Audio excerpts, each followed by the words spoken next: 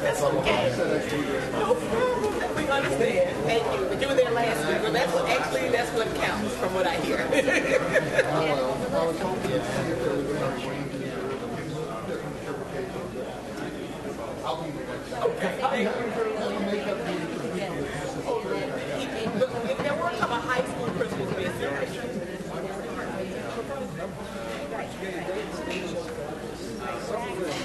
For people to work with, not simply think of my impression.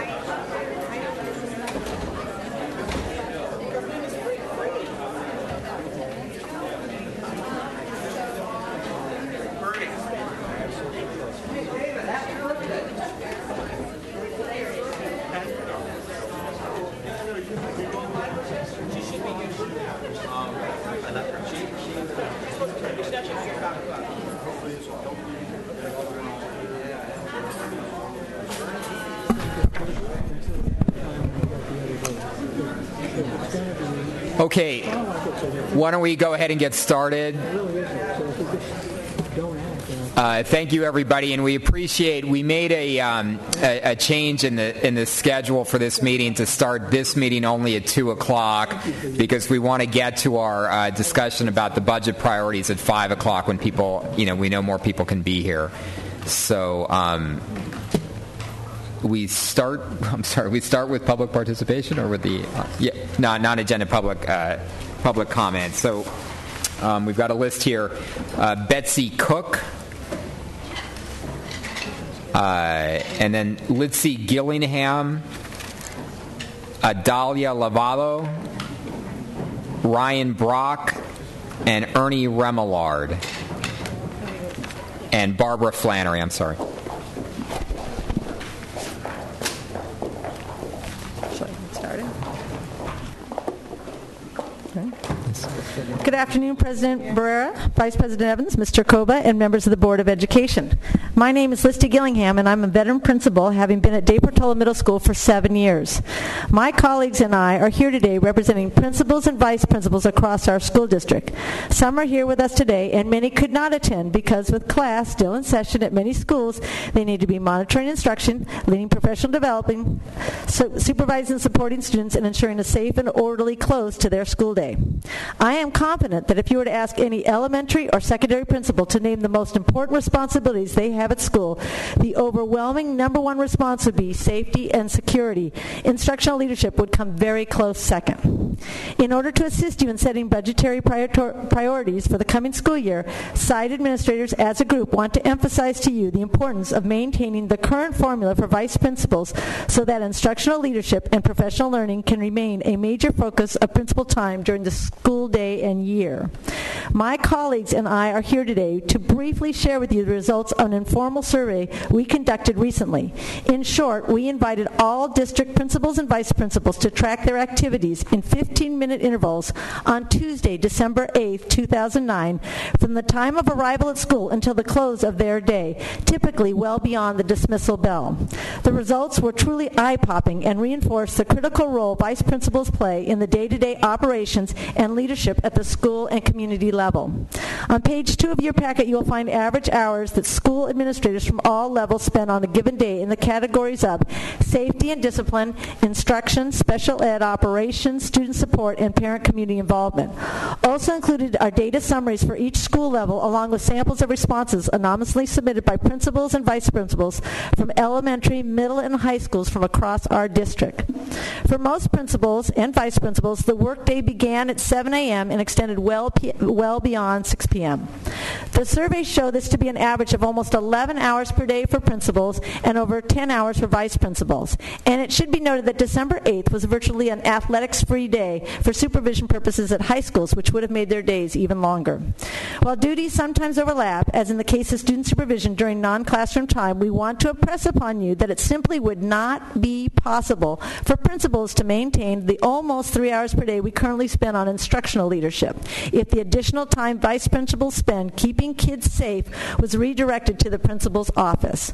The samples of actual surveys in your packets that we urge you to review illustrate just some of the essential activities performed by principals and vice principals that contribute to student success.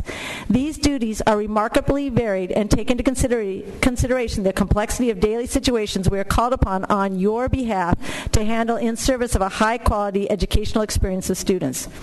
We realize that you are forced into making difficult decisions that clearly involve dramatic trade-offs.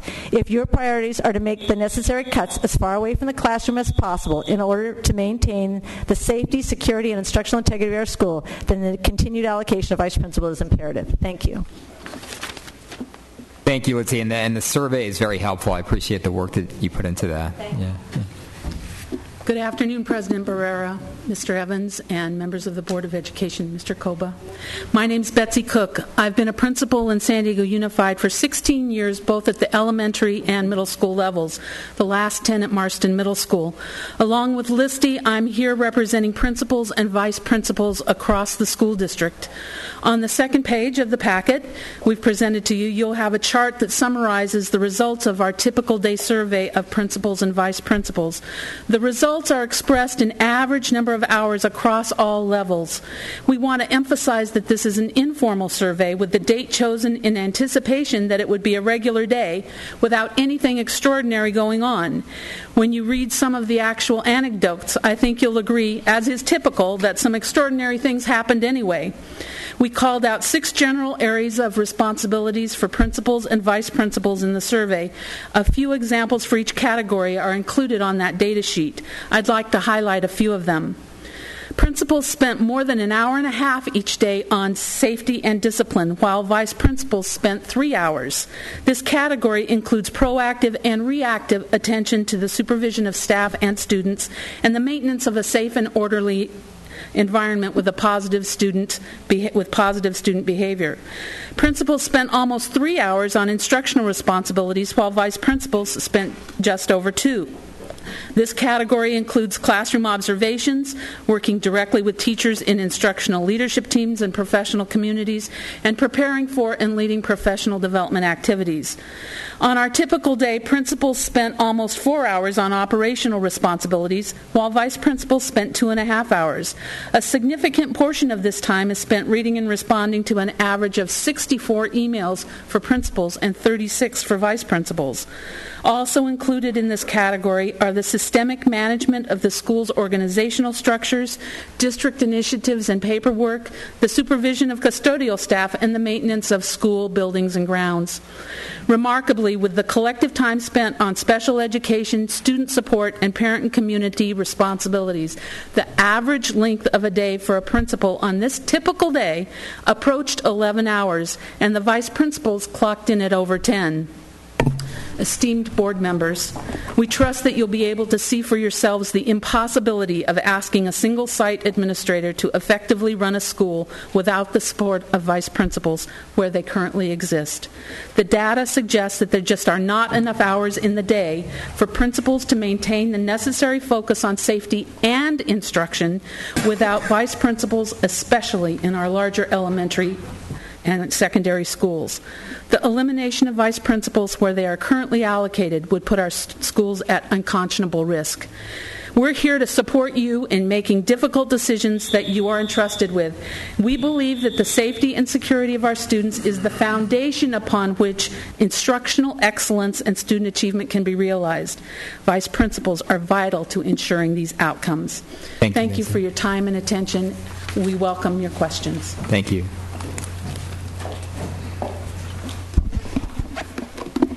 Mr. Barrera and members of the board, good afternoon. My name is Adelia Lovato, and I'm currently the vice principal of Fay Elementary. It has been my pleasure to serve our students as an elementary vice principal for 7.5 years at large sites with over 700 students in both Scripps Ranch and City Heights. My experience shows that large elementary sites require a VP to properly serve its student community. This becomes even so truer during our current budget crisis, which has caused all sites to take reductions in support staff positions. Duties that had normally fallen to counselors, resource teachers, school nurses, and English language support teachers have now been taken up by VPs to maintain proper student support. I urge you today to maintain the elementary VP positions at our larger sites for 2010, 11, and beyond. My job duties may shed light as a reason why. They include student supervision and safety, morning and afternoon supervision of play yard, street area, safety patrol students due to city budget cuts, which took away the SDPD officer, breakfast supervision of 200 students 3 mornings a week so teachers can have weekly collaborative meetings, supervision of 3 recess and 4 lunch periods daily, monitoring of certificated and class yard duty. I keep students safe by holding emergency drills and safety meetings for our school community. I take care of student counseling and discipline. I interview students, assist teachers with classroom daily behavior modification, call and conference with parents, and I go on home visits when parents are habitually unavailable for meetings regarding their students' behavior. Children who act out are trying to tell us something. The classroom teacher must continue to teach those 32-plus students and keep their focus on the academics. When a district counselor has a reduction of time, students who would normally see this person are sent to the vice principal.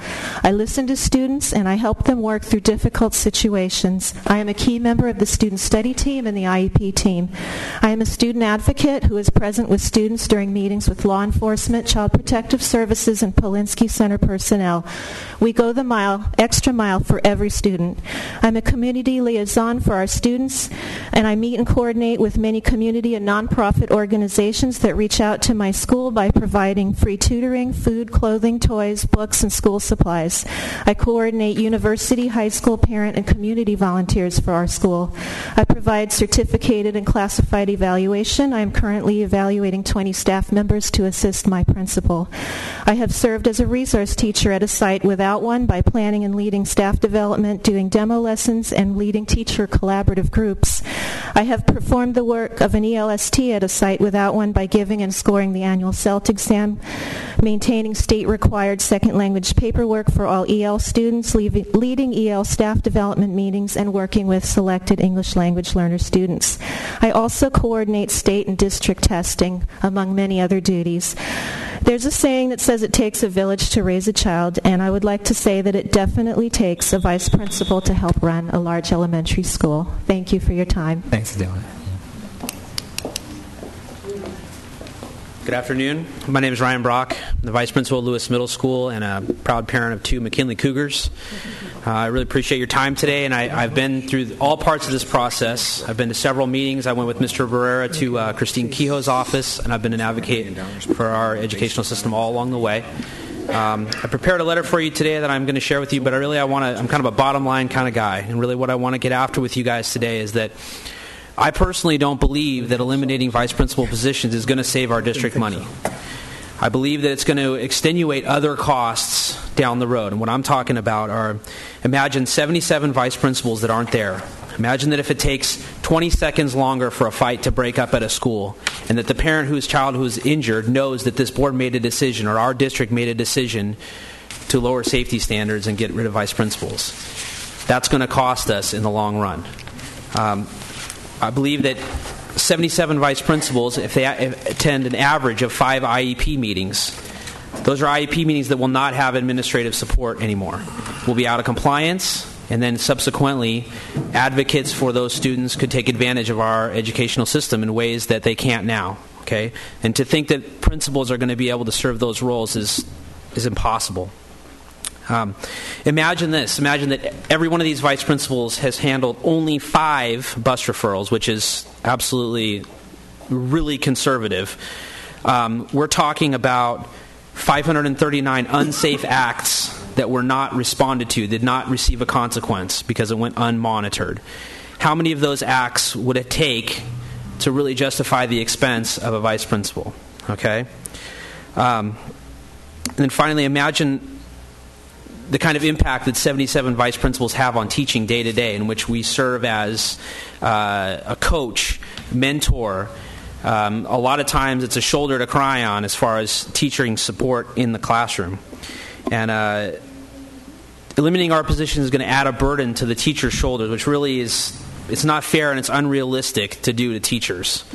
Ultimately, I am here as an advocate for my own job and for my children, but I really do believe this is a bad decision, and so it's not a good way for us to go. I'm not going to lose my job. I have tenure here with the district, and you're going to have to find some other replacement that's not really going to save you much money. But I really appreciate your time, and I understand this is a difficult decision. Thank you. Thanks, Ryan.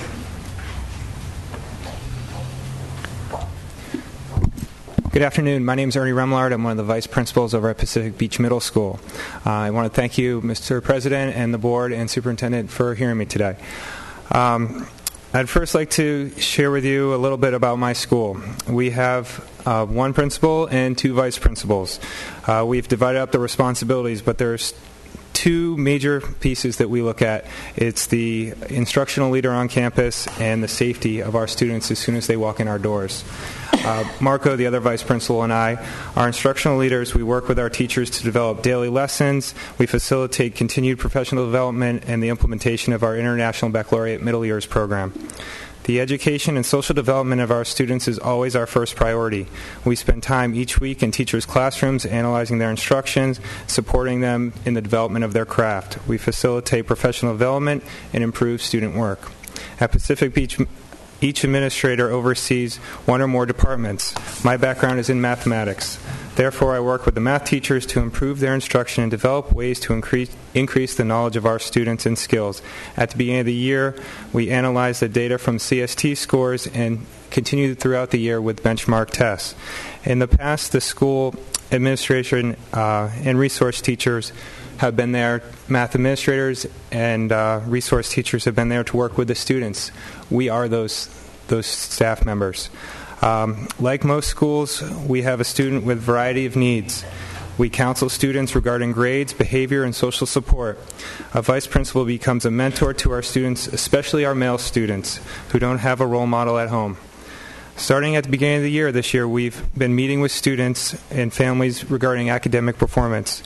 We have too many students with multiple Fs, and we need to address those issues now versus waiting to the spring, and it is the vice principals that are taking on that responsibility. My second point is our safety. Safety is our number 1 priority. We are out at the buses at 7 o'clock, in the hallways during passive periods, and lunch supervision. We have afternoon buses and then the late buses after that. Over the past 2 years, Marco and I have been at PD. We have seen major changes in student behavior and discipline. One of the major reasons for this is the consistency we are able to provide for our students. Vice principals wear many hats throughout the day. This is a list much longer than I have shared with you today. As I end today, I would like you to think about who would do the jobs of the vice principals if they're not on campus. Thank you for your time. Thanks, Ernie.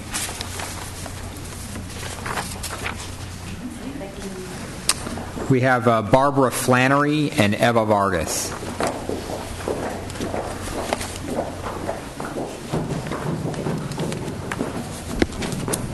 Hello, President Barrera, members of the board. I'm here to talk on the superintendent model. I heard some board members state in meetings and publicly that we already have a superintendent. It seems very telling that Bill Koba has been once again tapped by the board to be interim superintendent. I don't know Mr. Koba. I have sent him a couple of emails, and he has been very responsive with clear, easy-to-understand answers. In a time of budget crisis, which according to reports won't end this year, it is good to have someone with a strong background in budget models to oversee the district. He is surrounded with educators who have fine ideas for student success. Does the school district really need to do a national superintendent search to install someone who will no doubt immediately restructure the support personnel with new faces? Or does the district right now need someone who has worked with people already on staff who can no doubt provide good educational advice? It is unclear whether Mr. Koba wants the job permanently, but if he does, perhaps the first line of business for the board to decide is, do we need someone new? Thank you very much. Thank you, Barbara.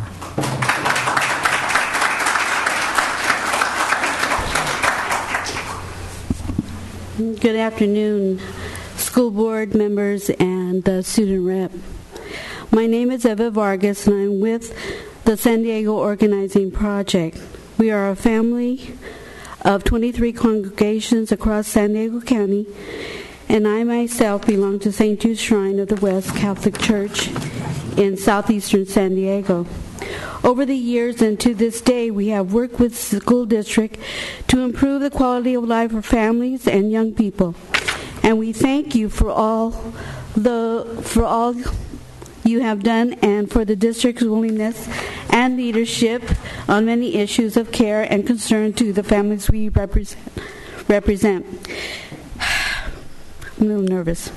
Today I am here to express concern of the district staff's or the school board's decision to not pursue federal raise to the top funds.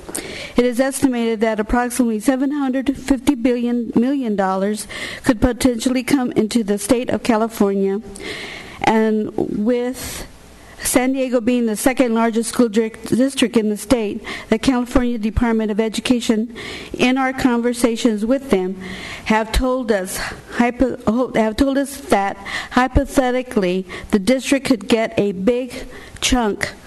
It feels as though the district is passing up an opportunity similar to the one that only a couple of months ago you seized under their original federal stimulus funds.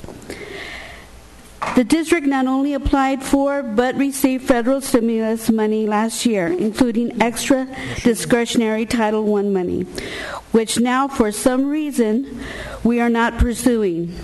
SEOP is concerned with the lack of clarity around your decision to not take this money, especially as you are looking at continued deficit.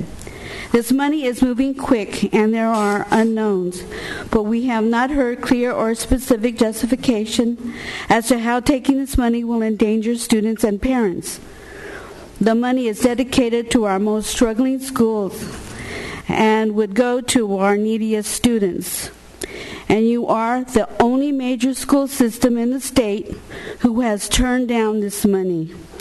You will effectively be one of the country's only major school systems that is turning your backs and extra resources to turn around troubled schools, increase in parent involvement, and receive extra Title I money.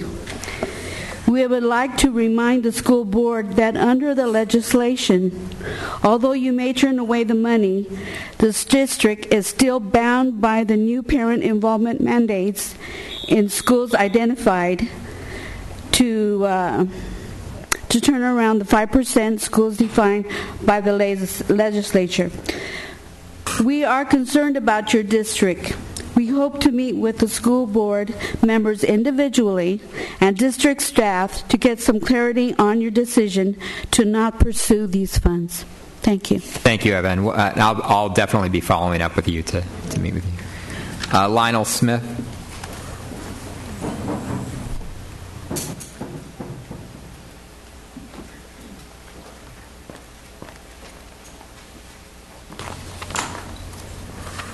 My name is Lionel Smith.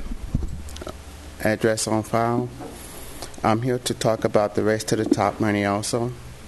And I was just wondering, why is it that this board in the school district is not going after the funds when every other major school district is in this state? Do you not have confidence in your staff to raise the score by 5%, just district-wide? It's schools that wish they had but don't have, and this money can bring things.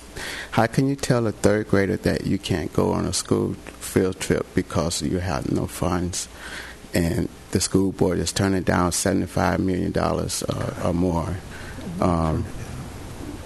How can you provide stuff for schools that don't have books and have to wait 2 or 3 months after school start to get books, Title I schools, and turn down this money? How can we do that? So I would like for this board to come down to the level and put their feet in the shoes of these kids who don't have, and make a proper decision to take this money and to edify education here in San Diego School District, because you are the second largest school district here in this state. And there's something that you can't do other than just say just have too many strings attached. And those strings, you can make a net to raise your educational to where more people are graduating and less are dropping out. So that's all I have to say. Thank you, Lon. Okay, that concludes public comments. So I want to call this meeting to order, and we'll begin with the Pledge of Allegiance. Where are the point limit people? Oh, I'm sorry. Rookie mistake. I'd now like to ask the Army JRO to see Color Guard from Lincoln High School to present the colors.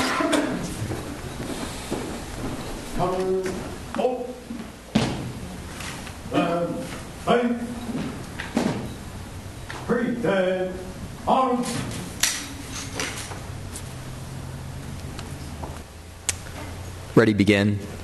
I pledge allegiance to the flag of the United States of America and to the republic for which it stands, one nation, under God, indivisible, with liberty and justice for all. Over, on, right, right, forward, march.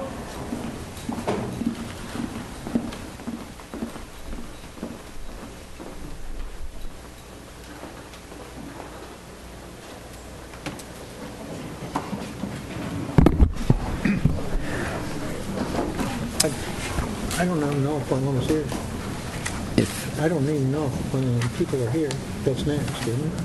Well, so thank you. I'd like to welcome everyone present today and those watching the broadcast, and call the January 12th, 2010 regular meeting to order with all board members present. If you wish to address the board today and your name is not on the blue sheet located at both entrances to the auditorium, and if you've not already submitted a request for public testimony form, please complete the form and submit it to Ms. Ward. Speakers on agenda items will be called on to speak during the discussion of the agenda item. Non-agenda item testimony was heard at 2 p.m. and will also be heard at the end of the meeting. At this time, I'd like to ask the ASB student representatives to the board or one student representative who's here today, to introduce himself. Please tell us about yourself and what's going on at your school, both academically and socially. Vincent. Currently, my name is Vince Skumna, ASB president of La Jolla High School. Right now, our ASB is working on a number of things, such as ASB Ball, which is scheduled for late February, and our Air Band, which is a musical dance performance where all of the school clubs at our school get together and they create a skit, and it's like a fun competition that we do. The theme is Saturday Night Live this year. And also, as an ASB council, the council of all the school presidents of San Diego Unified, we're working on a video. I met with Mr. Barrera and we had an interview, and it's sort of to educate students on the importance of this building, and particularly and the job of a board member and president and what goes on at the Ed Center, because I know a lot of students aren't aware, and I think that's an important thing, especially if they want to get involved. So, and also our council is meeting tomorrow. We have a meeting to prepare for the Student Congress, which will be on Thursday in this room at 3 o'clock. And it's open to the public, so all are welcome to come and watch and participate. We'll be discussing issues such as military recruitment on campuses, the budget crisis, and what students can do to help preserve education and maybe increase revenue, and school lunches and the quality of food, and any new business that might arise. Thanks. Great. Thanks, Vincent. And unfortunately, Joyrika Diwa, who's the ASB president at Morse High School, was unable to make the meeting today. So we'll move to item BO3, which is our student presentation, and I'd like to turn it over to Board Member DeBeck. Well, thank you. It's my pleasure to bring just a sampling of the improved quality of music program at Point Loma High School. This group of five are the Jazz Combo, Point Loma Jazz Combo, and they're representative of about 160 music students at Point Loma High School under the leadership of James Sepulvado, and Heidi Slade, music directors, and they're, of course, under Bobby Samuelson, the principal. I've heard them before, and they're great. So just sit back and listen. I assume that someone will introduce the pieces, so I'll just turn it over to the group. The group consists of Jordan Ellison, alto sax, Kiefer Sutherford, piano, Dylan Stressley, bass, and Stephen Brown, drums. And I know they're good because I've heard them. So enjoy. Thank you very much, board members, for having us. I brought a little sheet with some info if you'd like. Thank you. Appreciate it. Thank you. Thank you.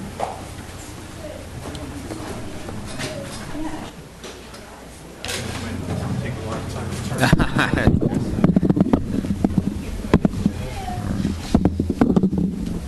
I don't know where the cameras are, but you might want to get in a place where they can get you. If the people in the booth will tell us, I think up here is probably better. We've got time. If you guys, we've got four of us. If you guys want to take a couple minutes and set up here and face the audience, yes, yeah, please do. It's more likely to be included Yeah. in the broadcast. Yeah. You deserve it. You deserve the airtime. Sorry, but I think the exposure's worth it.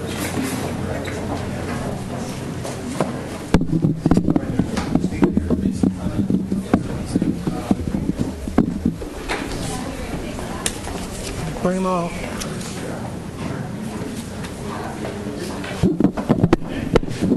You can set that down against there, I think. It depends on where you are, but...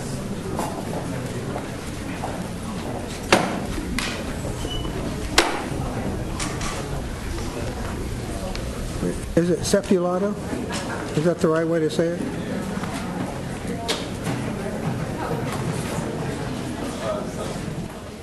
Okay.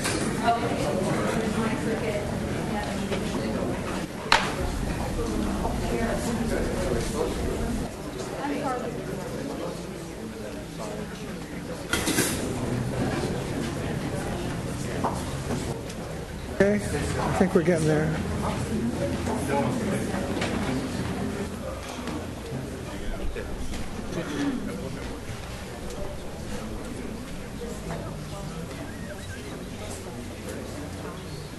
We got a lady drummer? Oh, good.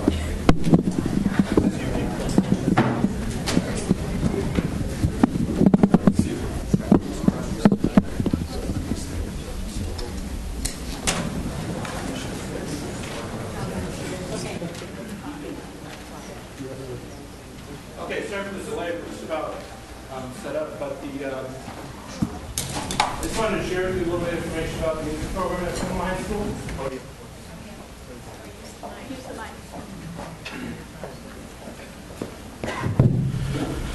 I just wanted to share with you a little bit of the information about the music program at Point Loma High School. We currently have just about 160 students in a number of classes. We have concert band, marching band, jazz band, choir, orchestra, guitar, number of classes. The music department performs approximately 50 times a year throughout the community at various events, parades, competitions, also just kind of community festivals or a wide variety of things. And then the final thing was we started an event called Rhapsody on the Point, and it's been a very successful event, and I just wanted to invite you, all the board members, to attend the event if you'd like. We'd be honored for you to be there. It's on May 21st at Point Loma Nazarene University at the Krill Hall. So just want to let you know about that. The group of students you see before you is the Point Loma Jazz Combo, and it's a small group of students taken from the music students we have at Point Loma High School. I'll just kind of quickly introduce them and tell you a little bit about them. On saxophone, we have Jordan Jellison, who's a senior. He's going to be going to San Diego State as a music major. Dylan Streshley, who's also a senior. He's actually in a band that he's hoping to break and sell lots of records and be famous. And then Kiefer Shackelford. I was thinking of the actor from 24. Kiefer is an amazing jazz piano player, and he's also an amazing student. He's applied to and been accepted to a lot of schools like Ohio State University. Where else have you been accepted to, Kiefer? Ohio State, Indiana.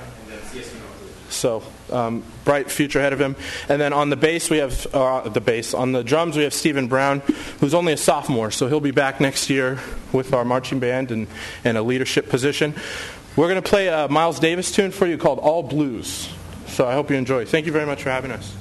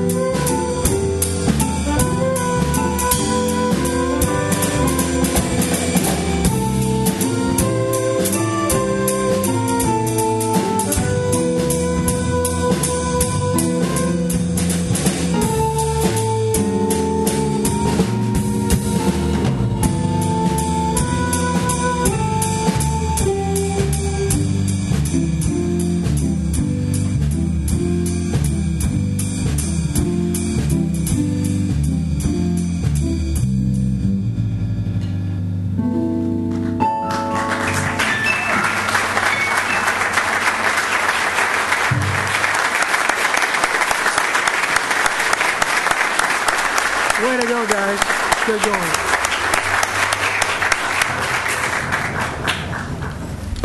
Thank you very much for having us. Appreciate it.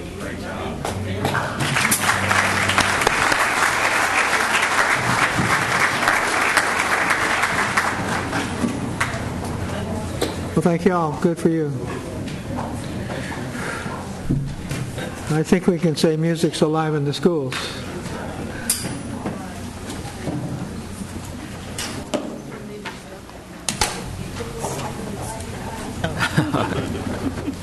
So we ought to remember that when we put our dots down later today. That's right. I think we need you guys here for every board meeting. We got to share the wealth now. We got to share the wealth. That's right. Share the wealth.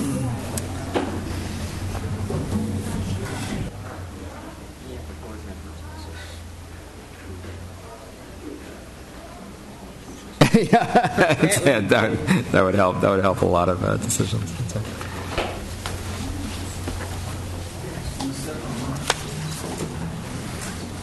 Don't trip. You'll end up with a shoulder like mine.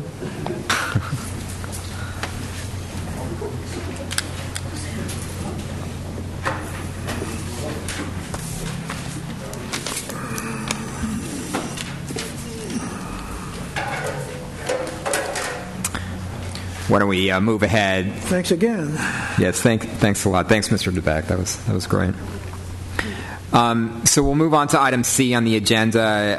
Item C01, we have no administrative assignments to report out today, so we will move to the superintendent's information report. Okay. Thank you, President Barrera. Trustees and public at large, I have a few items that I want to update all of us on.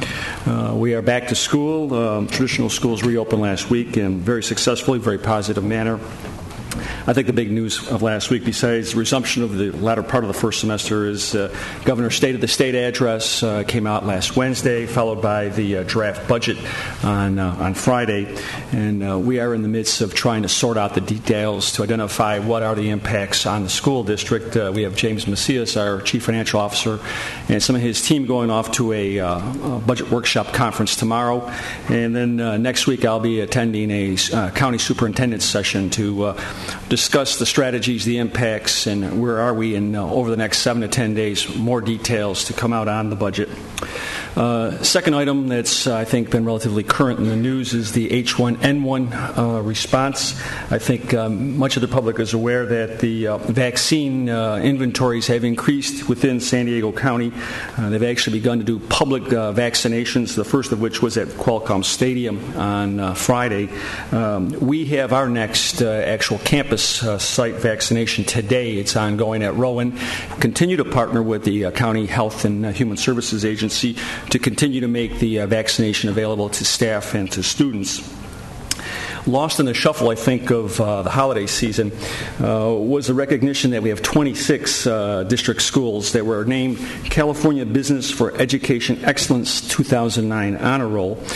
This includes a mix of elementary, middle, and high schools that have been recognized by California's business community for demonstrating consistent high student academic achievement and making significant progress towards closing the achievement gap.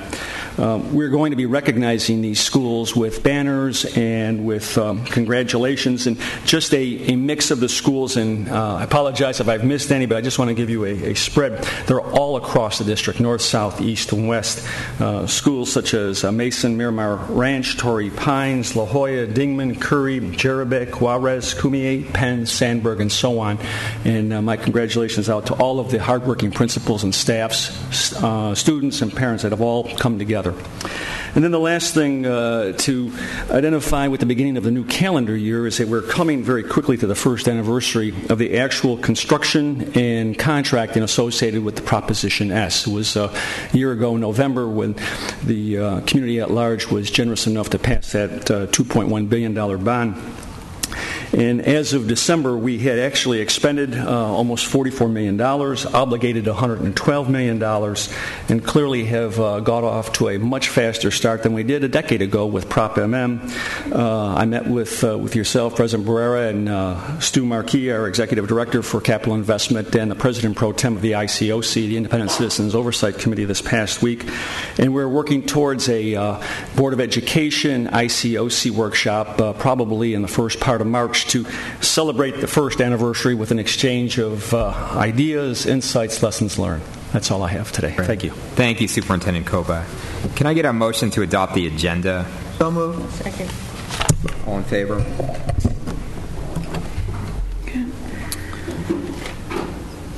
And can I get a motion to adopt items EO1 to EO4, the board consent agenda? So moved.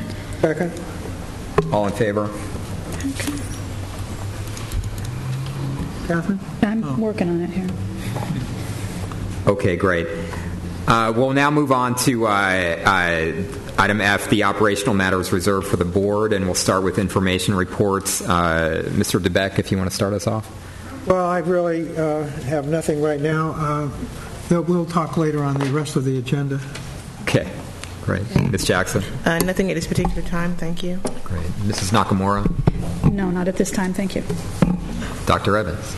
Yes, I will take up all their time. All right. I just want to point out in the community 4 people who have made a really big contribution during this difficult budget time.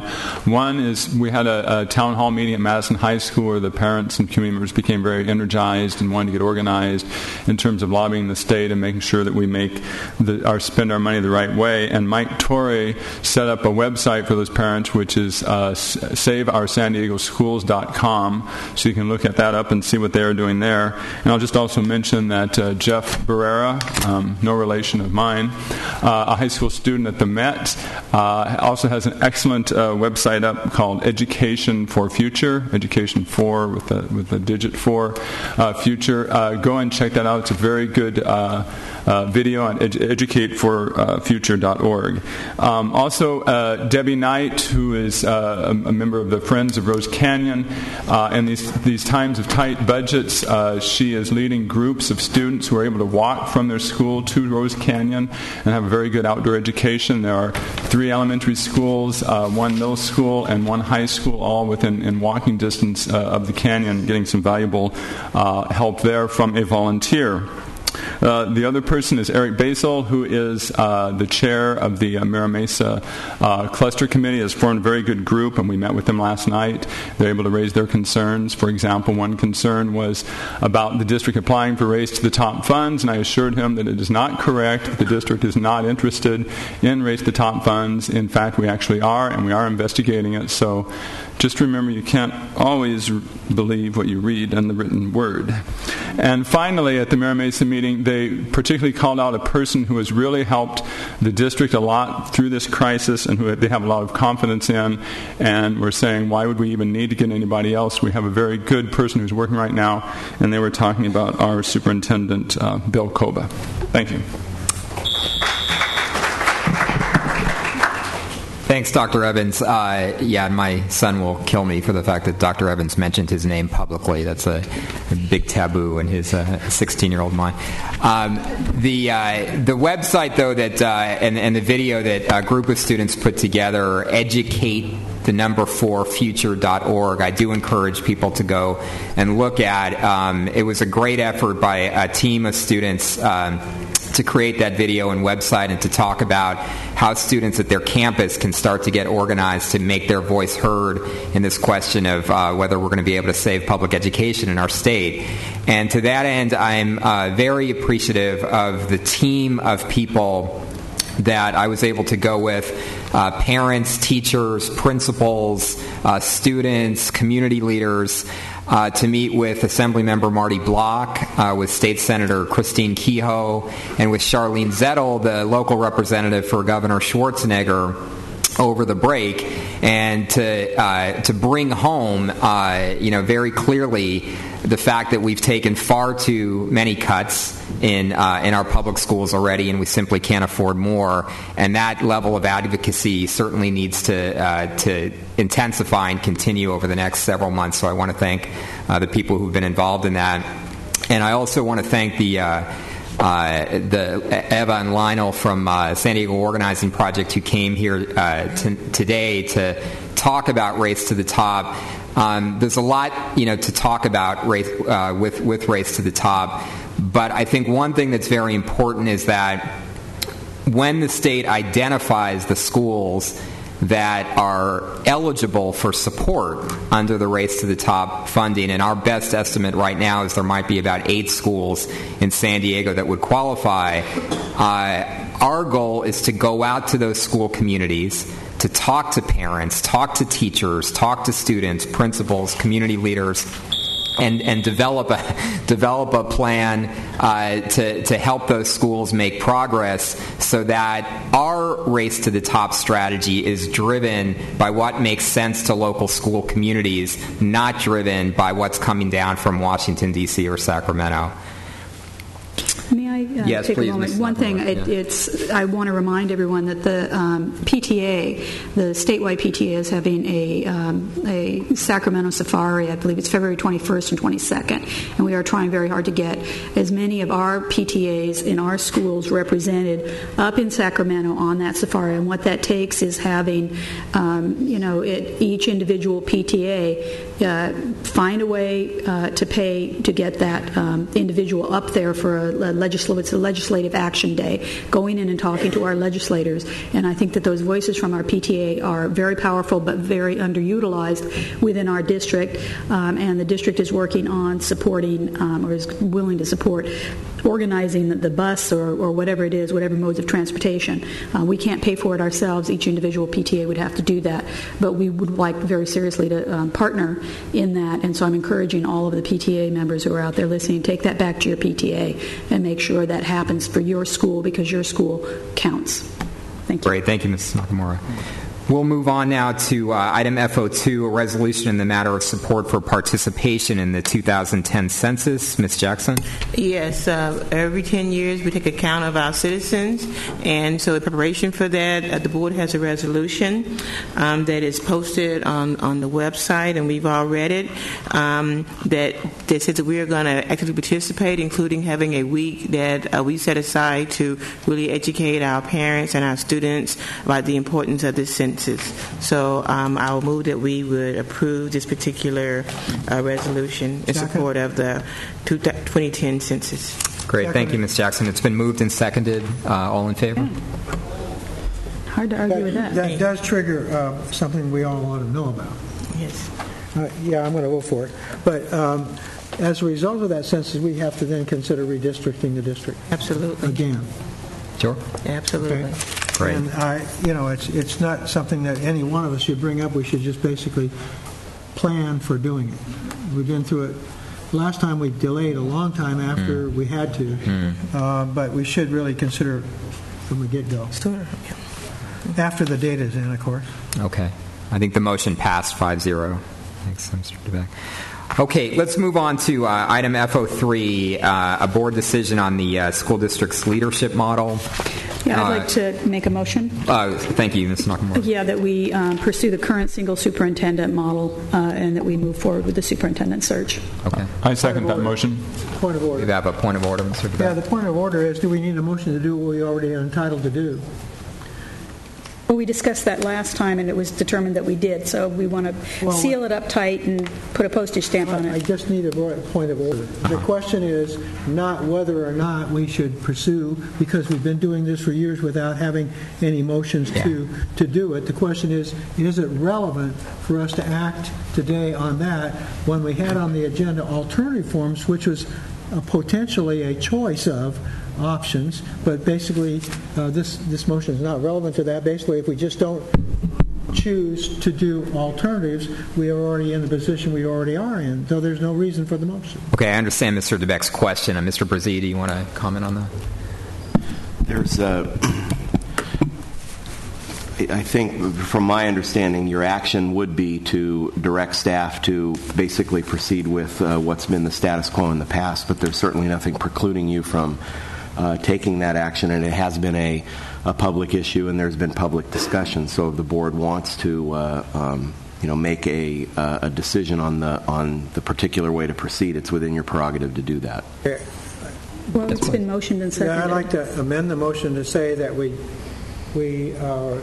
make some decision about whether we're going to search or not as a result of this motion. I'd speak to it if it was seconded. Yes, please. Well, was it seconded? Yes. Yes. All right. Then I would say that it seems a waste of time to pursue another superintendent when we already have one that is, I think, doing very well. And I'd rather avoid the confusion of the idea that we're in the process of searching. I'd rather just deal with the issues of the budget and the rest of the things, and then at the future time decide how we're going to proceed on the actual search or not.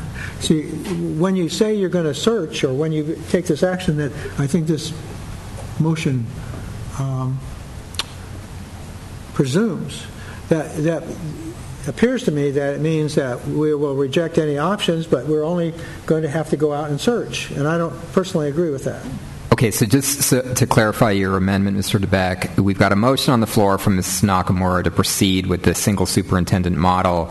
Your amendment to the motion would be that we then do not at this point proceed with a search for a single superintendent? Okay, so why don't we vote on Mr. DeBeck's amendment first? It's been moved and seconded. I'd like to discuss that a little Dr. Evans, yeah. Not only get technical, but it also depends upon the meaning of the word search. We've had a problem in terms of past paying search firms and lots of money, national searches, and getting big names from other cities, and we know about the duration of some of those superintendents. So I'm certainly not in favor of that process of doing this paid-for nationwide search.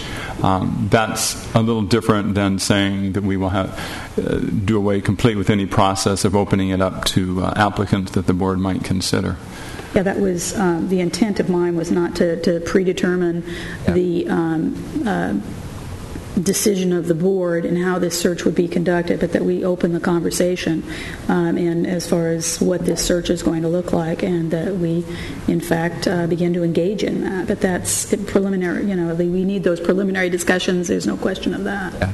And I would very much like to have a discussion about a process for a search if we agree to move forward with a search. But why don't we vote on Mr. DeBeck's amendment to... There has to be a second for the amendment. It's already been seconded by Ms. Jackson. Okay. Go ahead, Ms. This is this discussion on it. Yeah.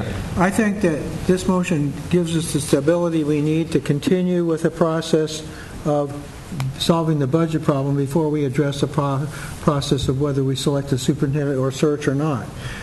I know there's people that have different points of view about how this should be done. One would be an open application process, and everybody gets to stand up and say, I want to be the superintendent, vote for me. Or another one would be that you have community input or hire a search firm. All that doesn't make sense to me. I think that what we're in right now is a situation that we have under control, and we need to deal with the budget and then deal with the superintendent. So this motion was supposed to prevent us from doing any search at all. That was my intent. Okay, I think the amendment is understood if people can vote. Okay, the amendment fails 3-2. Now if we can have a vote on the original amendment by Ms. Nakamura to proceed with the single superintendent. I want to speak. Yes, please, Ms. Jackson. Okay. This window opportunity that we have, we may not have again.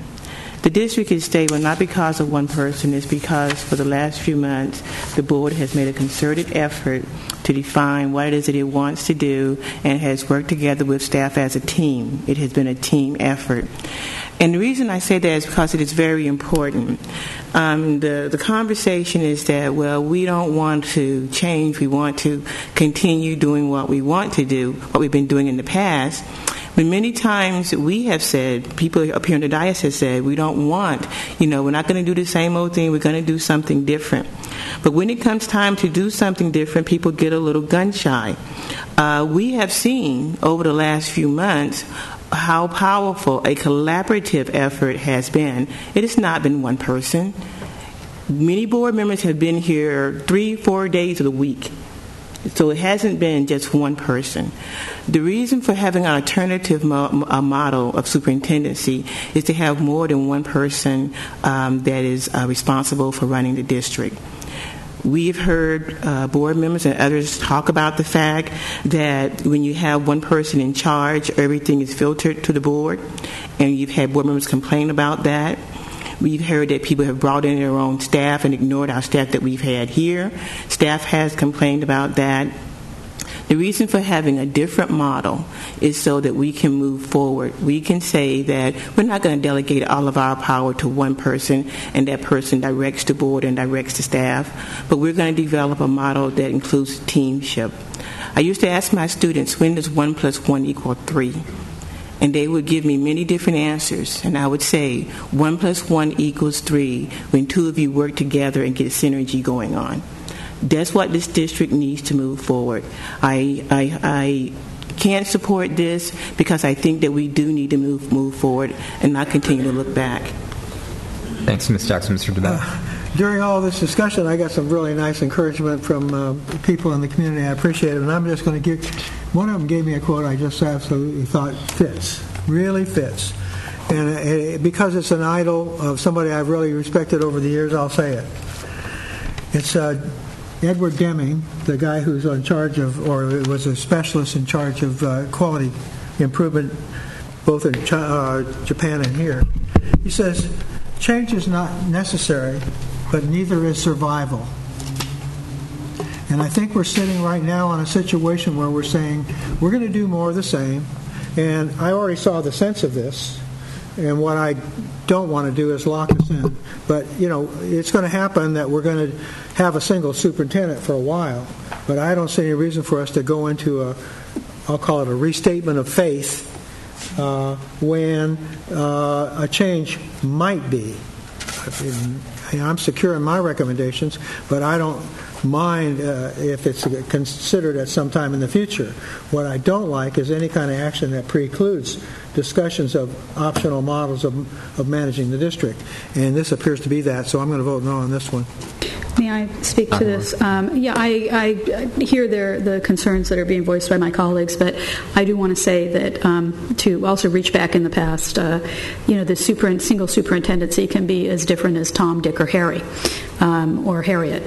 And, it depends who's sitting in that chair and, the model that we decide that we want for the superintendency and the leadership that it provides. That is what's important and what is the fit for San Diego. I don't think that these times anyone could do the status quo, but I do believe that it is important to have leadership. And I think that in the absence of clear leadership, what you create is a leadership vacuum. And it's after a leadership vacuum, what you end up with is someone who typically makes the train run on time. We don't want that. We do want collaboration. We want people to work together.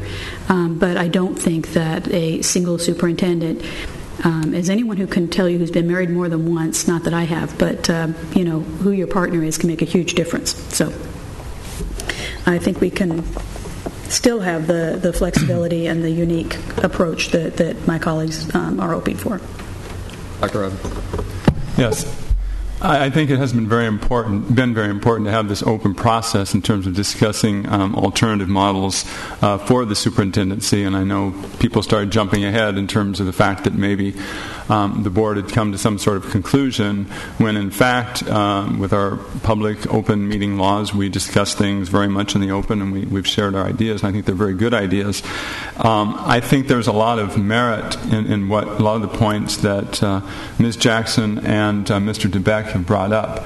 Mr. DeBeck, in terms of talking about having 4 people in key positions, I think there are some ways to do that even within the current superintendency model.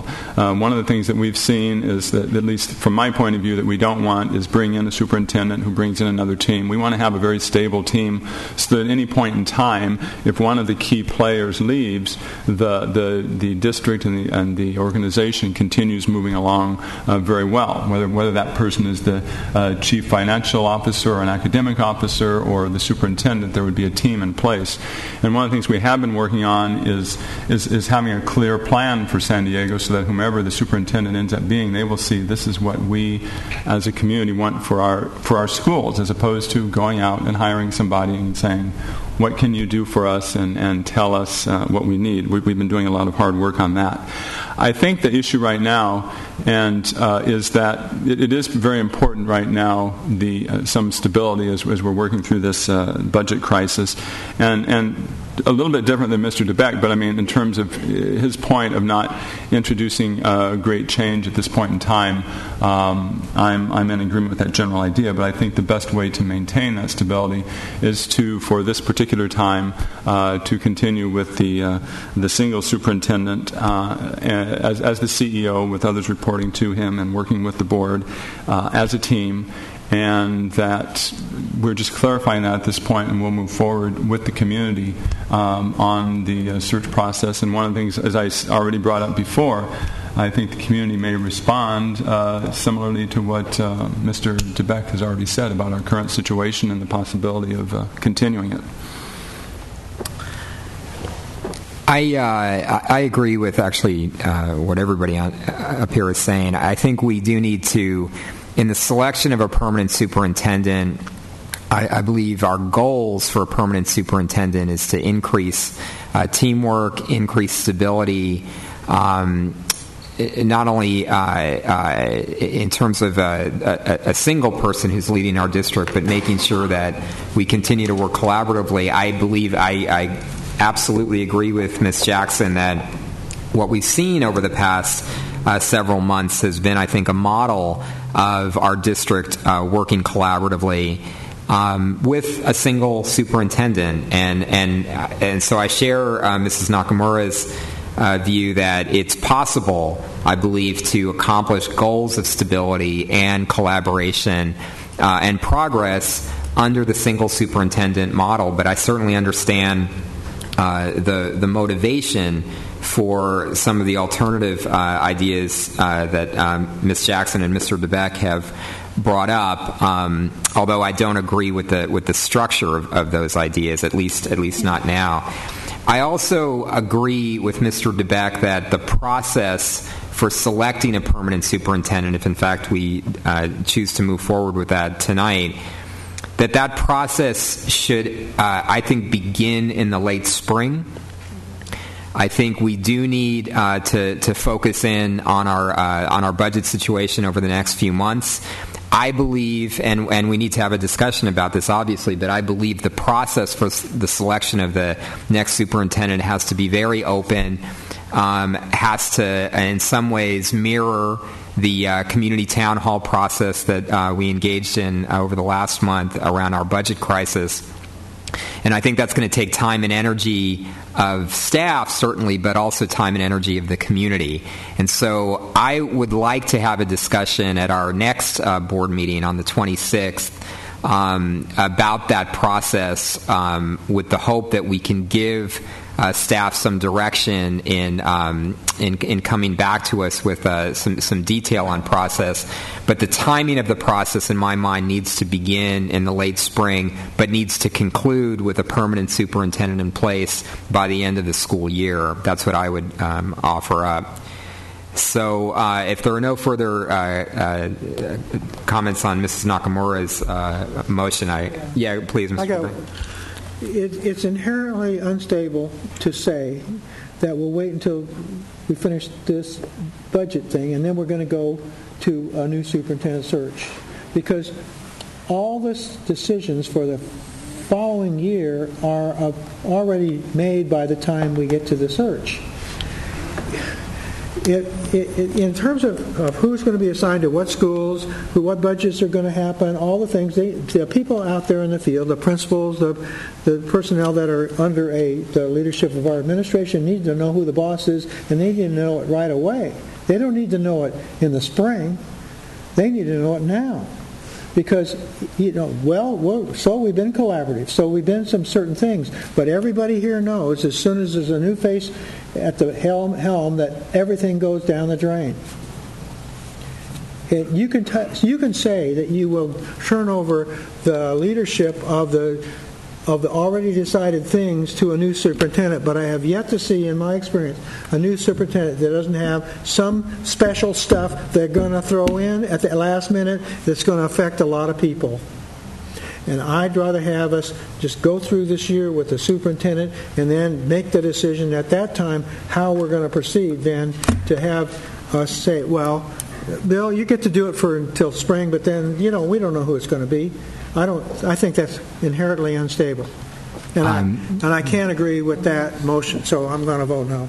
Okay, and just to clarify the point that I'm making, I absolutely see that we're going to continue with interim superintendent Koba in place through the end of this school year. I think that's something that we had discussed at the point of appointing Superintendent Koba. And I absolutely believe in the possibility of moving forward with some of the people in place who we have now, but we owe the community a process to go through and look at options, and I don't want to move too quickly to make a decision that would preempt that. But the motion in front of us is simply to continue with the single superintendent model. So please vote. Okay, and that passes 3-2. Okay, item FO4 we've reserved to begin at 5 o'clock tonight, which is our discussion of priorities for our budget. So we'll move on with the rest of the agenda now. Item G and H, we have no student instructional matters or district operation monitoring reports tonight. So we can move into the superintendent's consent agenda. I don't believe we have any speakers. I move approval of the entire consent agenda. I do. I second that. Hold up just a second. Okay. Yeah, so why don't we first take items that we want to pull, and then we'll take a motion to adopt it. I know you guys miss me pulling items. All right, Ms. Jackson. Anyway, but first of all, I want to thank the staff. We did send out some questions, and I want to thank you for your timely response. To move this along quickly, the only item that I really even wanted to pull was just a comment item, and then we can vote on the entire packet if my board members would allow me just a moment to comment on one item. Sure. And then we can move along with a motion to approve the entire consent agenda. Item IO7 is an item for our suicide prevention, which is a great program. The concern that I have, staff, is that when we come down in the reading of this, it says impact to district staffing.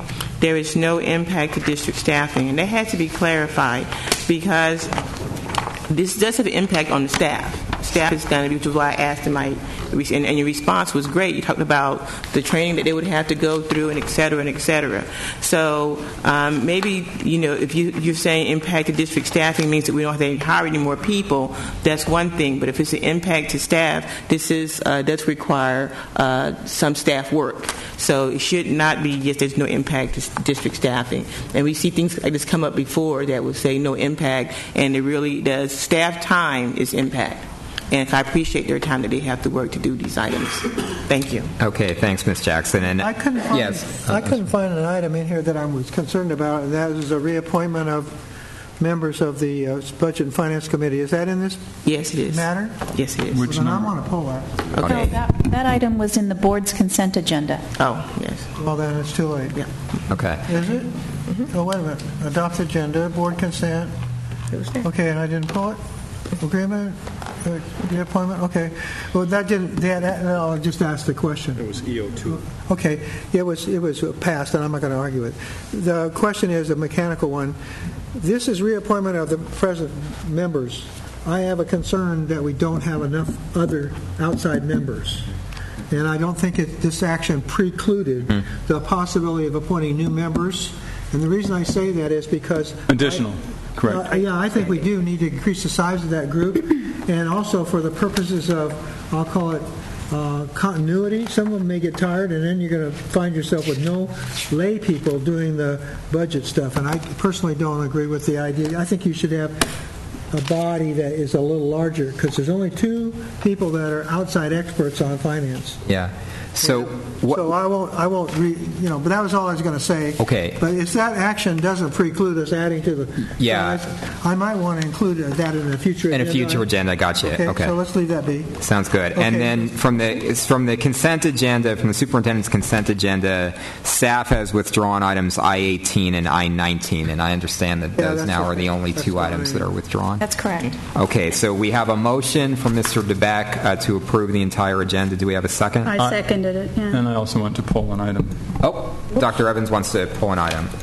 Okay. Yep, what's the number, Dr. Evans? I-27. Okay, so we'll pull I-27 and have a discussion. Could we then go ahead and vote on Mr. DeBeck's motion to... Excuse me, clear that. I move... I hit the wrong button. All but No chair. I-27. All but I-27. Sorry. Thank you. Mr. DeBeck. I already did it, I thought. Yes. Okay. Okay, Dr. Evans, I-27. I'll have to push the speaker button. Yes. My question on I-27, my understanding is this is for tutorial services, SES, supplemental educational services that comes under No Child Left Behind, which is mandated through the No Child Left Behind program. And we have a list of various tutoring services that are being funded to the total of $1.8 million. And so I understand that that's the amount of the that is going to be spent.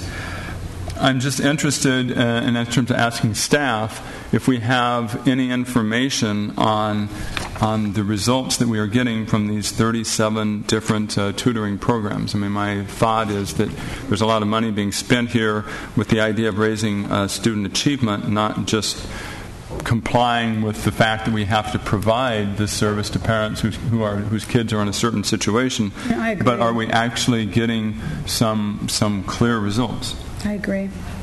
We have anybody? Dr. Lathan, could you speak to that? Yeah, I'm sorry. Ms. Hold on just one second. Ms. Nakamura and then Mr. As far as the credibility of all of these, there's actually one that I know works really, really well that's not on this list, and that's the Kumon Mathematics program. And I don't understand why that's missing. It's been on in years before. So I'm sort of questioning. I don't recognize a lot of these names either. I can find out from Dr. Campbell's office in reference to the list, but just a reminder, parents select the provider that they would like to receive the services from, and then she does receive a progress report on individual students from each of the providers. But they can only select from this group, right? They select from the approved list from the state, yes. Okay, so they can, I guess the other... From the state or from this list? Mr. DeBeck. Okay, but I totally agree with the concept that was raised about the effectiveness. One of the things that's happened over the years, and I've seen this more than once, is the parents do choose them. I don't disagree with that choice. What we don't see is the results of the individual providers in terms of changes in the actual performance of the student. With that information lacking, it only becomes I'll call it a sales job by the people that are providing the services. Oh, well, we do good. Well, some of you recognize Sylvan's done the work. They even advertise on television periodically. But others are maybe as effective or better, but we don't know that. What we don't have is any index of the performance of the providers. The only requirement the law provides is that they have to be registered or approved by the folks at the state as providers. That's done. But the state doesn't do the other piece of it, which is if we've approved them, then how do we hold them accountable for the service they provide after they get the money? And that's, I think, is our obligation. We should have a follow-up. How many of our kids participated in these particular interventions? And what was the result? Not the results they claim, but the results we can see in our data about the performance of those kids. And I think annually, that data should be made available before parents make the choices. The parents have a right to make a choice. I was going to say qualify the kind of choice, but they have a right to make the choice, but they ought to make an informed one, not one based on how well they're lobbied by these people. Can I add another wrinkle in this? Dr. Evans. Just to follow up on what Mr. DeBeck was saying, that is my point, that basically I understand that legally we're required to give them that list and they provide what services they provide. I think it's our responsibility as a district to inform the parents this particular program is getting excellent results, this one is getting so-so results according to what we have seen. Or we don't know. To have that information and to provide it so that we're not really holding them directly accountable. We're providing the information to the parents so that they're going to make very informed choices about which are the most successful programs. We'll gather data on our students and provide you with a report, but we do need to touch base with legal in reference to how we present that information on individual providers. Exactly. We don't want to cross any lines of showing that we are promoting one provider over another. Exactly. Well, and there is also, I'm sorry, Ms. Jackson. No, I was next. But, there's also the issue of, parents sign up for this and then they don't go, the child doesn't go for one reason or another, and I think that ought to also be tracked, which is also an indication of performance. If they're not going, if they're not attending, then, what does that mean? Does that could show a lack of initiative on their part, but it could also show a problem with the program and that it's not engaging the students, which is particularly what it's supposed to be doing. But I would like to make a motion to pull this. I think there are some providers on here that I'm not satisfied. Sylvain Learning's not on here. There's a number of really broad providers that are simply not on this list. And just can I speak now? Okay, and certainly not to take away from Dr. Latham. This has been an issue for us for a while, since No Child Left Behind. Some of you might have remembered that the people that are on this list are not on this list, maybe not on the list because they weren't approved through the state for whatever reason. We've had providers that have been on the list a year or two, and they're off. I do believe in Dr. Campbell's office, we will find that over the last, I think, maybe 2 years or 3 years, maybe at least 2 years, we have been keeping data on the people that have been selected. And I think it is a good point that legal will have to give us guidance as to how we put that information out. The federal requirements, and so I think maybe the issue here, and I think it's what you're saying, Dr. Evans and others, is that the board needs to have some type of briefing about this whole program so we understand what it is. It's not that we can just put people on this list. Okay, they have to be approved by the state. They go to certification every year. I only know because a few years ago we got into a big brouhaha because some people that were on the list were off because the state didn't approve them, and they wanted us as a board to put them on the list, and the board cannot. They have to be approved by the state.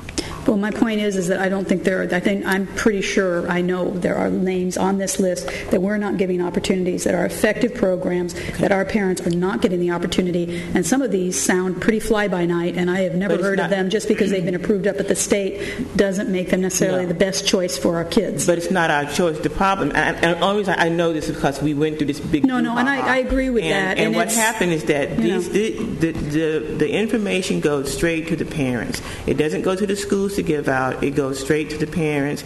And I think we have a booklet that we send. You can give us all a copy of that booklet.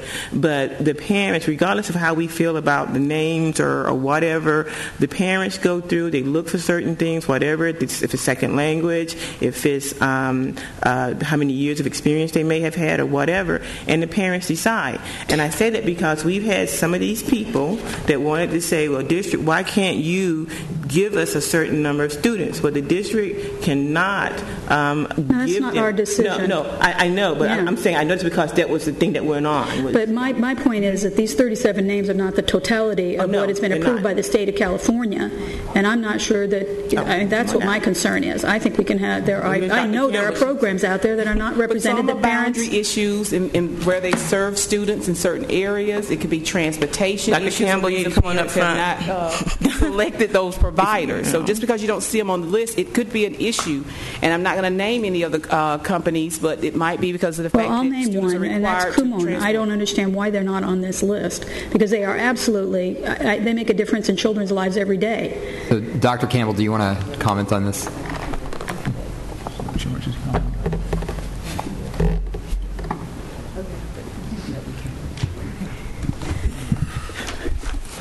Let me catch your breath here. Yeah.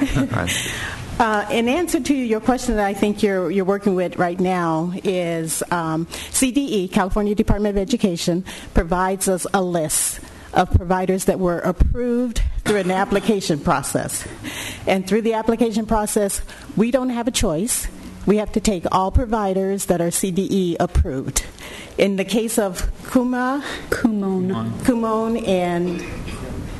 and Sylvan Learning is actually an AKA for some of the groups that are part of our approved list. So they still are with us. But with Kumon, they did not apply with an application for CDE. So we don't have a choice. Whenever a provider applies and they're approved, we do have to take them and provide services. But in this case, they used to be with us, but they are no longer with us. And that is because they did not submit an application to work with us. I'll be calling them to find out. I find that hard to believe, and I'll encourage them because I can tell you that for mathematics, there's just simply nothing better. Yeah, they were an excellent company. Yes. And I think it's because of the distance and their location that they weren't getting a lot of parents, and they selected not to. Well, they need to open up more shops because they've got a formula that absolutely works. You're right. I agree. Absolutely works. So Ms. Nakamura put a motion on the floor to pull this item. Do we have a second on that? Yeah, I withdraw the motion. You withdraw the motion. Okay. But I want to double check. Dr. Campbell, in your office. Move approval of it. Yeah. Okay. Do we have a second on approving the item? Okay, we've got a motion and a second. Go ahead. Okay. There was a question about data, the monitoring of these particular companies or ones that we've worked with. You have that data? Yes, I do. For the last 3 years, we have been trying to find ways as a district that we can evaluate, and it's not supposed to be evaluation, it's called monitoring the providers to provide quality service for our students. I want you to know that we've increased in terms of numbers for 3 years. We have had anywhere from 1,000 students up to 2,000 students. This year we have 3,000 students. And we have 3,000 students with parents requesting a provider out of the 37. They attend fairs, they take a look at their materials, they talk to them, they make the contact, and then 3,000 students signed up this year. And that's the reason why this agenda item is on for request of additional funding. When you look at evaluation, what we do, we have a monitoring team that consists of retired administrators from San Diego Unified School District. They are hired in March. They go out to each one of these sites. They take a look at what the application is saying that they're going to do in terms of servicing our students. They sit and they visit, they watch, they talk to the business people, they talk to the parents, and they talk to the students. They give us feedback to let us know how the students are doing at that particular site with those providers. We have a list of the students by school that are assigned to each provider. We monitor those students, and I have to tell you, we have at least 90% of those students showing up, and I can give you the data. To the degree that we are very impressed with 3,000 students saying they want this. And it comes in different ways. Online, on Saturdays, after school, or on the weekends. So they have such a variety, and it becomes very popular with being able to get that kind of service when it's convenient for the parents. So it is working, and I also hustled after I heard the discussion, and I'm sorry for being tired, to ask Ron and also Peter to join me. Because in the first year that I was the coordinator, we were curious about whether it was working or not. Ron did a study.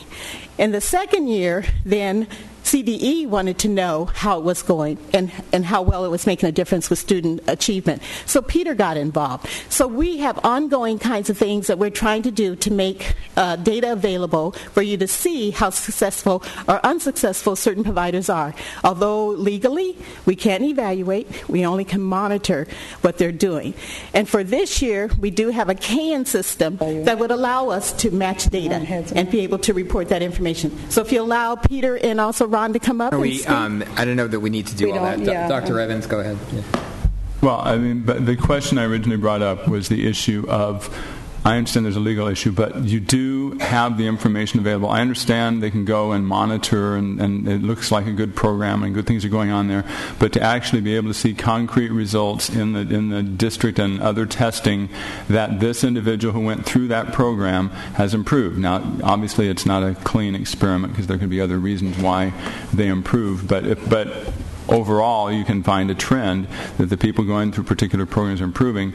And so what I understand is that data on all of these students is available, or a lot of them, It's just that you are not, you do not believe that you're legally allowed to give the parents that information. That's right.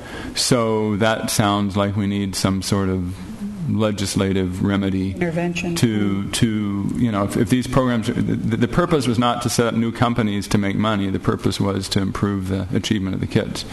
And so that answers my question about which way we need to go about it. That's only part of it. The other part of it is, even if you can't individually single out the providers, which I think you should be able to do if requested, if you got the data that put the kid in, that is, their lack of performance is measurable. That's how they got put in or are qualified to do it. Then they go to the place, and I know the motive was to deprivatize education. I'll give that up, but I don't care. So then they go to that place to get something happening for them, and then the logical conclusion is whatever happened should be known. Okay? Now, if there's a legal question about how that was known that has to do with individual providers, which I'm not going to go there, but I certainly think that parents are entitled to it, okay, and they should get it from someone, okay? Like your kid went to this program last year and showed no progress. Your kid went to this program and gained 2 levels in reading. Whatever that report, I think that's an accurate statement of the data. I don't think that's, I'll call it actionable in terms of law, but I don't remember us ever getting any evidence that this whole idea works at all. What I have, you've got the data already, but I bet you can massage it with Peter or whoever you choose to massage it with. You can massage it in a way that will tell us this program has shown for the average student in it a certain number of grade level gains or not. And I think that data we need to know anyway. Because as we go down the road of policy intervention with the feds or with re-entitlement of Title I or all that stuff, we need to be able to say, well, evidence has shown this works or doesn't work. That is not part of the data that I've ever seen. That's right. And I need it.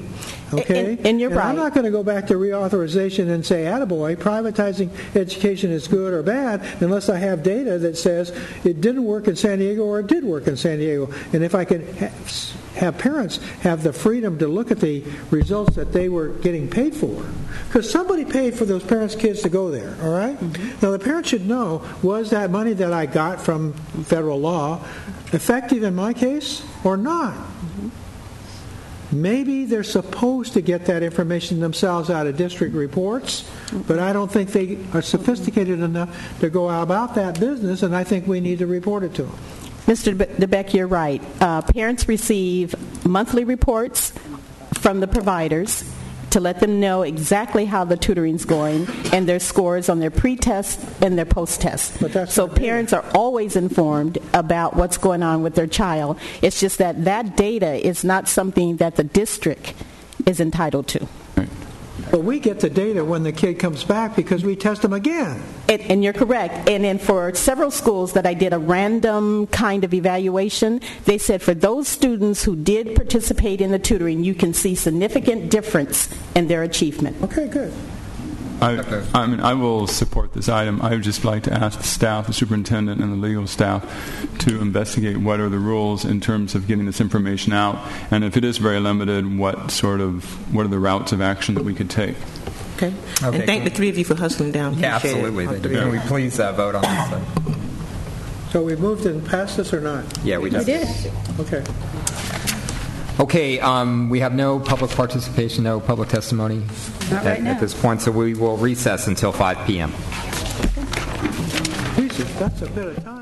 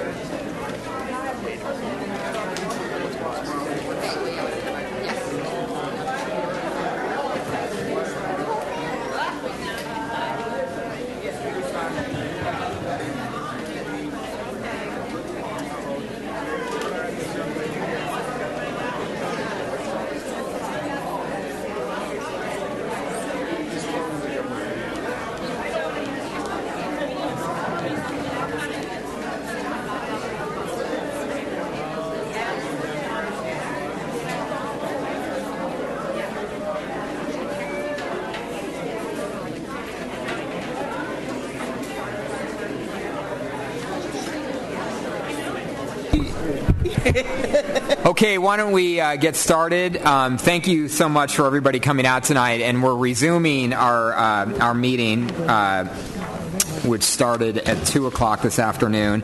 But now we get to item FO4, which is adoption and direction to staff of the board priority list for priority-based budgeting. And I think Phil Stover is going to lead us through this process. I just want to talk a little bit about process. We're going to have public comment right now at the beginning before the board gets into our discussion. We're then going to have a round of board discussion before we go up and place our dots.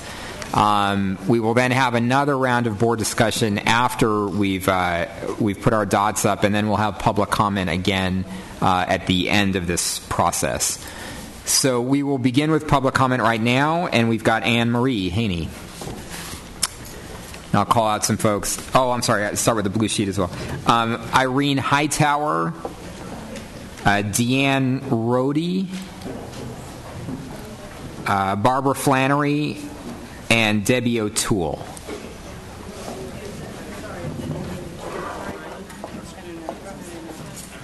I didn't know quite what I'm sorry meant. Do you want to do them first? You can. Oh no, go ahead, Anne Marie. Yeah, sorry. Yeah. Anne Marie Haney, Community Council for Music in the Schools, and as you can imagine, I'm very pleased to see the priority you have placed on college competitive, as you stated, prep A through G requirements for funding for the budget process. So including art, music, theater, and drama, which, as we know, is VAPA, but everybody doesn't understand that. So if it would be appropriate, could you put VAPA somewhere in that line, just since that's the budget? Yeah, we'll talk about. But anyway, the point is made. Yeah, Thank you for your recognition of the importance of the comprehensive curriculum. Thanks. Thank you. Thanks, Anne Marie. Okay.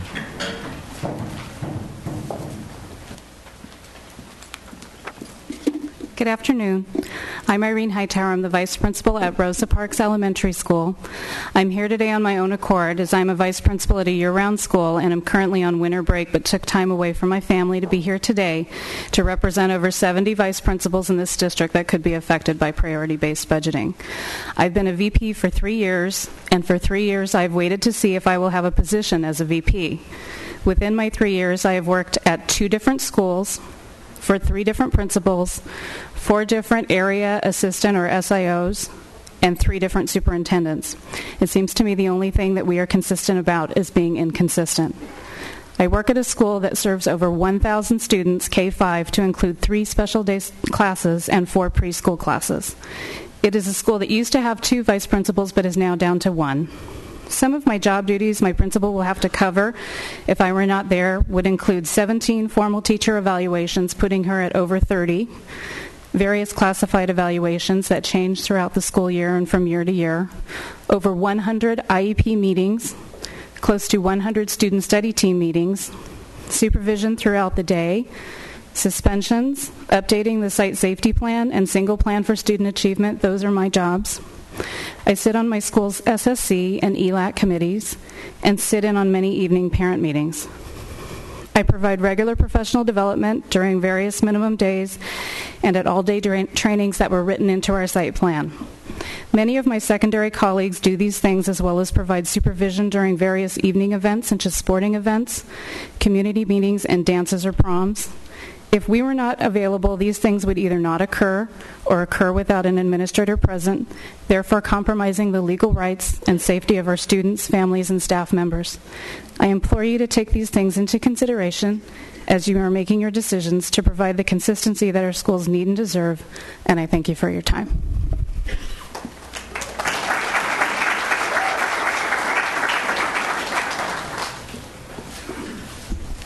Hi, my name is Deanne Rohde. I'm the principal at Lindbergh Schweitzer Elementary. One of the urban legends in this district is, if you want to get some action, invoke the S word, meaning safety. As principal, it is my job to create an environment that expedites student achievement. It is my number one priority as an educator leader. However, keeping my students safe supersedes every other consideration. I am in charge of a large dual campus covering over 110,000 square feet on 7 acres of land. My vice principal and I supervise 635 students, 231 IEP meetings, 38 teachers, 45 classroom assistants, 2 separate offices, 2 simultaneous lunch periods on 2 sites, 11 therapists, 25 buses twice a day on each site, the county medical therapy unit, 2 full-time nurses, 5 custodial staff, a magnet program, prime time and say daycare programs, state preschool, deaf and hard of hearing and orthopedically impaired family services, and multiple budget resources and responsibilities. There is no way on earth for me to keep everyone safe, let alone moving towards SMART goals, without another administrator on site. Please look at schools on a case-by-case basis. Even in an extraordinarily difficult budget year, we cannot afford the consequences of an unsafe campus. Having a VP at a dual-site school is a critical piece of priority-based budgeting. Pay now or pay more later. Thank you. Thank you, Dan. Barbara Flannery.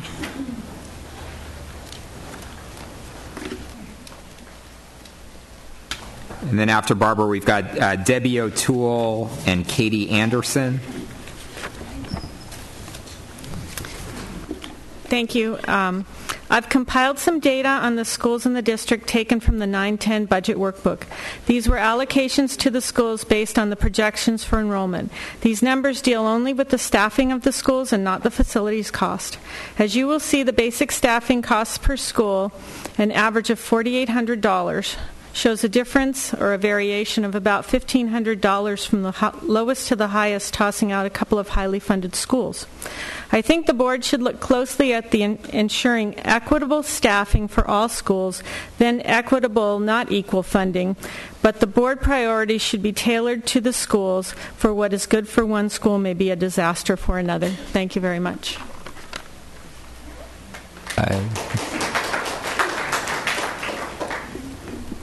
Hi, I'm Debbie O'Toole. First, I want to thank you for making the budget discussion time certain so that as parents we can plan our schedules and have our voice heard. So I want to thank you for that. Thanks for coming. Last year was a year of overestimation. Your staff overestimated how many staff and teachers would retire. Your staff overestimated how many students would be enrolled. Both of these miscalculations created chaos for this year. Last year, you chose not to issue reduction in force notices. With the miscalculation of retirements enrollment, you found yourselves in a predicament. How are you going to pay for all these teachers? Then along came the stimulus money.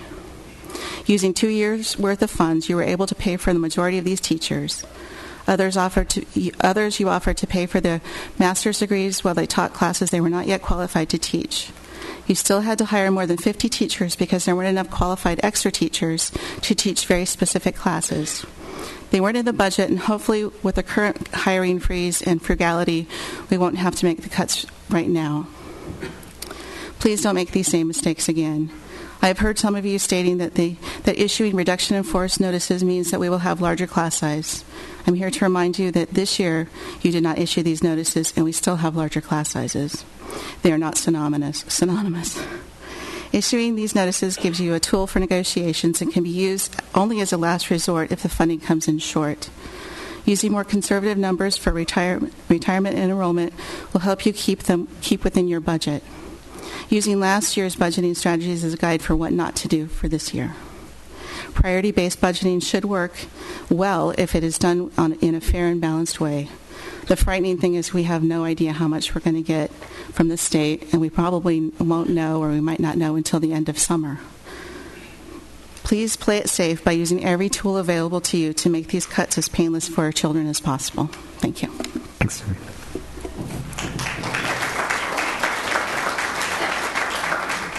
Katie Anderson.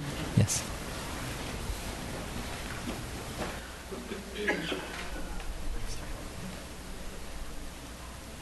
Then we've got, after Katie, Liam Broadus and Sarah Douglas. Hello, I'm Katie Anderson. I'm the chair for the GATE DAC this year. And we had President Barrera yesterday for our GATE DAC meeting, had a conversation about the budget and these priorities that you set at the last meeting. And our question, of course, was how do we become part of every one of those priorities? And I know they're going to get whittled down, so all the more reason we really want to be part of all of them so that when they're whittled down, we're in there. And what came up was that we need to be part of, as we're the district advisory committee. So we need to be part of the teams that you're meeting with. And I emailed you today, Mr. Koba, and I know you're crazy with today with the meetings and everything, but I hope to hear back. I would like to ask all of you board members to support, because we are not generally asked to come to these tables and to participate.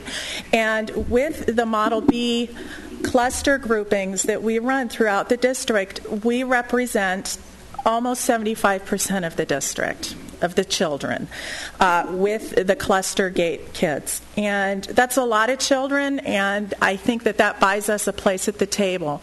Now, Dr. Canny, I guess, invited the department to be part of one of the groups, but I would very much ask that you allow someone from, it doesn't have to be me, but it can be someone from the district advisory committee as a parent to be at one of those tables and take part.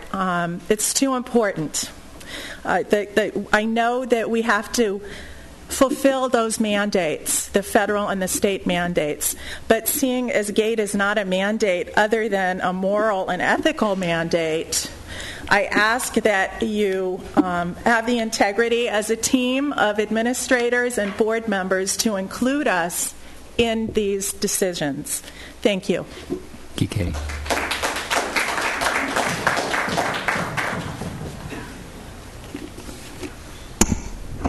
Hi, my name is Liam, and I go to school at Hardy Elementary. First, I would like to thank the members of the board for allowing me to speak. Over 1/3 of the students in the San Diego City school system are certified as GATE students, and since their voices cannot be heard tonight, on their behalf, I would like to ask you to please not eliminate the only program that is set up to challenge the special needs of the GATE students. Item number 8 is to raise the achievement level of all students, including GATE. If I was in 5th grade and could not read, as educators, I'm sure you would not eliminate the only program that you had in place to help me. Well, I am in 5th grade, but my problem isn't that I read really well. I am asking you for your help. The GATE program has provided my teachers with the tools they need to keep myself and the other special needs GATE kids and the other in my class challenged. As you make your budget cuts, please don't eliminate the GATE program. Thank you, Liam.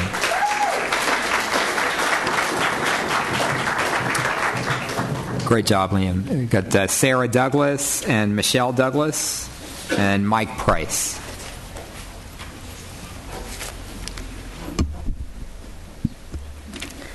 Ladies and gentlemen of the Board of Education, my name is Sarah Douglas, and I'm a seminar student at Scripps High School. From kindergarten through 5th grade, I was enrolled in mainstream classes. Every year, I was the top student in my class. My teachers loved my hunger for knowledge and education. I loved school, but I always found it tedious. I could not understand why my classmates didn't get it. What I picked up from the first explanation, they struggled to learn after the 3rd time. None of them lacked intelligence. They just thought in a different way from me. Every year, my parents told me I would really have to step it up. Of course, I would be getting harder homework and more projects. They never came. The work remained simple, and I finished my homework in class. Every year, I grew just a little less excited about coming to school. This all changed in middle school. I was enrolled with other seminar students who thought the same way that I did. No more did I have to wait for what seemed like hours during each lesson. No more was I subjected to tedium. The passion for learning within me was rekindled, and I loved school once more. Seminar changed my life. My wish is that the program continues so that other children feeling the same frustrations I have felt can experience the home that Seminar has become for me. Thank you. Thank you, Sarah. Michelle Douglas.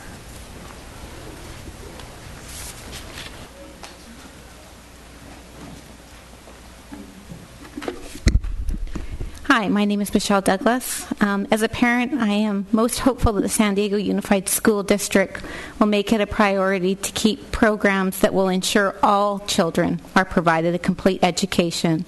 As the Board of Education chooses what programs to maintain while balancing the budget for 2010-2011, you absolutely cannot forget or ignore gifted and talented education. I have 2 children that are in the seminar program within the San Diego Unified School District.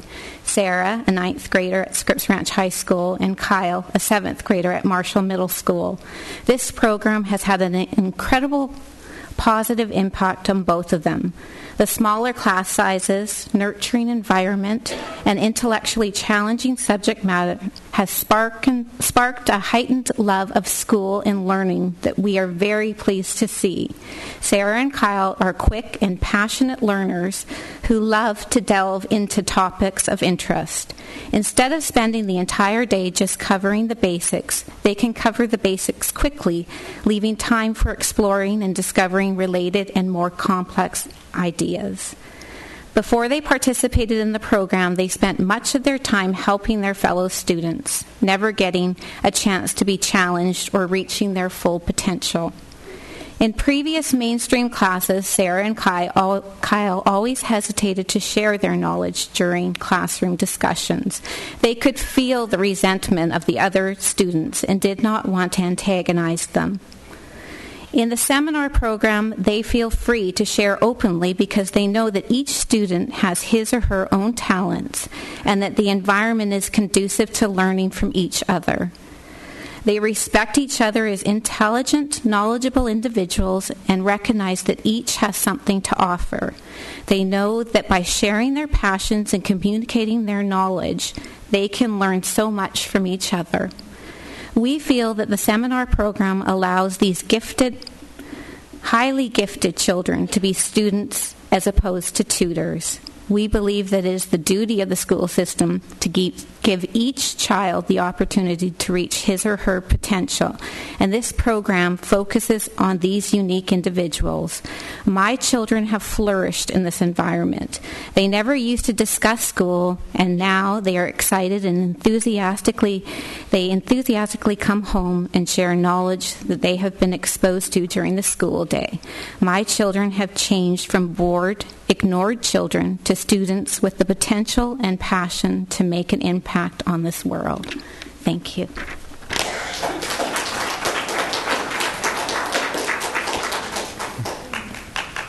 Mr. Barrera, Mr. Koba, I'm Mike Price, Principal of University City High School and the President of the Administrators Association of San Diego. Thank you for the time this afternoon, and I'll be brief.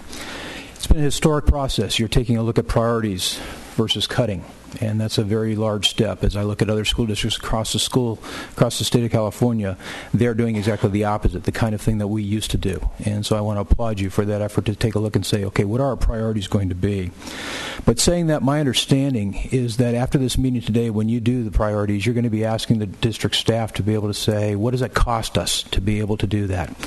Well, I'd like to encourage you when you give those directions to our central office staff to make sure that site principals and department members are involved in those discussions, because realistically, we're the only ones that are going to be able to tell you what those programs and priorities translated in terms of people and programs and resources on the school site. As good as our central office people are, and as you know, I worked with many of them when I was here for 3 years, they can't do it in a vacuum. They need our input. They need the staff, the parents, the community members.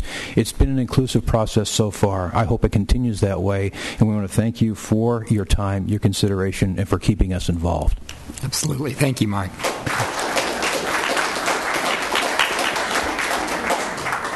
Okay, Phil, if you want to lead us through this process. President Barrera, I have a few comments, and then I'm going to turn it over to Mr. Stover. Thanks. Basically, we have moved to the public comments section and have a handful of slides right now to kind of set the table and then get right into the exercise.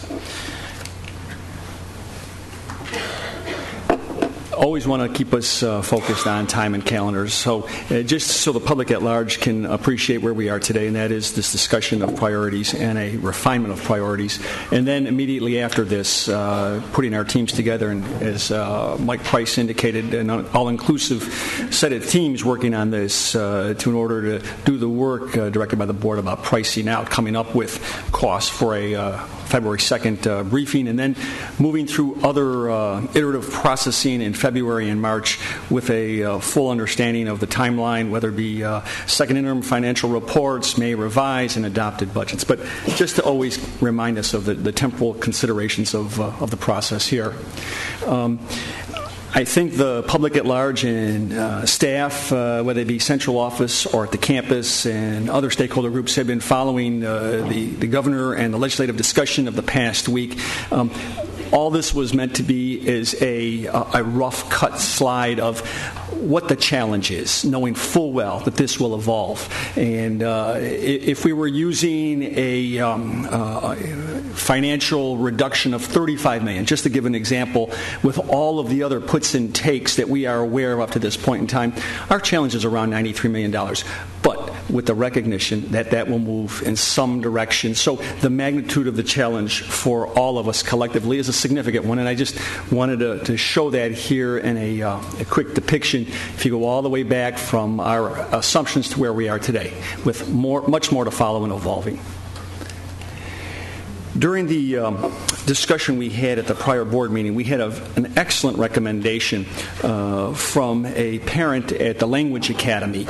The gentleman, I believe, was a city planner. He stood up and I think did a wonderful job of informing, of providing insight to us on how to put together our thoughts on the degree or the hierarchy of need. So we asked Phil Stover to work on that, to do a little research, to talk among the cabinet with Mr. Reinerson and myself, and we came up with this as a reference point that not only would we suggest the board would use, but all of the teams that will be mobilized and working over the next 3 weeks, and essentially starting at the very foundation, the bottom.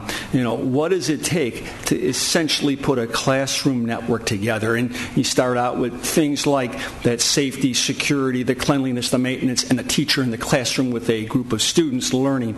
And as you could see, and I won't read the slide to you, but we reached from a very foundational or minimal all the way to what is optimal. And along the way, it's value added, and it is somewhat subjective as well as quantitative. But you move from the basics to sustaining to getting to effectiveness on your way to an enhanced experience. Ideally, at the end of the day, if all the resources in a good environment were available, you'd have an optimal academic experience. So taking aboard the recommendation about the triangle, the hierarchy, this is what we came up with in the last several days, and I appreciate Phil's contributions and those of the camp to help refine this.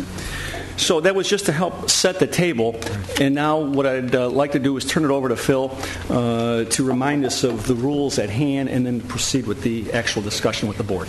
And just another thank you to you mentioned Superintendent Koba, to Morris Dye, a parent at School of Creative and Performing Arts, for giving us the idea of the triangle. Yep. Go ahead, Phil. All right. President Barrera, members of the board, good evening. And it's an exciting evening. We're going to ask you tonight to once again to identify what we think may be 4 to 5 core priorities for the 10-11 budget. We'll ask you, once the dots are tabulated, we'll have to take a second look at that to see the range and how everything breaks out in that sense. We have given you each 25 different color dots so that... and we need to check all your sleeves to make sure you have no other dots up to skew the voting. Yeah. But we will be asking you to place, after the extensive statistical review by our great Ron Rohde's group, now no more than 5 dots on each priority, so that there will be a broad representation from that perspective. We'll ask you to assign your dots. And he has a cast, so he might have some up there. No. And then Linda and Barbara will be tabulating over there the dots. and we have an Excel program where they can shine it up on the screen, so we'll know how it looks from that perspective. We're going to ask you to have a discussion among yourselves prior to the placement of the dots on the priorities. You have 2 lists in the document you've been given, the original list of 14 and a second list of 15 after some input. We split out number 2 into 2. And we'd like you to discuss that. Any more questions, any more comments that you have about the priorities? Then a brief session of assigning the dots. We'll tabulate. Then we're going to ask you to come back once again to discuss how it comes out. And then, on advice from Mr. Brzee, to have a formal action to kind of bring closure to the dots, and the assigning of our dots really are part of the dialogue, part of the discussion, and then a final vote to approve whatever comes out as the top priorities as your adopted priorities for the year. And we would ask you to take a vote on that. Then once that's done... And Phil, just the one that I... maybe a little bit of an amendment that I would propose is...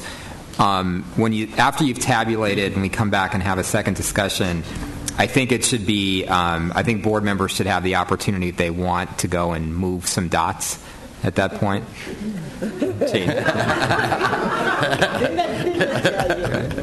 So why don't we just? I think. Yeah. It's called a process. So let me throw that out, and how do the other board members feel about that before? I pull my dots if they weren't effective in one place and move them to some other place and change the whole range of things. If that's what you're proposing, I want to know it. I'm proposing the chance for after looking at what is up there. Okay, then it's a modified priority system. Well, I think a comment on that. Okay. Go ahead. That's right. I was just going to say, obviously people can see that there is a lot of overlap on some of these different priorities. And so that's what I think when Mr. Barrera is looking at some modification or someone wanting to change their priorities, there may be 2 that are very close. And so therefore, philosophically pretty close, but so someone wants to specify, make a change to go with one that has a better chance of making the list. What that means is if your dots didn't change the balance, if you now get to move them to change the balance with another reconsideration of your dots. It doesn't accept this. What it does is it says the first priority is not as important as the compromise priority. Because what would happen is, if one of mine, I'm not going to be able to pull a 5 out. Small numbers of dots are going to be in play for the balance changing of the rest of the dots. So that means that it diffuses the whole idea in the first place. I got to tell you, it basically is a corruption of the process. Now, if the board wants to corrupt the process, that's their choice. But I still think that what you vote, and that's the end of it. Now then, the staff, and I got another question I'll get to, but okay, I'm stopping there. I think that it's confusing to everyone if the dots get to be moved. All right, and I'll just leave it at that. That is not in agreement with you. If I still have the chair, I'll just say one thing. One thing. I'll come back to you, Mr. DeBeck, on the second point. But I want to check in with all the board members on where you are on a modification after the first. I'm against it. Mr. DeBeck's against. Well, I think too that once we have decided, one of the purpose of tonight was for us to identify our priorities. One of the things I think I mentioned to the staff earlier today is to give us a broad brush of what each of these are prior to us placing our dots. To me, that is the most appropriate way, because at that, if you're educated, and they're supposed to educate us on these items, and you place your dot, then when you return and your item may not have won, to be able to go back and huddle in a corner or whatever and move the dots around may not be appropriate. I think people have to know that we are willing to make the decisions once we have the information. So I would say that once the staff has gone through these 14 priorities with us and given us some more information, allowed us to ask questions, we're very clear what each of these entail, that we place our dots, and that is it. Because otherwise we'll end up moving them around and then moving them around again and moving them around again, and I would not want to do that. I would like for us to place them, be educated, of course, be educated on all these things because they know I have questions, so to be educated prior to the process and then make our selection. Ms. Nakamura, do you have a thought? Well, I mean, I could see their argument for gaming the system, so to speak, but I think that I really don't have a problem. I think it's making this whole thing seem terribly trivial, and I'm more interested in actually solving the problems and getting some idea of what the priorities of this board, might be. And if that means, that we get one more cut at this, I think that's fine. I don't have a problem with it. I think it's it is going to be interesting to see where we all fall out on this, and we might make you might make a different decision. But I'd rather just get to the staff presentation and not debate. Yes. Well, I'm thinking one specific example here when I said that some items are close. And one is, number 2 is listed as class size maintain, and number 3 is class size reduce, which I felt like those were 2 different categories. But there could be a tabulation problem, for example, if the majority feels strongly about class size, but just for theoretically, and that's why it's good to discuss it ahead of time, if half come down on the side of reduction and half come down on the side of maintaining, and so then they come below some others, so even though class size was very important to the board, it could end up below the cut. I'm using that as an example where I might come out on one side of the class size issue, but if it was the difference between class size being considered as a priority, I might shift to one or the other. Well, your point's well taken that that's kind of poorly defined. I think that as far as 2 is concerned, is it maintenance or is it reduction? I mean, those are 2. We're looking at... you're looking at 2 and what? Lists. Okay, so why don't we suggest this? We've got here. My intention is not to game the system, because any of us could game the system. My intention is to actually listen to each other and make better decisions as we move on. But why don't let's go through this process. Let's see where we are after the first round of discussion, and then if we want to take up this notion of a modification, we can. Okay. I'm sorry. Go ahead. Yeah, okay. Now I got a process question. That's why I got it. Because the way I understand this is we're going to end up picking, and I'm going to just make one up. We'll pick let's say, don't hurt kids, instruction comes first, is the top choice. Okay? Say it's the highest priorities. So what will staff committees use as the test of not hurting kids? See, I could put a lot of these other items in the hurting kids category, but the issue then becomes who decides what is included there? And I guess I have to ask staff that, because the truth is there's got to be a yardstick for determining that. I could make a 180-day school year the reduction of that being hurting kids. I can make a reduction in the broad-based curriculum hurting kids. I can make raising the achievement of level or cutting or gate hurting kids. Well, Mr. DeBeck, that's actually why I really don't. Number 1 doesn't make any sense to me. Well, let me finish. Yeah. The issue is that when we vote, and then let's say I don't vote for number 8, which is gate, but I also assume it's a part of the issue of hurting kids, and therefore I put majority of my votes on number 1 instead of on 8. It's not that I'm voting against the achievement level, the question 8, I'm saying that I think hurting kids is more important than just special ed or gate. Okay? And it's because I include special ed and GATE and hurting kids. If you cut those programs, you will hurt kids. See, so the question is how the staff will take it. Let's say, for some reason, don't hurting kids win. How does that affect the issue of GATE? Because to me, they're locked together. And I'm not comfortable. I'll mix my dots the best I can. I'm going to have to do whatever I want. Statistically, I've already figured out the fewer dots I cast, the more strong they are. That's a truth.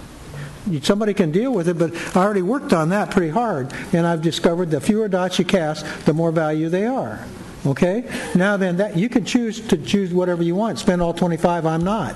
But the issue is not that. The issue is, how do we use this to make decisions when I could lump something under hurting instruction that you guys would think, oh, no, that's not the same? Because you already have. You already said that technology, the elimination of technology won't hurt kids. I disagree.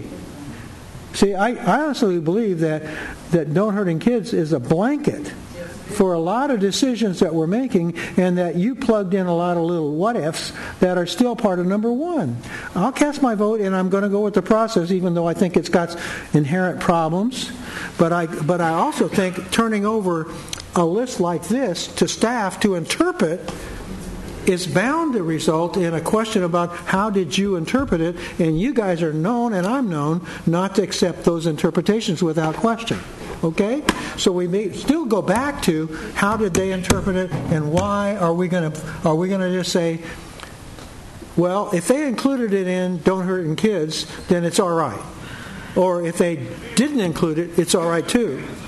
I don't know if I could agree there, because I'm supposed to be the responsible person making the decision, and I'll have to question the staff's interpretation of what hurts kids. That's the end of my stuff. Absolutely. Thanks, Mr. Beck. Mr. Stover, do you want to continue to talk about that? Yes, thank you. I think what we would like to see is in the initial discussion that you have questions about specific priorities. Ask staff and programs that may fit in. That's why we are here. Then I think we need to look at the results, and I don't see the dots as the end all. Right. If one thing has 9 and one has 8, right, that you must choose the one with 9 when they're so close. That's why we would like you to discuss after the dot placing to determine and then vote on what your top priorities are, given we don't know the range yet of how they will group statistically. Then number 2. If, let's just say for the sake of the point, there's 4, then we would like you, after the decision-making process is done, to really have some good, healthy discussion among yourselves on what those 4 mean to you, which we think you can do. To ask you to do that on all 15 is extremely time-consuming. Right. On 4, then we will be taking copious notes as far as if Don't Hurt Kids instruction comes first is a priority. We want to hear from you what that means to you programmatically, resource-wise, and then that will be the beginning point for the discussion of the teams. Well, okay. I just, real quickly, are we voting them off the boat? Well, that's the problem for me. The issue is okay, so let's say 8 doesn't come out as being one. Are we aiming for 4? Are we aiming for 3? Or are we going to just say the top 2 get it and the rest don't matter? This is all real. I don't disagree with the idea of setting priorities. What I do is I'd like to have in advance an understanding of what those priorities included. And given that we all agree that whatever is up there should be lumped under one or the other of it, or not by itself. Okay, we'll just do it, but it's got problems. Can I ask a question? As we start our board member discussion, I think that you gave us the dots for us to go up there and place the dots. Would it be a little bit better? I mean, we all have our dots and we all have our pens, that we put the numbers that we want the dots placed beside there, and then you go put them up there. And the reason I say that is because what happens is if we take turns going up there, then someone ends up being the person who can come up there and swing, whereas the initial the initial ones that we're giving to you, and they go up and put up, because as we sit here and put our numbers on it, we're putting what we feel is a priority. We're not looking up there and saying, oh, well, I see that number one only needs about 2 more dots. Let me go put 2 dots there and swing the vote. I'm sorry about that, John, but my recommendation would be that we, I think we should use the list that has 15 on it first of all, because I do think that number 2, maintain class size ratio, should be separate from reduce class size ratios. And I say that because while we want to reduce class size in this economic time, that wouldn't be high on my priority. I would want us to be at least able to maintain what we have. That's just my concern. And if you have them together as you did on the list of 14, I'm able to say that yes, I want to maintain class size, but it may come back the wrong way. So I would suggest first of all that as a board we decide we're going to use the list that has 14 on it or the list that has 15 on it. Yeah, I'd like to. There's something here Why don't we just make a quick decision on that, Catherine? So it's already out. She's saying this one. I think 15 is. Yeah, I think it's 15. My understanding is we're going to use the list of 15. Okay, very good. But I'd like to maybe I can get you back down to 14 because when the last time we did this, we put in the baseline budgets for schools at number 15. Those baseline budgets for schools are based on VPs, police, counselors, and nurses. That's the formula for all of those things. Would that be, does anybody have a different interpretation of that? Because when we developed that formula, it was actually included VPs and... I think what we're starting to do is we're starting to go through and change the list again. Right. And I think we're trying to understand the list. Well, a little better. We're all going to have different understandings of the list. So I think what we need to do now is put up the dots. Let's have a round of discussion. Let's have a round of discussion about why we would advocate for certain priorities. And then let's go and put up the dots. Yeah. And there was a purpose in putting I guess my question would be, rather than going up and putting up the dots, how do we feel about writing out numbers? Each of these have a number, and we have 25 dots about us writing the number they want the dot beside, and then whoever is monitoring can take ours up there and put it up there. Because again, I think if you feel that's more, I think that would be more sincere. That's fine. That's fine. It's the same thing. I got to find Vanna White to do it for me. But that's okay. Right. All right. Last comment, Superintendent and Phil. I think where we're headed right now. Can we please? Yeah. All right. I got to volunteer Vanna. Vanna White. Yeah. I'm serious.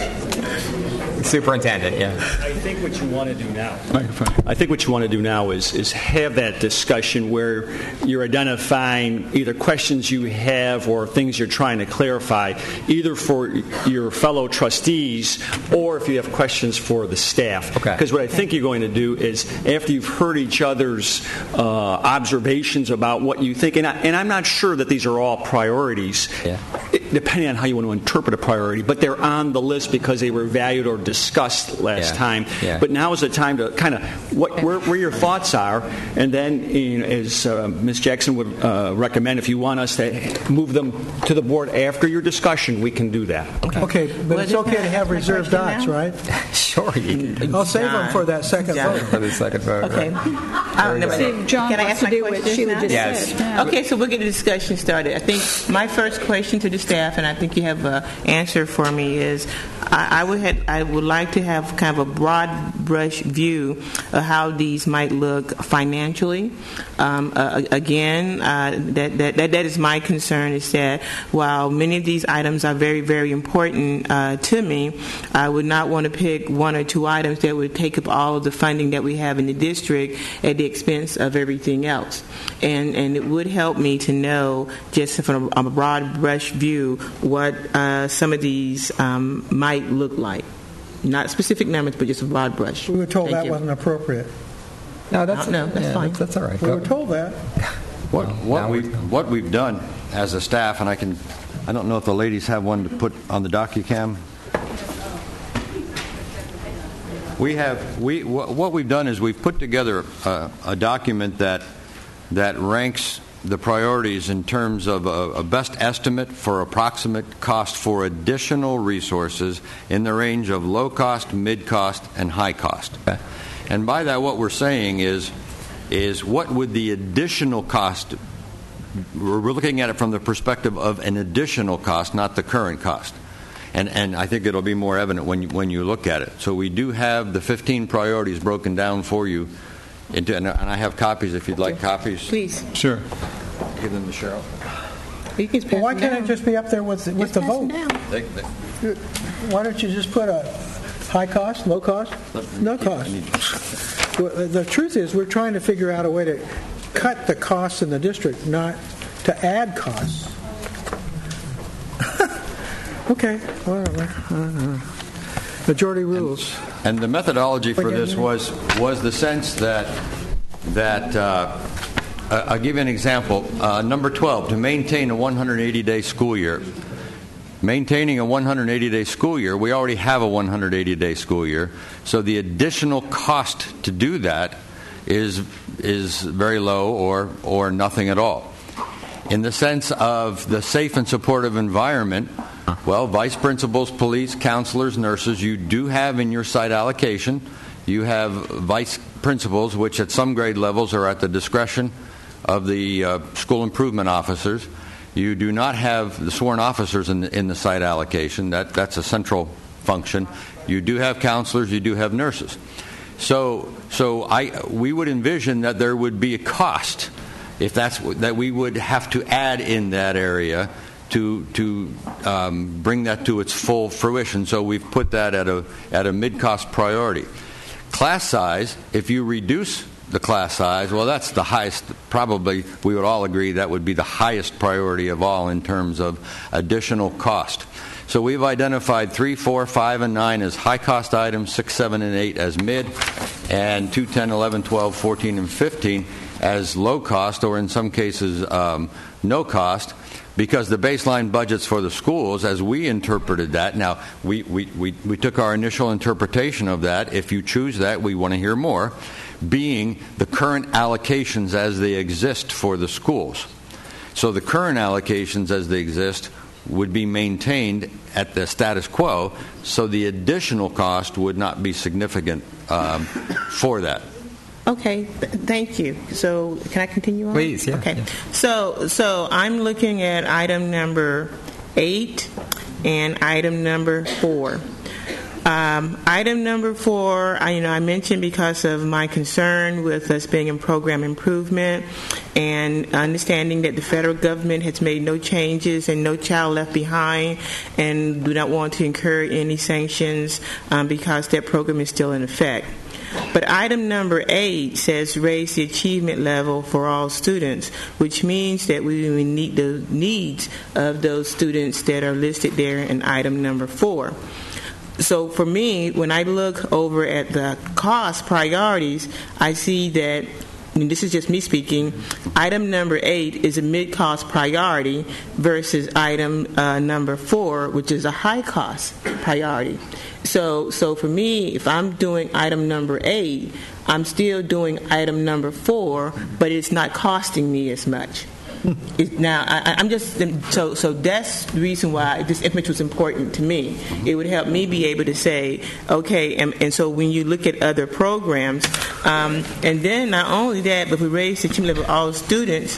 That includes everybody, including the GATE that we've heard so much from tonight, the special ed that we've heard so much from tonight.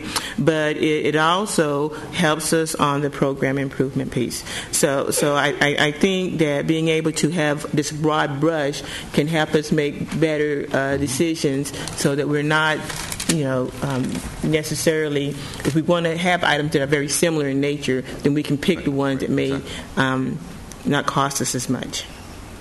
So that's my first. Great. Thanks, Ms. Jackson. Who wants to? I'll go next. Call for the question. Dr. Evans. Okay. Now we're going to have a round of... No, I'm going to convince everybody to vote the way that I vote.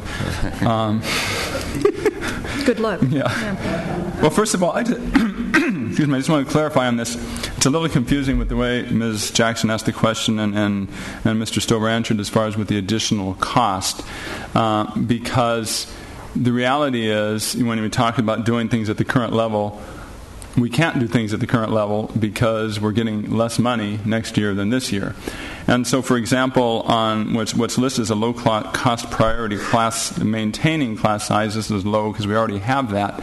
But in reality, of all of the things on this list, second to reducing class size, maintaining class size is probably the most expensive thing. You see what I'm saying? Because we're really trying to go about this from the ground up, from zero up. And so if we're going to say we're going to maintain this class size, we need this many teachers and so forth, that's going to take X hundreds of millions of dollars. So I just want to be clear when people are looking at that, that's not going to cost us very much. We're talking about how much it's going to cost us in comparison to how much we're spending now, but we're operating in an environment where we're going to have significantly less money. We're trying to get back into the black is what we're trying to do. So that's the issue. I'd like to, just on some of these priorities, make a few comments. First of all, in terms of some that I would not support, not because I disagree with the concepts, but because I think they are covered by other things. And for example, the first one is don't hurt kids. I strongly agree with that, and I do believe that items 2 to 15, the rest of the list, are related to not hurting kids. So I think the problem I have is it wouldn't give very much direction to the staff in terms of what to do, whereas the others are more specific in terms of how to cost it out. Another one is retain quality staff and keep all our talent, which I very much want to do. But to me, that is more a result of looking at what our kids need. So if we say we need this many teachers in the classroom, we need this many custodians to keep our schools clean, we need this many police officers to keep our schools safe, and so forth, we have addressed that in the other areas rather than separating that out as just an item in and of itself. Just keep this number of people no matter what they're doing. So I support the concept, and I just don't support it in terms of the priorities that we're looking at. In terms of and one other is number 15, which Ms. Nakamura brought up, baseline budget for schools. I mean, to me, baseline budget would be the title of what we are working on. We are trying to come up with what is a baseline budget. I know that had to do with school budgets, but still, that's what we're trying to do in this whole process. As Ms. Nakamura pointed out, that's related to how many principals, VPs, and teachers and so forth that we have allocated to a school. So I don't think that we should list that as a choice for a priority. In terms of the other areas I just want to comment on, as far as class size, I'll just repeat what I've said before, but I think that there are two things. One is I would obviously love to reduce class size, but when we looked at the triangle, we're starting at the bottom. First you have your food and your shelter, your survival, and then later you have other activities and recreation and so forth in your own personal life. And the same thing here. The baseline with less money to keep the class sizes the same is a challenge. And so to reduce them even further is even more difficult. So that's something I want to do. It's just I'm going to put it up further on the list, going further up the triangle. So that's one point there. I think that crucially important is also the other two are safe, supportive environments and broad-based curriculum. We're sending kids, the three things I think they need are going to school, having a teacher, having an environment that is safe and supportive. If you think about it, no one wants even if they're not learning at school, no one wants their child to be harmed while they're at school. And without having a full curriculum, and when we looked at the community town halls and so forth, that came up a lot in terms of having a full curriculum, including extracurricular activities such as athletics. Class size was very important, and I believe safety and security was also very important from what I heard. A couple of others that I would also rank not as high, but I still would put them on the list are the 21st century learning environments and the diversity and enrollment options. On the 21st century learning environment, part of the issue of this is we have a large investment in technology. We're going to have very limited financial resources during the coming year, and the better we can utilize that technology for improving student achievement, we need to take advantage of it, given the circumstances that we're in right now. And number 7, which is diversity integration, it says choice, magnet schools. To me, the whole issue I would put under a general category of enrollment options. That is one of the keys for a successful district to have enrollment options. It's also a priority because if we close certain programs, and whether magnet schools or so forth, that doesn't solve the problem. They still need to go to school somewhere else, so we haven't necessarily saved that much money, and we've created other problems. I think that's all I'm going to comment on. All of these, again, all of these are important. We just have to prioritize. And I guess one other comment I wanted to make in terms of how we're going about this, I don't think we are voting anybody off the island, or the boat, as Mr. DeBeck said. But we are saying we're going to start with this. We're going to say if we have a small amount of money, this is what we're going to do. If we have a little bit more, then we're going to go down to number 5. And if we have a little more, we're going to number 6 and number 7. Our goal is obviously to do all 15 of these, but we need to be that we can't just sit here and say we want to do that. We need to be realistic. So what we're going to do is prioritize, and then once we do that, we're going to fight for the funding, and we're going to try to find every possible way to save. And even inside these priorities, I think there's still going to be a lot of work for the staff in terms of determining, are there, keeping certain programs and so forth, are there ways to save money within that? Yeah, so that was actually very well done, Dr. Evans. Thank you. But I'm still, as I look at this, we have made a great deal of about starting from the other end instead of starting with cuts. That we're going to start, with the base and that we're going to build out. And I thought that would feel better, but instead it sounds like, looking at this list, it's still impossible to make these decisions. It feels more like, well, I'm going to keep my body, but, I guess, my right arm can go because I'm still making that decision even though I'm saying I'm keeping my body. It's what am I doing, these other appendages are these branches that we have out in our district are still tremendously important, and it's no one has mentioned dropout prevention. We've seen through credit recovery, we've managed to keep kids in school. That goes to our ADA. That's going to, our average daily attendance. That's going to increase income for the district besides saving children's lives. Let's just set that aside.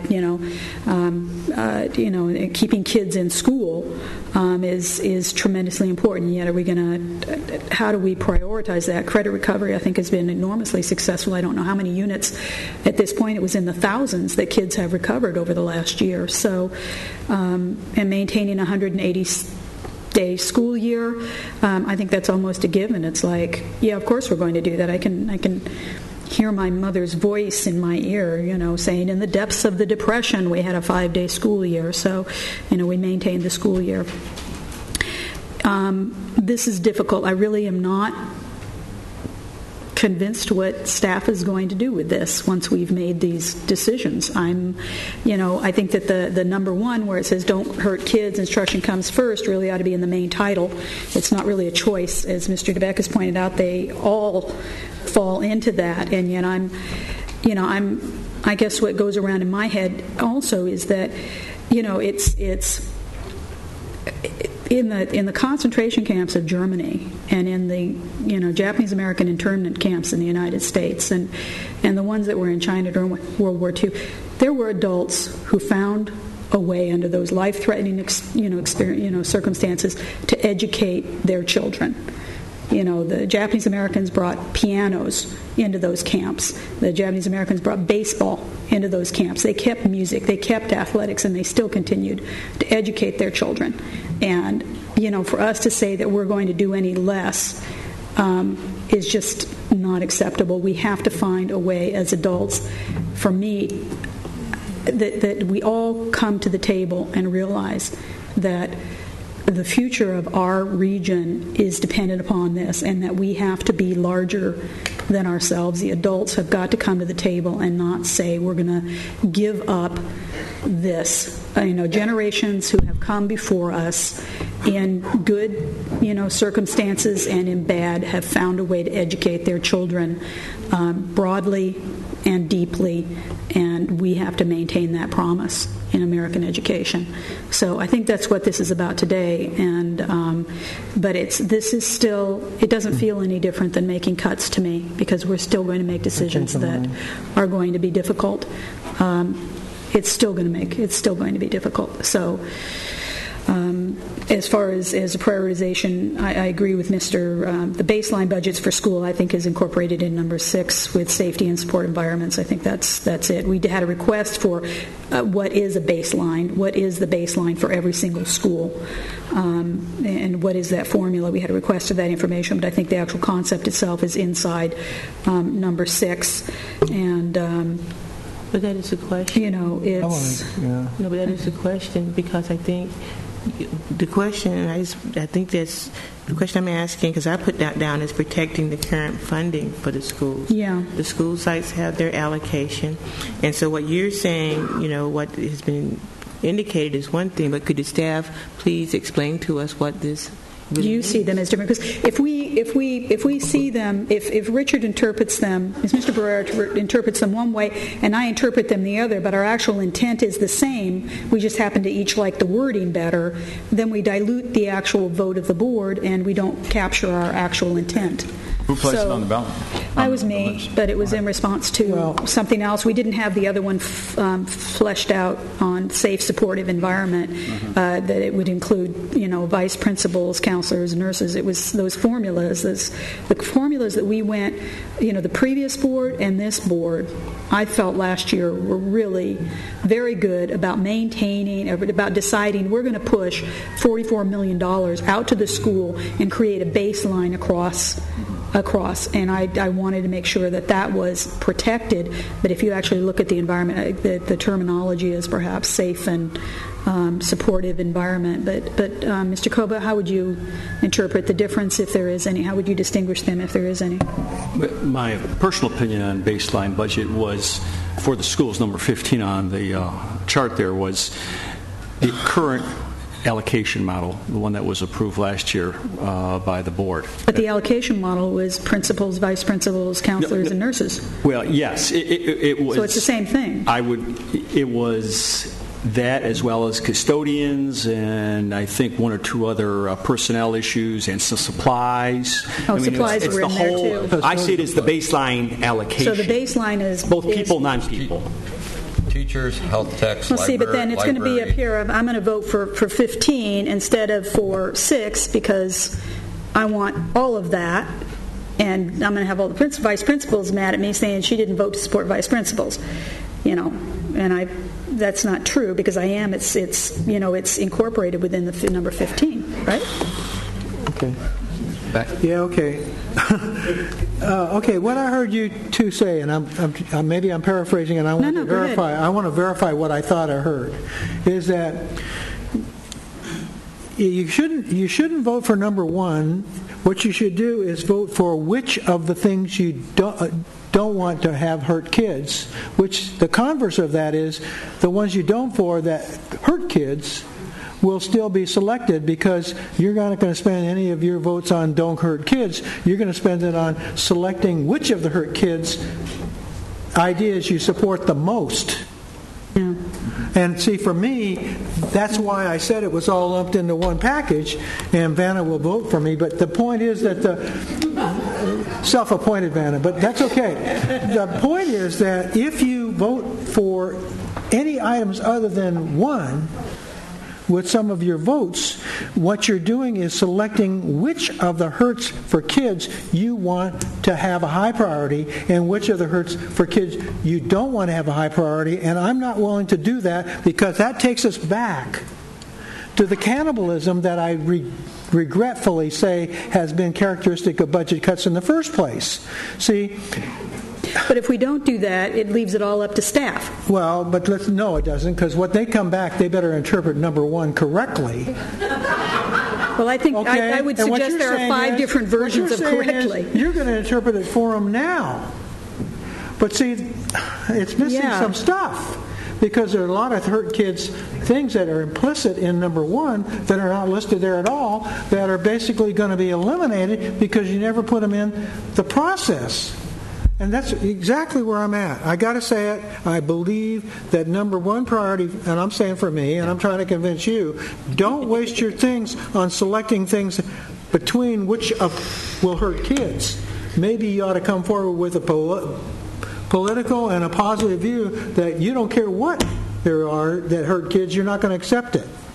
That leads you to a different budgetary decision than one where you have already fallen for the trap of choosing which of the hurts for kids have a higher priority than others. I can't explain it any more than that. But if you say, no, I don't want to include my votes on don't hurt kids, what I want to do is choose out which of the hurt kids are going to be eliminated because they don't get my priority, what you're doing is falling in the trap of hurting kids anyway. So I want to move to the process. I'll just make a couple of hopefully quick comments. I think that the parentheses I interpret what's in the parentheses as meant to be, examples, guidance, but in no way complete. And I think the process that, after tonight that we're going to ask the staff to go through is to exactly, that, fill in those gaps. But I think what we heard from Mike Price with the principals and from the GATE Advisory Committee is it's very important that this process of interpreting what goes into these priorities is inclusive and is not just something that's done, by folks in the central office. Folks in the central office are going to be leading teams, but we do need to get out and talk to the principals. We need to talk to teachers. We need to talk to the classified staff. We need to talk to the school site councils, as much as possible, school by school by school. We need to talk to the GATE Advisory Committee and the DAC and ELAC. So as much of this process, as is possible in the next few weeks, to get out and ask people what they would put into, what their interpretation of these priorities, would include, I think is really important. And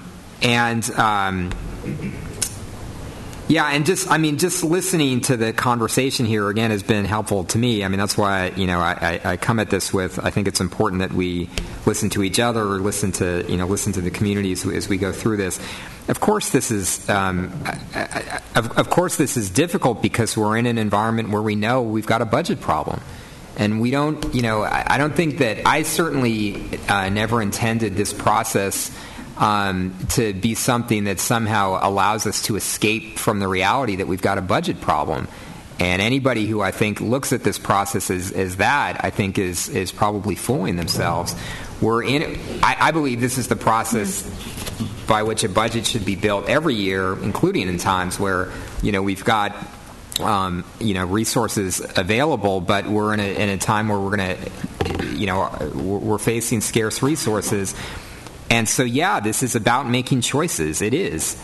And it doesn't, it doesn't, because we know that that's true. I agree with Mrs. Nakamura. It's not a feel-good, process, because we know what we're doing is making choices. But that said, I think it's important that we do, go ahead and prioritize and make choices. That what I was just going to say is Ms. Jackson's point that number 4 is incorporated into number 8. That makes sense to me. That resonates with me, and so that's obviously a very high priority of mine, and I'm going to put some votes there. But I'm thinking in the way that Ms. Jackson is, that number 4 is part of number 8. Except that the GATE program's not included in there. Can we just do maybe another minute around? Sure. Okay. Yeah.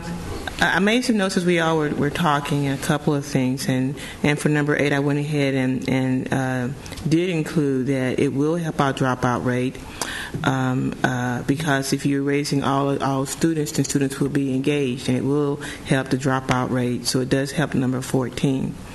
I also said an integrated curriculum, and number 9 keeps saying a broad base, and somehow, and we had a discussion earlier this morning, Integrated curriculum means that we want everyone being willing to work together, and I say this kind of gingerly. I'm not trying to make anyone feel bad, but we have our separate departments: VAPA, math, literacy, and integrated. What I think we have to move to, because of a budget crisis, is where they're working together and planning together. It's not that VAPA has to be over here, math has to be over here, but they're actually joined. And what I said this morning is that they're just, right now everybody has a chair. But because of the budget crisis, there may not be a chair. So what happens usually is you say, hey, well, come over here and scoot and sit with me. You don't say, well, because, we have a budget crisis, your chair is, gone. And that's the mind shift that I'm hoping that the staff is hearing. So that as we move forward and you take these items back, in integration of these curriculum items together will certainly help us. The other thing, and Ms. Barrera just said, is about doing this every year. And I asked a question this morning about our single site plans. This is what they are supposed to be. Yeah. At each school site every year, from my understanding, in order to produce that, it's supposed to be everybody: the teachers, the principals, the people that sit on their GATE committees, the people that sit on their DLAC committees. All of those take part in developing that plan.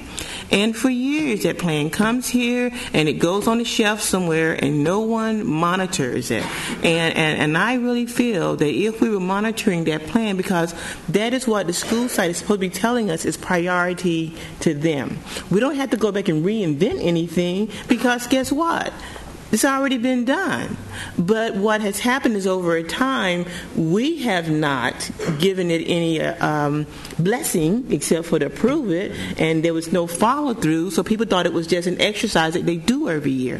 But what happens when we say, you know what you said to us is valuable in your single-site plan. We honor what you do. Then those schools now that are developing these plans believe in them. Right now they say, well, we're going to do this, but we don't have to, because nobody really cares. And what this says, priorities say that we do care. We care about our students. We do care what you put into your plan. And so as we prioritize tonight, hopefully as this goes out to develop the single site plans for next year, everyone knows that we value them. So I'm sorry, there's more than a minute. But great. Why don't we get to it? Okay. You ready? Well, I'd like to just one other comment. All right. I'm sorry, but you're not making the decisions out there, and I need a little more help. But regarding your comments about number 8, yes. GATE is not included in number 4, and I would point out that number 4 has Title I funds, an abundance of Title I funds that are supporting that already. Whereas, if we leave number 8 out, that we have funds for all of these things, but GATE is out there left hanging. I think what I said was that I said number 4 is incorporated in number 8. Yeah. If we say raise the achievement level for all students, that includes the disadvantaged students, free and reduced. Yes, it does. So you're saying vote for 8, not 8 instead of 4. Yes. Okay, good. Because I put a program improvement achievement gap. Okay. That was mine. Okay, I misunderstood you, Ms. Jackson. I'm greatly relieved. Sounds like Ms. Jackson's plan is what we're all going to do is. You got 2 minutes now. We're going to vote. You guys are going to come and get our dots and put them up there. Now the procedure is we're going to have change them or not change them or what? Tisha, you got my dots.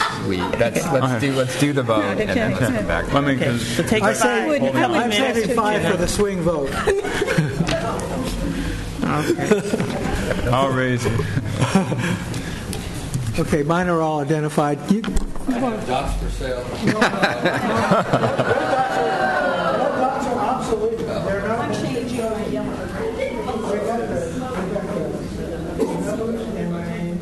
Yeah, it doesn't show it. Oh, we're putting it in the. Oh, I get you. Yeah, right. Okay. Okay. Wait a minute, Leticia. Before you hold his. hold his and let us send 5 people at the same time so that no one is seeing we all going to write our numbers on ours and give it to them. We're really going to trust Leticia? We're going to let we all have different colors. Yeah. All right, colors. Okay. This is going to take a while. 5, 6. Bernie. Don't forget, these still count. No, they don't. Say 5. I've been in these schemes before. I got this figured out. I can't put the 5 on any that I have 5, but I can put them on some that I don't Mr. DeBack. 13, 16, 18, 23. Be a runner for 7. We'll all be runners. I'll be runners. All right. There's a lot more Vannas out there. Why don't you just pick some? It might be Sammy's or John's, but they could all do it. 10, okay. 24. You gotta wait for the next round. Right. Yeah. Oh, you gonna save all of yours? I'm not saving any of mine. Oh, okay. I get his point. Okay. No. These are only good for the second round. Okay. Second round. If there is one. If there is one. Yeah, we don't know if there is one. Ethel?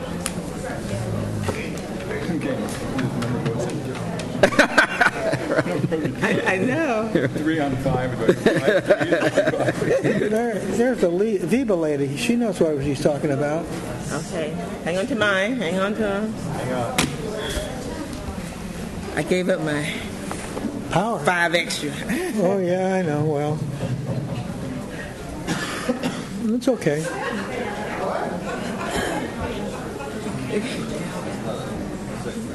They're all not. She spoke for something. They all should be the same. Oh, that's a good question, too. I think. Oh, shoot. Oh, yes. I have to bring your mind back to the underlying. Oh. No, we're clarifying our 6s and our 9s, that's all. I'm sorry. I think these are all conflict of 6s. interest when the speaker puts them out. Just turn, yeah. They were. I got confused. There. It just put a. See that lady? She spoke on behalf of one item. Okay, there you go. 6s and your 9s. Okay, very good. Sorry, these are 6s. Yeah. Okay. Okay. No, because he cut it all apart. I screwed up. Yeah. He has a hard time with it. I do. Big time. Decisions. We have a hard time with decisions.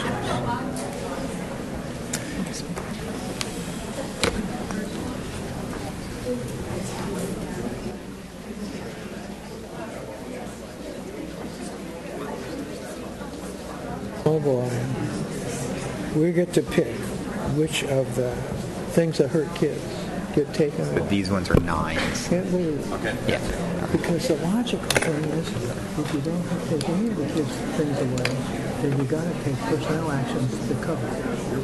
And they goddamn don't understand it.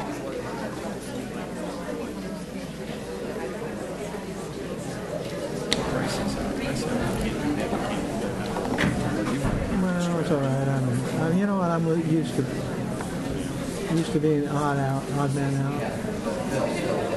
Doesn't make me apologize for my thought process.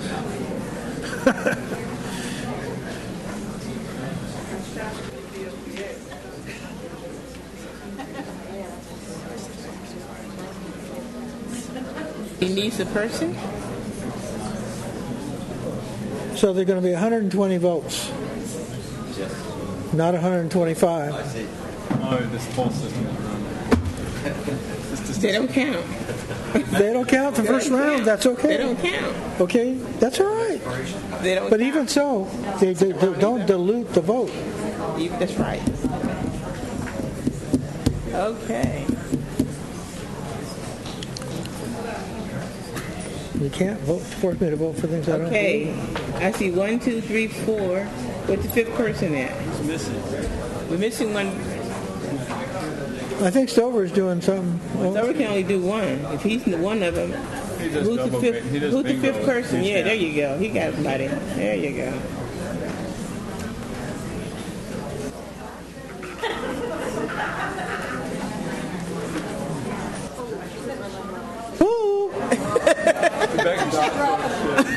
I got spares.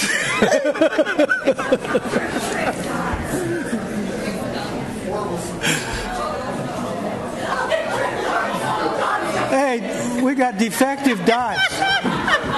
We got a defective budget and defective dots. I know how many I put in each place. I'm going to hold the teacher to it. What's that? Dots are falling off. Oh, no. Jeez.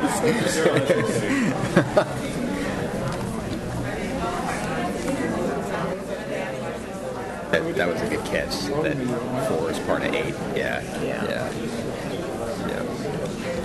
Take care of our people. That's right. But they better take care of our people.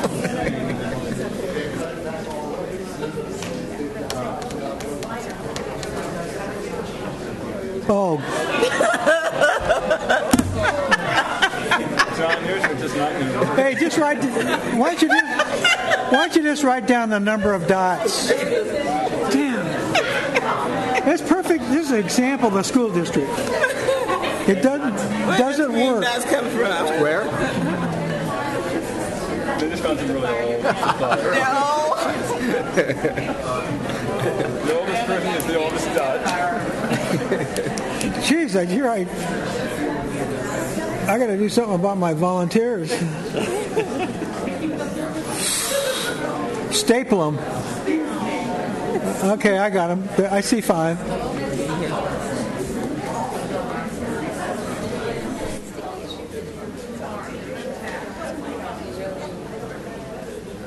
Colors are whose?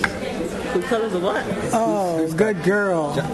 John has green. Just making an announcement of who's what color. Oh, yeah. I was. Oh, okay. Just clarify whose colors are what. Catherine, your colors are what? Catherine is red. John? John is orange. I am blue. Purple. Sheila's purple, and John DeBeck is green. You can tell John to do that on stick. I can't help it if Vanna sweats a lot. Maybe it don't matter now. Oh, man. I picked her because she's got class. She figured out a system. Yeah, she figured out a system. Not because she can stick things on the wall.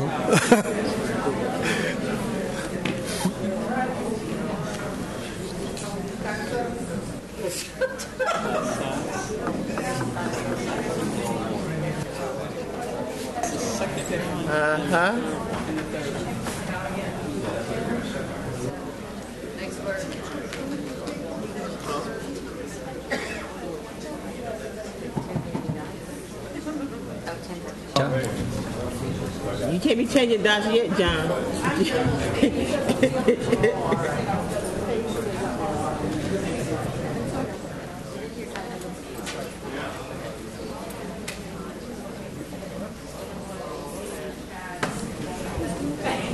Who's blue? I'm No. blue. Yeah. Okay. Yeah, I was getting a little nervous there for a second.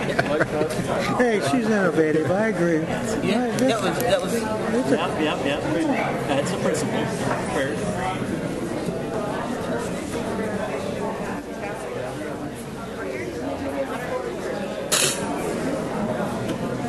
You get a regular rainbow coloration there.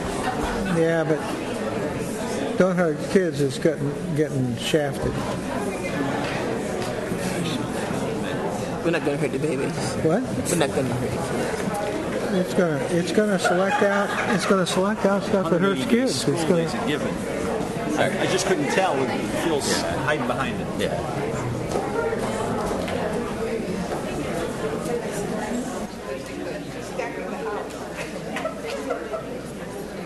Hey, John. What? No, I put out 20.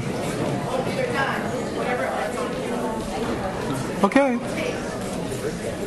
5, 6. Thank you. 7, 8, 9, 10, 11, 12. then 5 is 17. You can write the numbers and markers on the paper right there. Yeah, you want to do a break? Yeah. Okay, very good. One there, one. Yeah, why don't we just take a break if formally, yeah. Yeah, it gives like 10 minutes because they're going to have The to acid test is you got to have 120 of them. 100. Because I have kept out because you 5. kept 5. Okay, yeah. That's the proof. Yeah.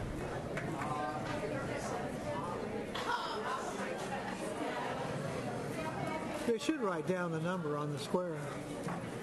5 is, I don't get it because I still think you're voting to hurt kids if you pick a program to cut. You're right, but I think we're making choices. Yeah. Okay. Yeah. I don't agree with it. Yeah.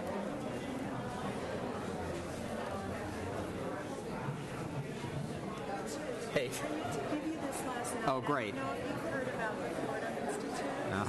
I'm not a big fan of the Fordham Institute, but yeah. The study Yeah. does show that the kids at the top are typically stagnant. No, that's fair enough. Yeah. Kids at the bottom. Yeah. And I just printed out the executive summary. Okay. It's like 88 No, that pages. on an issue like that, I think that's fine. I just think they're a politically driven. They've got a politically driven agenda. So, but there's.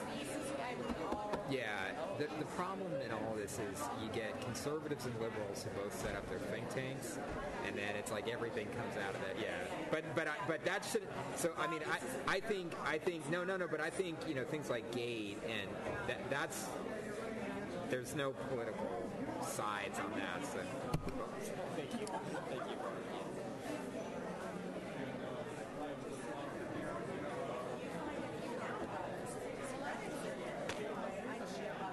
There's usually any motion something.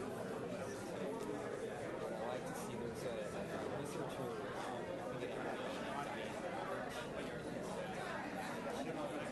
She often, I think she tends to before.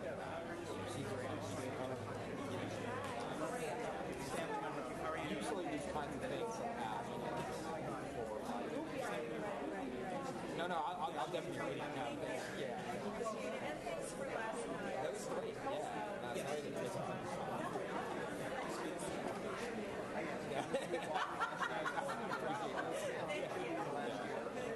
The GATE program actually also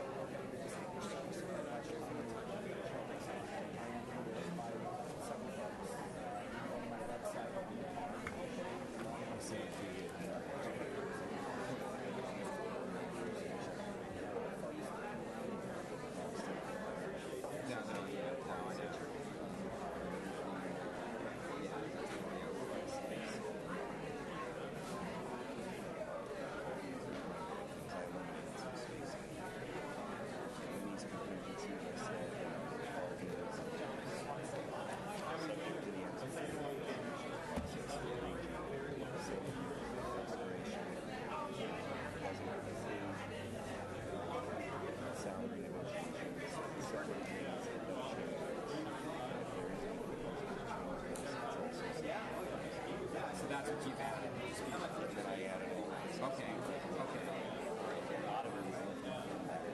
Okay.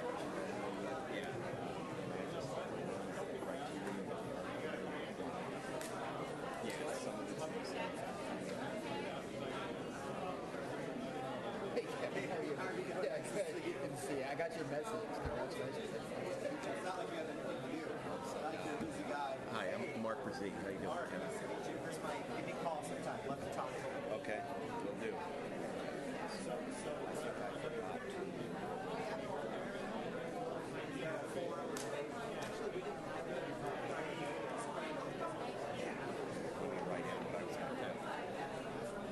Putting something.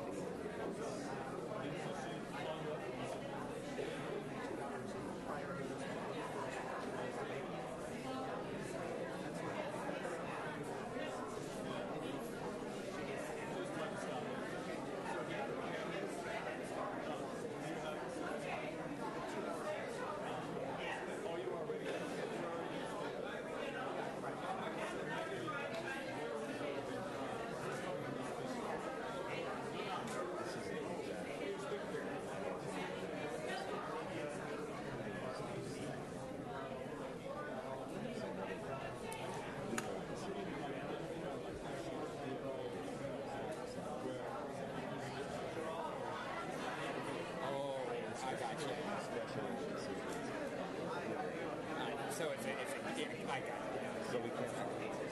Yeah, we made a different decision. Yeah, so there's that. Okay, thanks.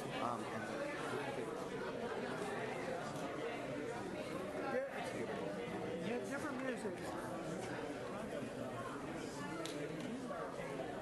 Yeah.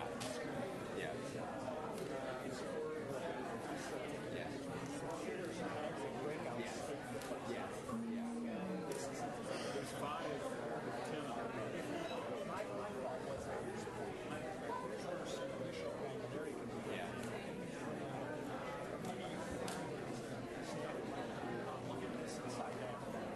consider this just kind of trying to provide granularity and bring it kind of segment down.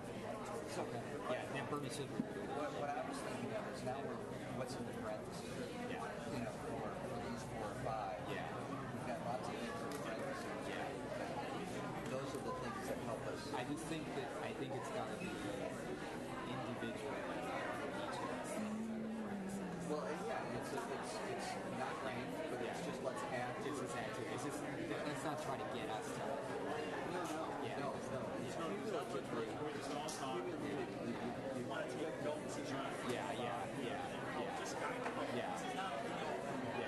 But you can see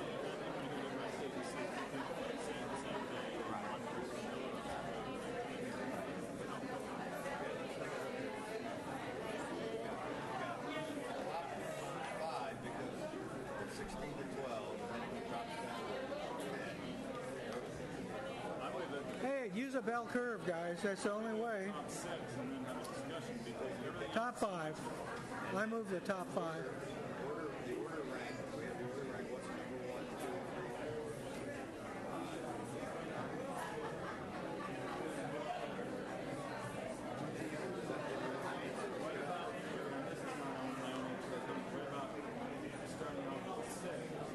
2? Does it add up to 120 dots?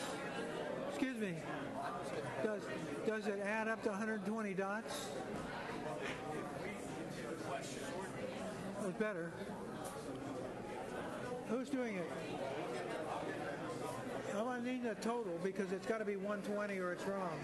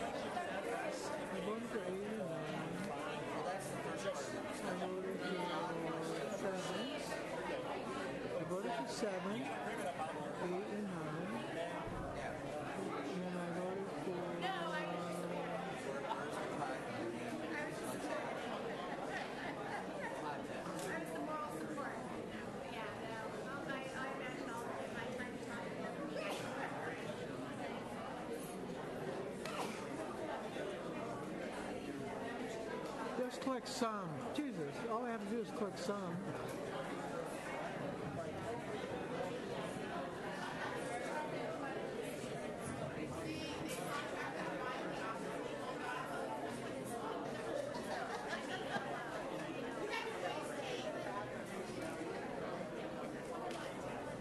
I think they need to.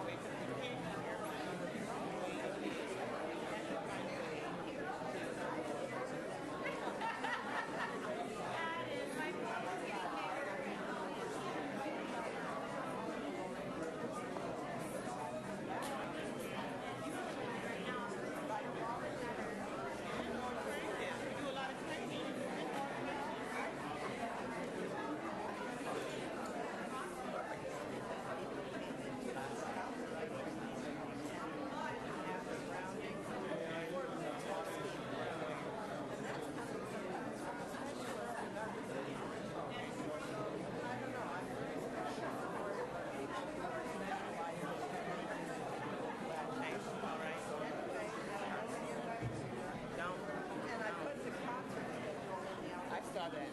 Okay.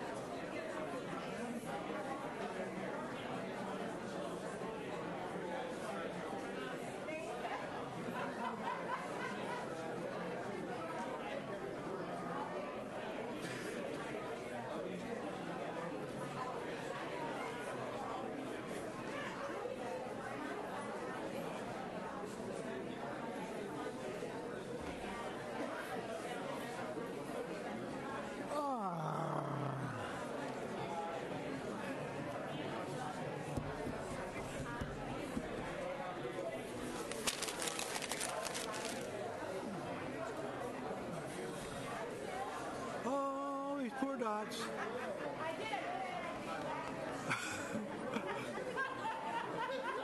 Hey, Letitia?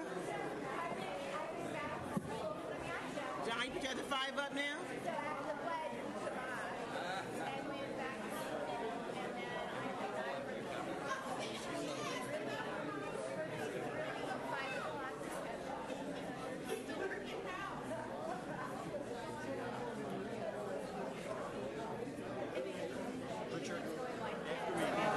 I was asking, are there any legal issues, you may want to hold a resolution or just one? I'm out of my league. I don't know, but it was fun to listen to. He had said that since we did different colors, we didn't have to do that for the test. Yeah, and then I think you wanted to go to a public comment. Yes. Okay, why don't we reconvene? Okay, I got to say something sooner or later, so I will whenever.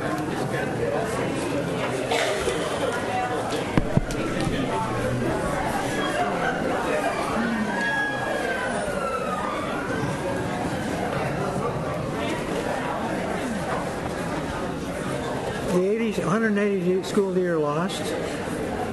Dropout prevention lost. Okay, so staff has had a chance to tabulate our dots. So, Bernie, if you want to kind of lead us through the next round of discussion.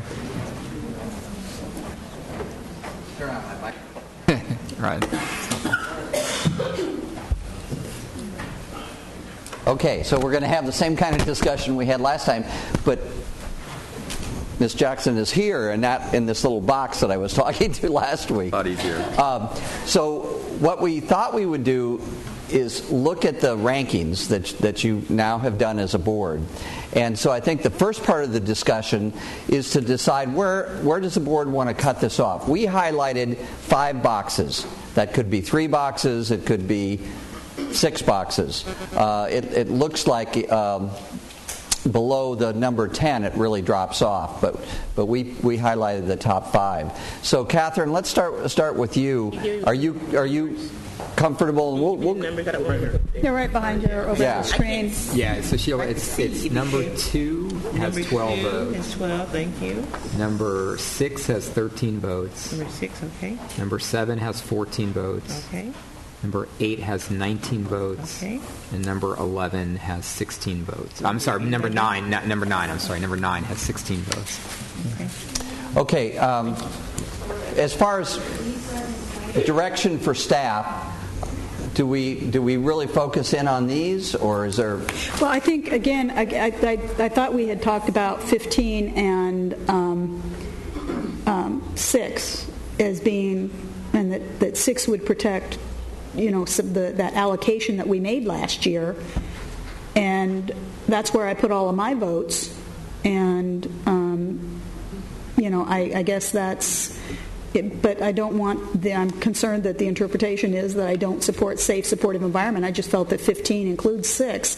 So I'm not sure, do I move all of my votes up to 6? Well, I think that's what this discussion is about. And staff is going to be hearing divide this. Them out. Yeah.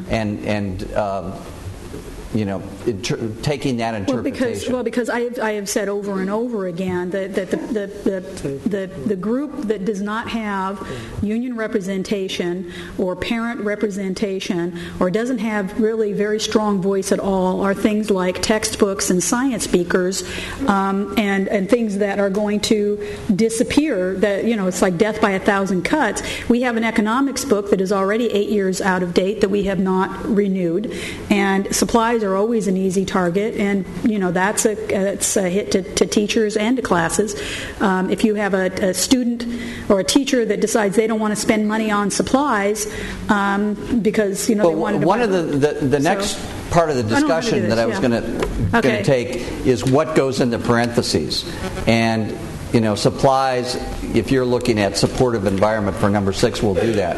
What I wanted to get the board to talk about now are the 5 that we've got highlighted the 5 focus ones, or do we want to add one below it? So, John, on that question, and then we'll come back to the what goes in each one. That's fine. Well, my personal bias is the 6th one is 21st century learning is 10 votes, and because one of the things that you said, statistically we have all of these from 10 on up, and then there's a pretty big drop off below that. So that's one possibility in terms of looking at all 6 and seeing if there's some way to do that.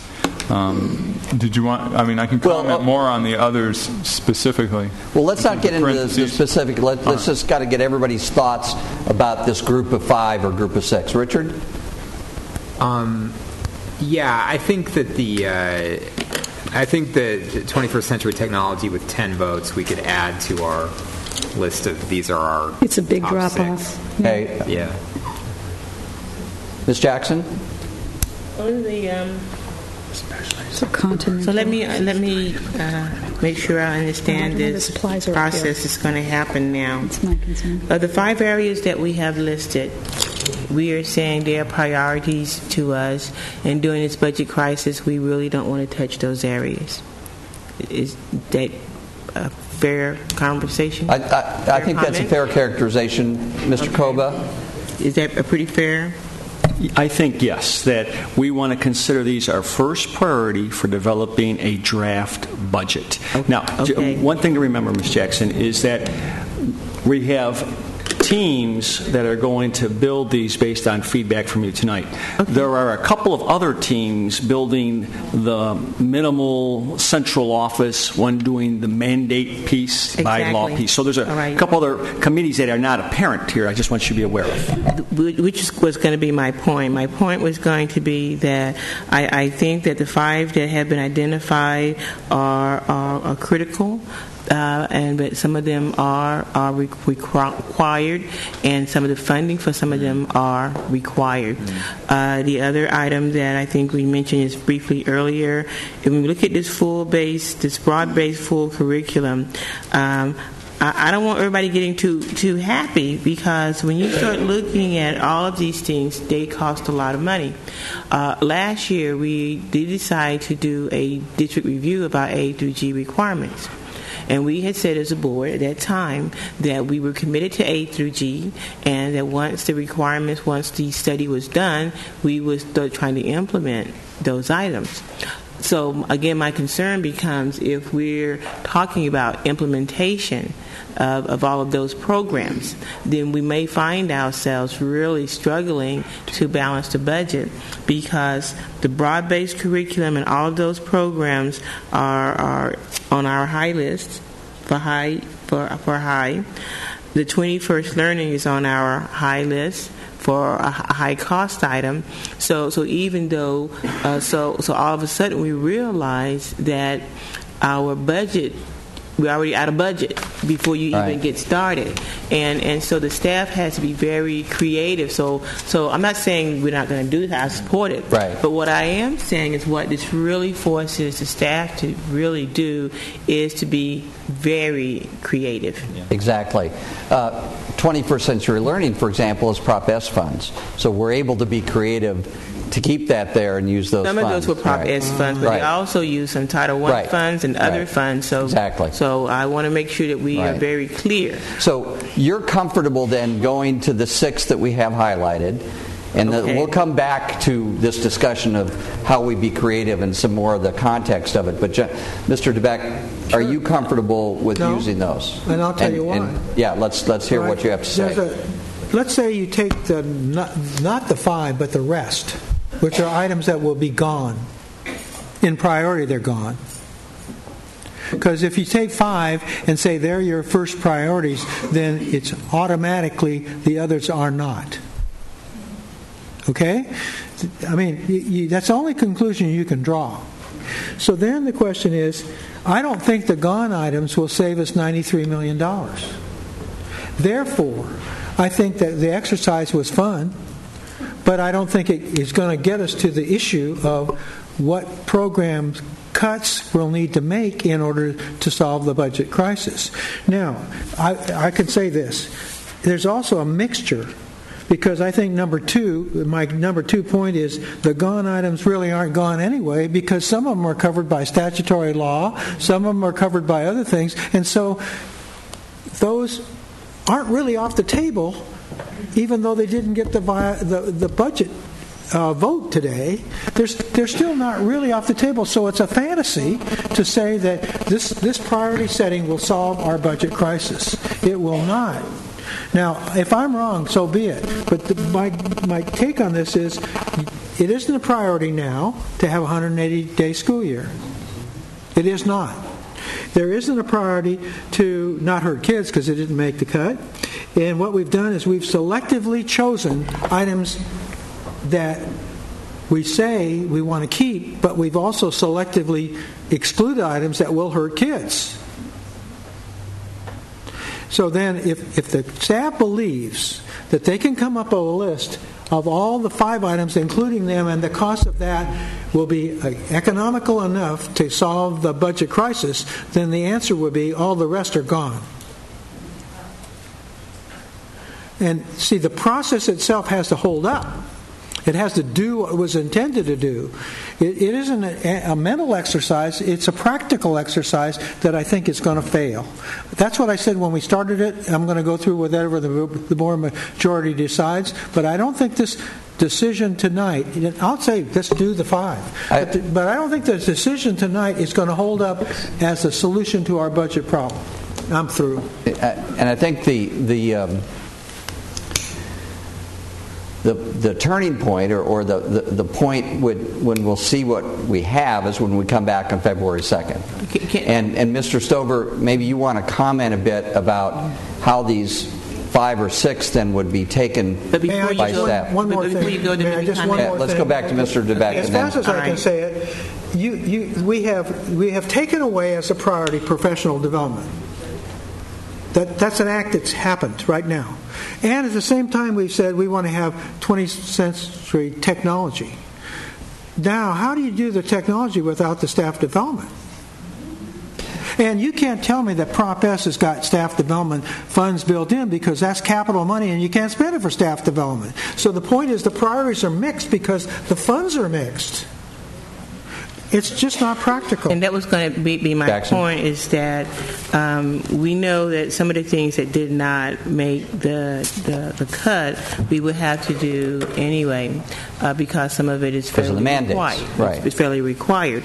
I think what it says, though, is that the staff has to be very creative in combining some of those. And I think that this is where the creativity of the staff and to when this comes back, and to answer Mr. DeBeck some of his comments, the staff development, the community engagement, too, is part of a federal mandate that we have that we Title I schools only. But that, if that has to be done. So when the budget comes back, those items will be in there because they are mandated items. But again, item number 14 will go up to me with item number 8. If we're raising the academic level of all students, then the dropout rate will. There's a relationship between them. Exactly. Right. So for many of these, there are relationships between them, and when you actually look at those 5 that were the 6 that were top, all the ones that were not specifically listed will actually be covered in all of those in some way, shape, or form. Right.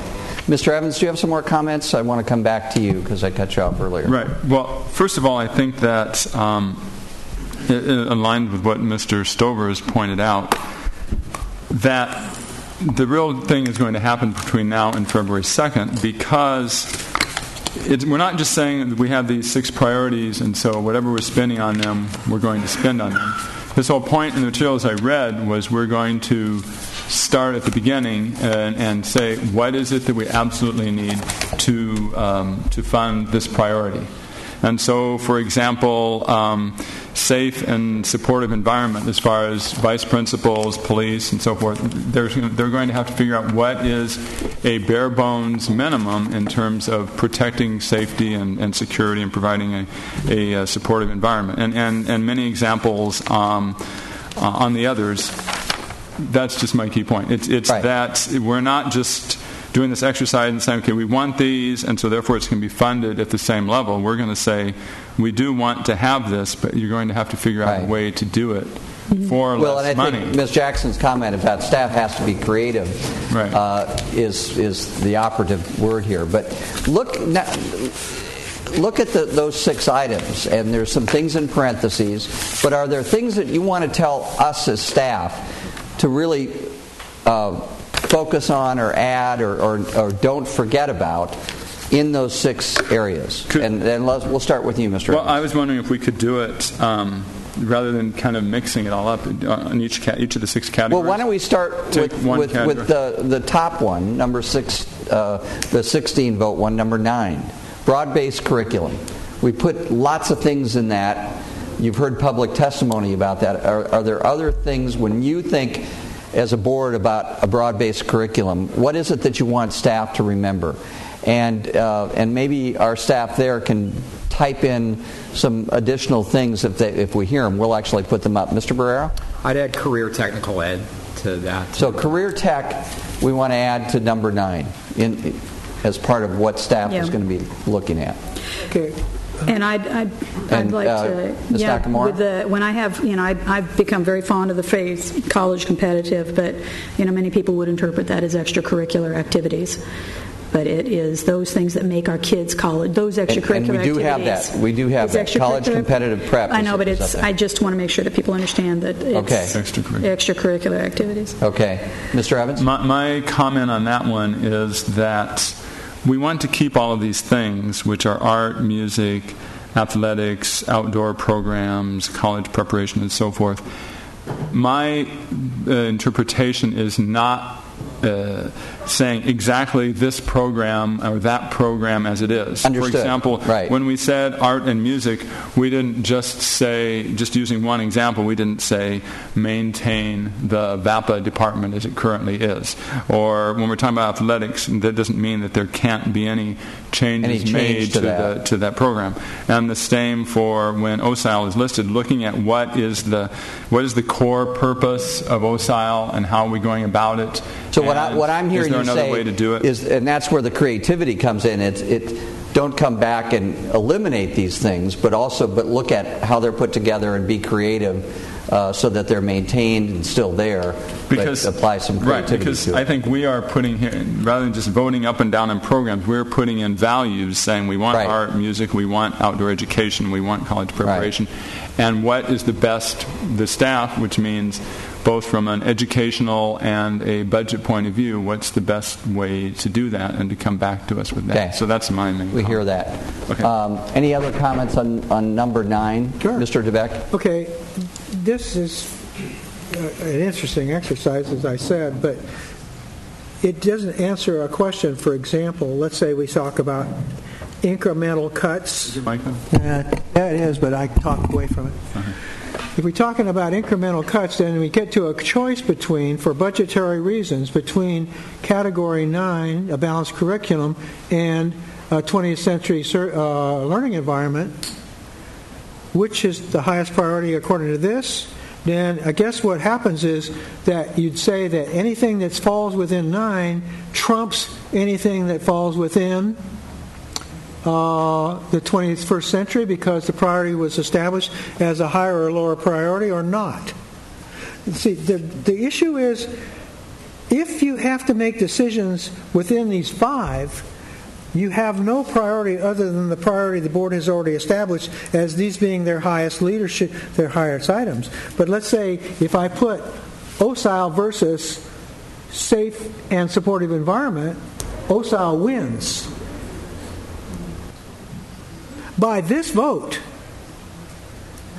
Okay, now I'm not sure that's the board's intent, but that's exactly the interpretation you could draw, and it's a faulty one in my opinion. I don't know that staff has heard that the board is saying these are mutually exclusive. Well, I think what we're hearing is take these priorities. I'm not going to debate it because we'll have to see what the staff decides anyway. But let's say community engagement. According to this, community engagement is out of consideration for general fund dollars. It's not a consideration for Title I dollars. But then you get into the issue of supplanting or not supplanting and all the things that you take away. There's a lot of rules that are affecting some of these things that have not even been a part of this discussion. But so if professional development is out of the 5, then somebody could draw the conclusion, if you put it back in and you heard something in the 5, that it's a mistake. And I think, and that's not creativity, that's stupidity. And that's the lens that the board will look at the proposal staff brings back on the 2nd. Oh, I guess so, and we'll end up micromanaging that too. So but I think that's a discussion you'll have on the 2nd. Let's look at, I meant to do these in order, but let's look at number 8, which had 19 dots, raise the achievement level. Any more context or detail that board members would like to share with that? Mr. Barrera? I think a couple things. I think this gets to this conversation we've been having for a little bit of time now about, sometimes we phrase it as a year's worth of growth, for all students, and then we've had that, the conversation about it. Well, is it a year plus worth of growth for students who, are behind? So I know we're going to have a conversation about this next week, but I think it comes back to this question of we need to develop some SMART goals for a growth model. So, and I know Dr. Lathan knows exactly what you mean, and maybe we'll just put in there the growth model so the staff remembers that that's important to the board. You just eliminated everything else. Any other comments on that one? Sure. Mr. Evans? Yeah, another and then one Mr. on DeBeck. number 8 is that one of the things that came out pretty strongly a lot of the community meetings at this particular point in time is not doing a lot of standardized testing. And so I think we just have to, I'm just saying, excuse me, the staff has to balance that out with this raising the achievement level, because that sometimes involves measuring and testing. And so there are different ways to do that, some of which are not all this mandated, standardized, or there's clerical issues and time issues and so forth. But we want to raise the achievement level without putting an undue burden on extra testing and even doing less than we're doing now. Okay. Yeah. So you want us to factor in the testing question, and maybe let's just put testing down there. Mr. DeBeck, let me get to him and then come to you, because I did. That's really interesting, but now if you raise the achievement level, how do you know you've raised it if you haven't measured it? Right, so it's going to have to be an efficiency of testing. Right? But then, if that's the case, then does raising the achievement level of students trump OSILE? Does raising the achievement level trump technology? Or does it trump community engagement? You know, this is priority setting. What we're basically doing is... But it's not exclusionary priority setting. Well... You have a question here. You have refined from 15 to 5 or 6. So maybe you have a decision to make, is it 5 or 6? The second decision is, do you want to prioritize the balance or just say equitably fund the group, not compete against each other? And that's, I think, what we're seeing. The board kind of coalesced around these 5 and 6 items as a group. And you can do raising the achievement level without any increased cost. That's an assumption, because we're in a budget crunch. Well, the revenues are lower. So raising the achievement gap is a freebie. Right. You get to do that. We should have been doing it all along then for nothing, because it's supposedly in here as an item to help us save the budget. Ms. Nakamura? That's not logical.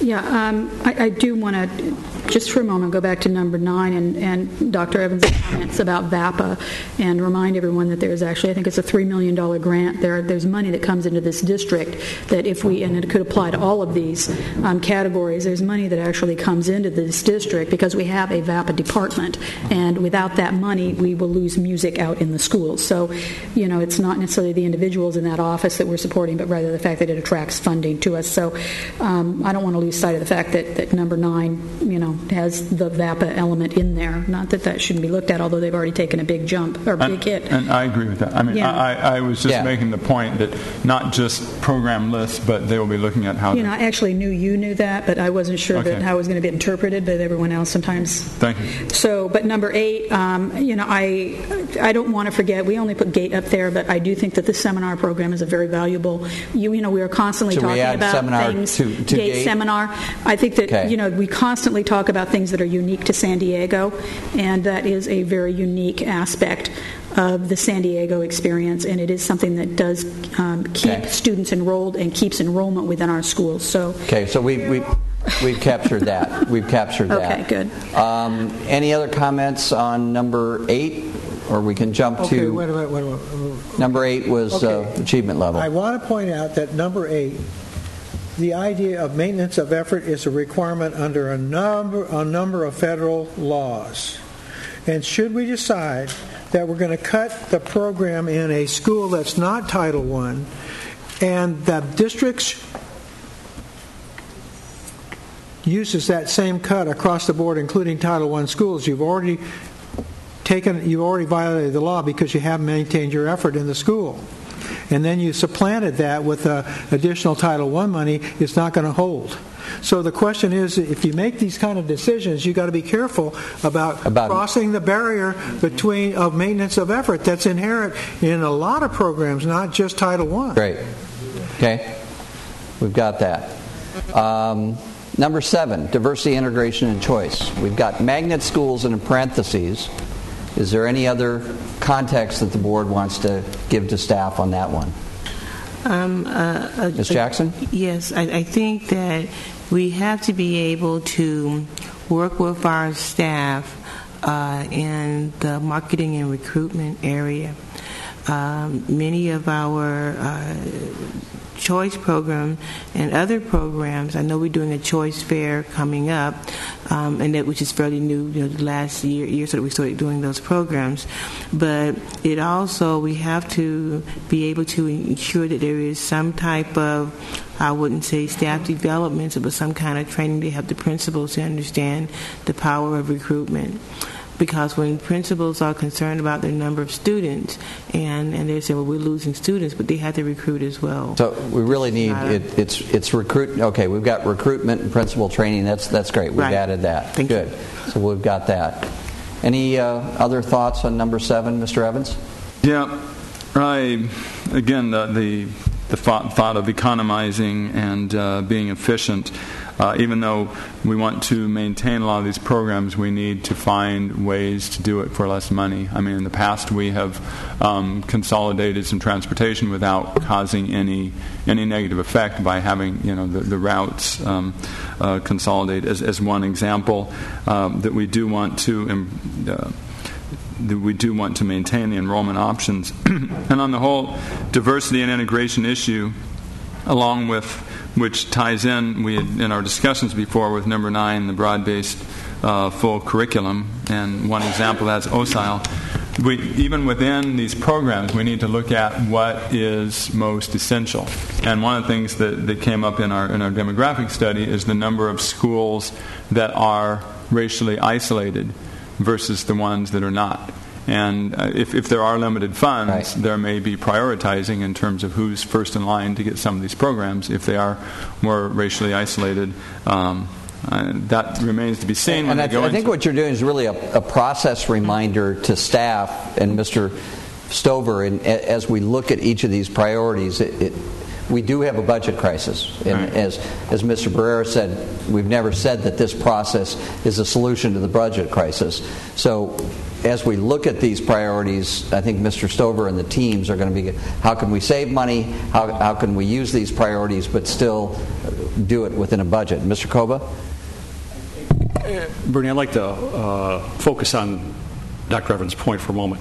I think terms like modifying, streamlining, consolidating, what I think I hear you saying, I'm looking for validation, is that these are your priorities, but we need to be creative within the priorities in order to be able to deliver the service. It may not be the same service model as last year for next year if we have to accommodate fiscal realities, but you said that this is a priority within a focused area. So we may have to alter the delivery model to satisfy that priority and the fiscal realities. Yeah, well said. I think the teams need to understand that. Right. Does that capture what you're saying? Great. Now, number 6, safe, supportive environment. We have a parenthesis there. Vice principals, we heard testimony tonight. Police, counselors, nurses. Mr. Barrera? And I know that this is an issue that we might debate on the board, but this is where I start with the idea of equal distribution is not equitable distribution. Exactly. So if we're talking about allocations of all of these things, vice principals, police, counselors, nurses, we've got to have a recognition that the schools with the highest need. We can't just make these allocations on numbers of students. We've got to look at it. So we captured that. I think that's a point that we've captured.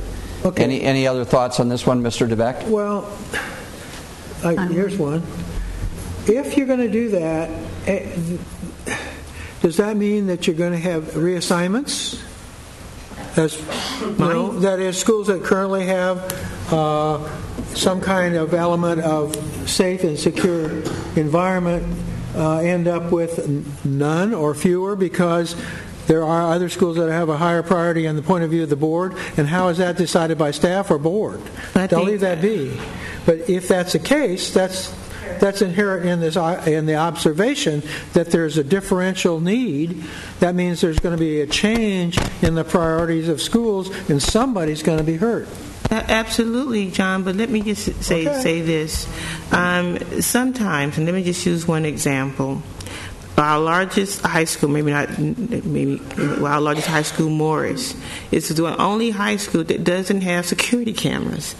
Now, somewhere, some staff person decided that there are several schools that didn't have as much graffiti, as much items being stolen from the schools or whatever, that this school, maybe because the board, I don't know whatever, but staff decided that this school didn't need to have security cameras.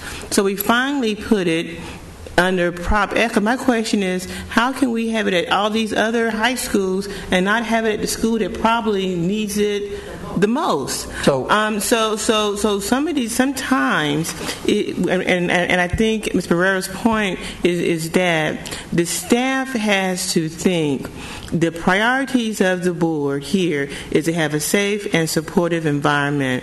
Not all schools need to have the exact same, but it doesn't make sense if the staff thinks, well, it's not a board priority, but I just happen to know this person over here, so I'm going to put cameras at their high school, and the neediest high school can't get cameras because they keep saying we don't have the funding for it.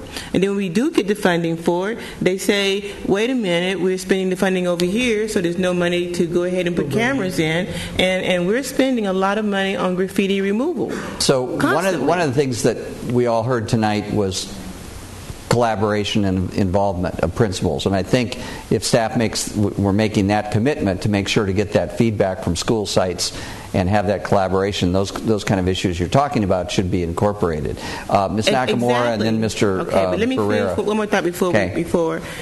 I guess my comment to the staff and all of this, and I think you guys have written it down. I hope if you haven't, you please do. And that is that you have to, in order to make any of this work, they have to look at the core problems. And so, for instance, we talk about raising the academic level of our ELL students, and I use that for an example. Right. So someone says, well, you know what, to raise the level, let's just put our ELSTs at all schools, across the board.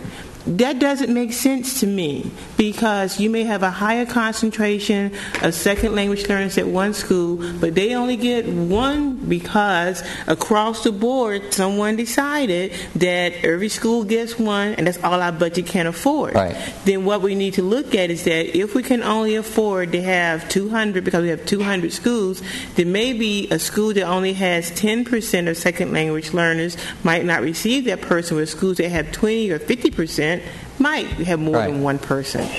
That is the mindset that has to change. And so when we come back on the second, again, that's the test that you need to apply to us. Except so we heard that.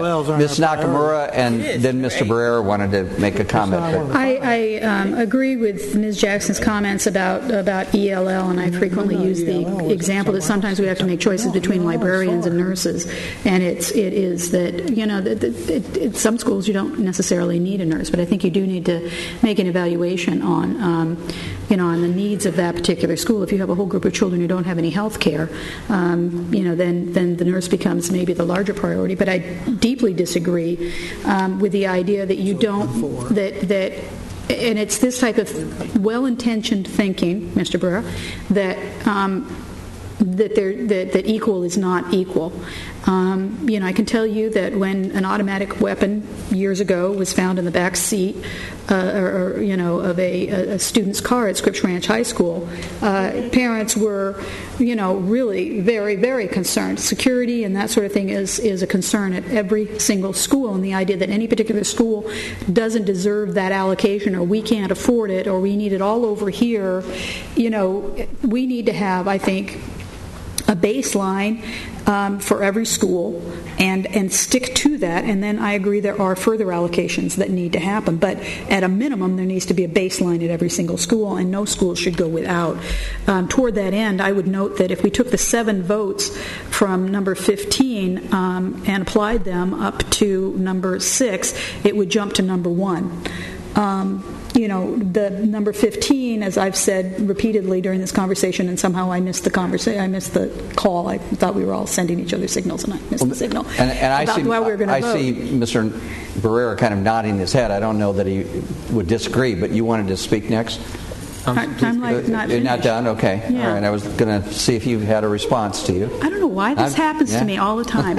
Is it my brain? Go ahead. Do I take a breath? Go ahead. So, but I think that if we move but I don't necessarily agree with making that the absolute number one. In my own sort of strange thinking, I actually like the way things fell out, except that I would move number 6 to be number 3 instead of number 4. I think number 4 is a little too far down the line. So Yeah, I put again, I don't think we buttons. see these in rank order. It's I just want to make that very clear that I think because of a flaw in the process and a flaw of communication before that when we were sending each other smoke signals, I somehow lifted my blanket at the wrong time. I think our discussion earlier was we're not really seeing these in rank order. This is a group of priorities. Okay, well, I just want to make that clear.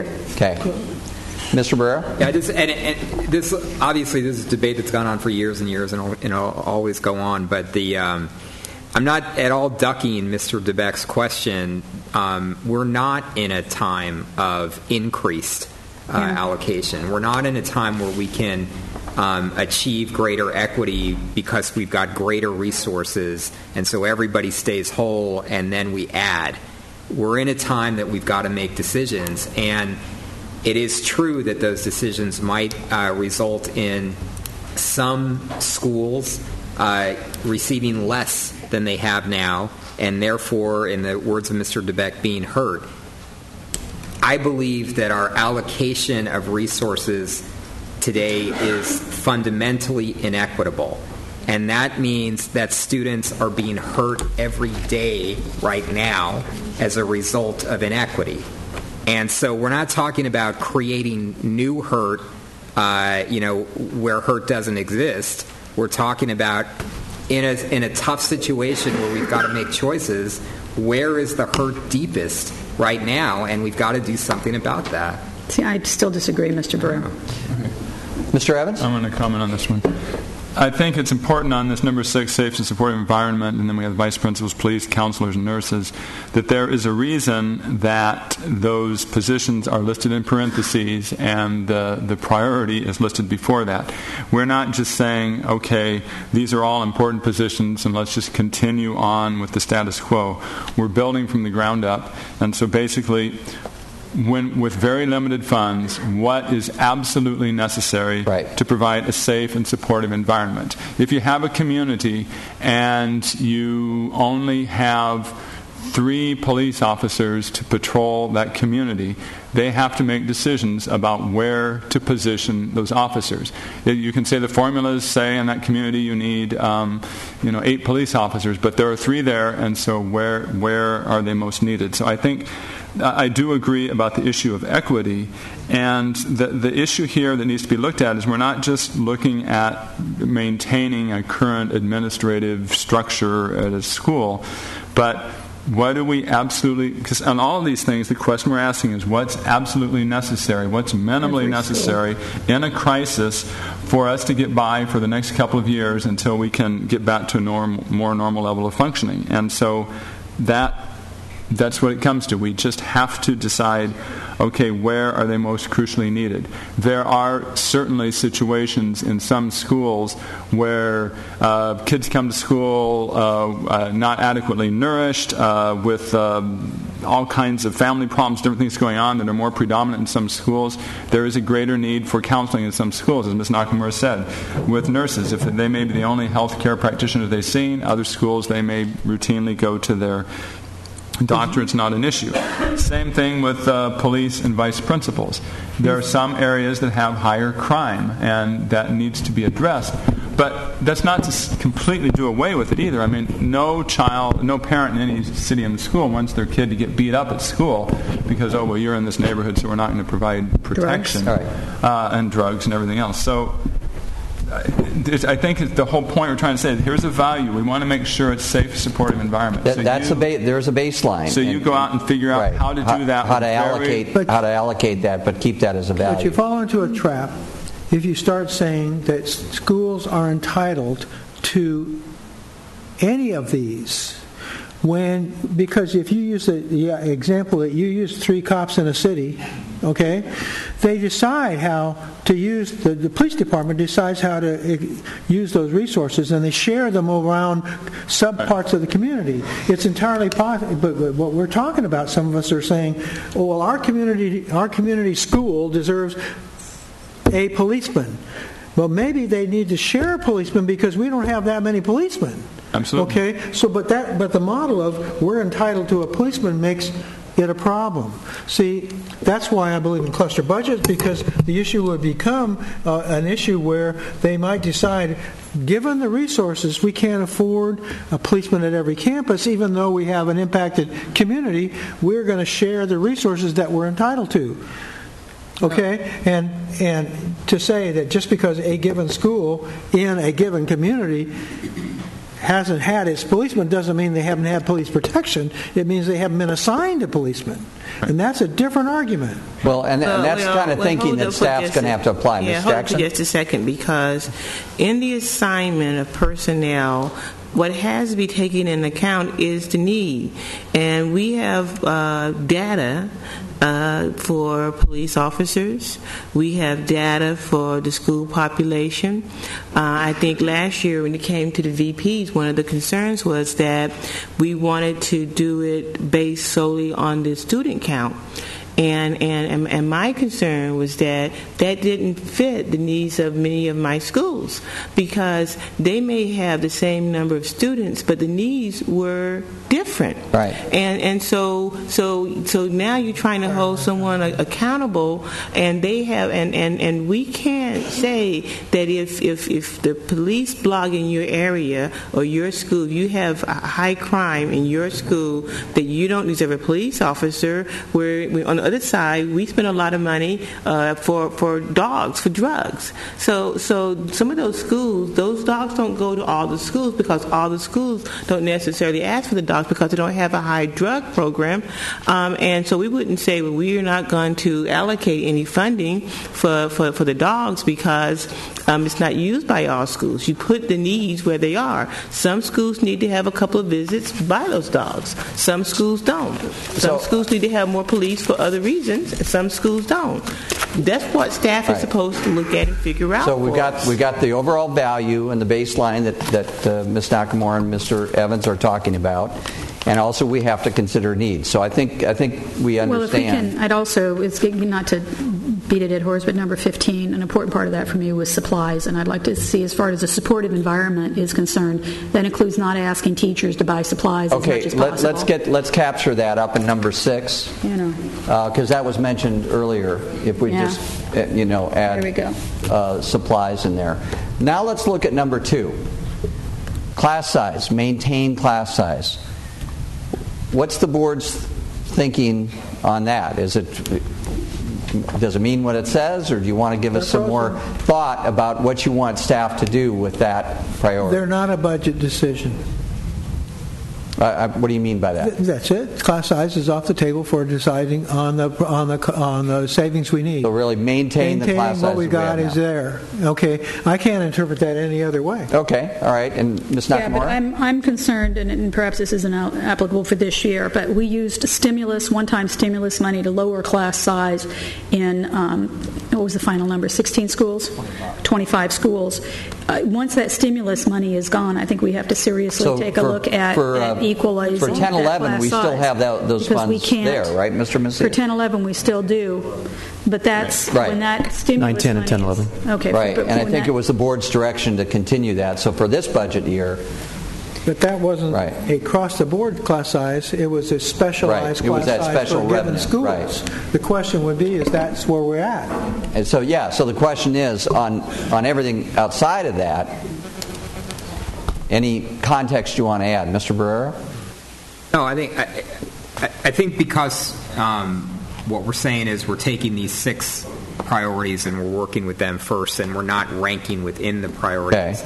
Okay. Because if we were going to rank within the priorities, I would say we need to add 3 to 2, and because I think that's it's similar enough priority. But we don't need to do that right now because we're not ranking with them. Okay.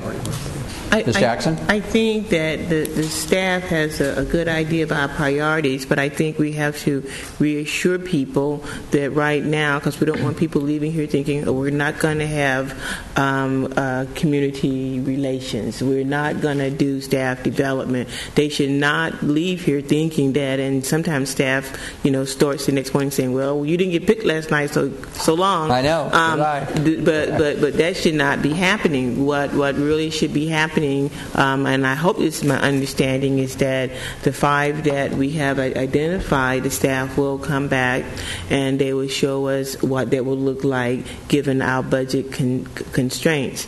They will also show us what we are required by mandate, whether it's federal or state, and how we will meet those needs as well.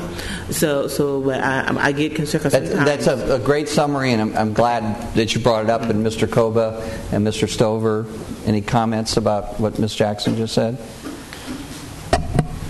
I would say that she's right on the mark, that we need to take these priorities, balance them within the legal mandates, whether it be at the federal or state level, and show you everything. What we included in a particular priority and what we propose to exclude, and of course you make the decision, but it's not like we're going to say, well, we just included this. Tell us the whole story, a full picture. Mr. Evans? We haven't discussed number 5 that we listed as the 6th. Yeah, that was the last one, and go for it. Right. My interpretation on this, we obviously have the Proposition S funds for the technology, and it's there. And I think it's going to be limited funds, obviously, like everything else.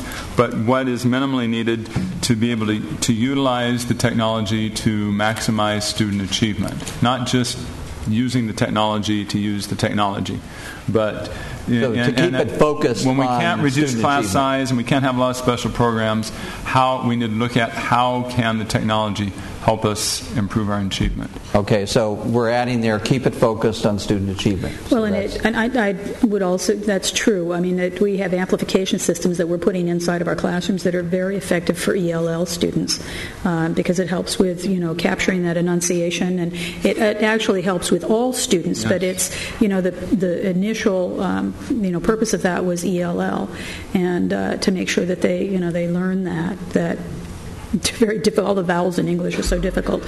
But again, getting back to Dr. Evans' comments, that it's not technology for its own sake. It's technology.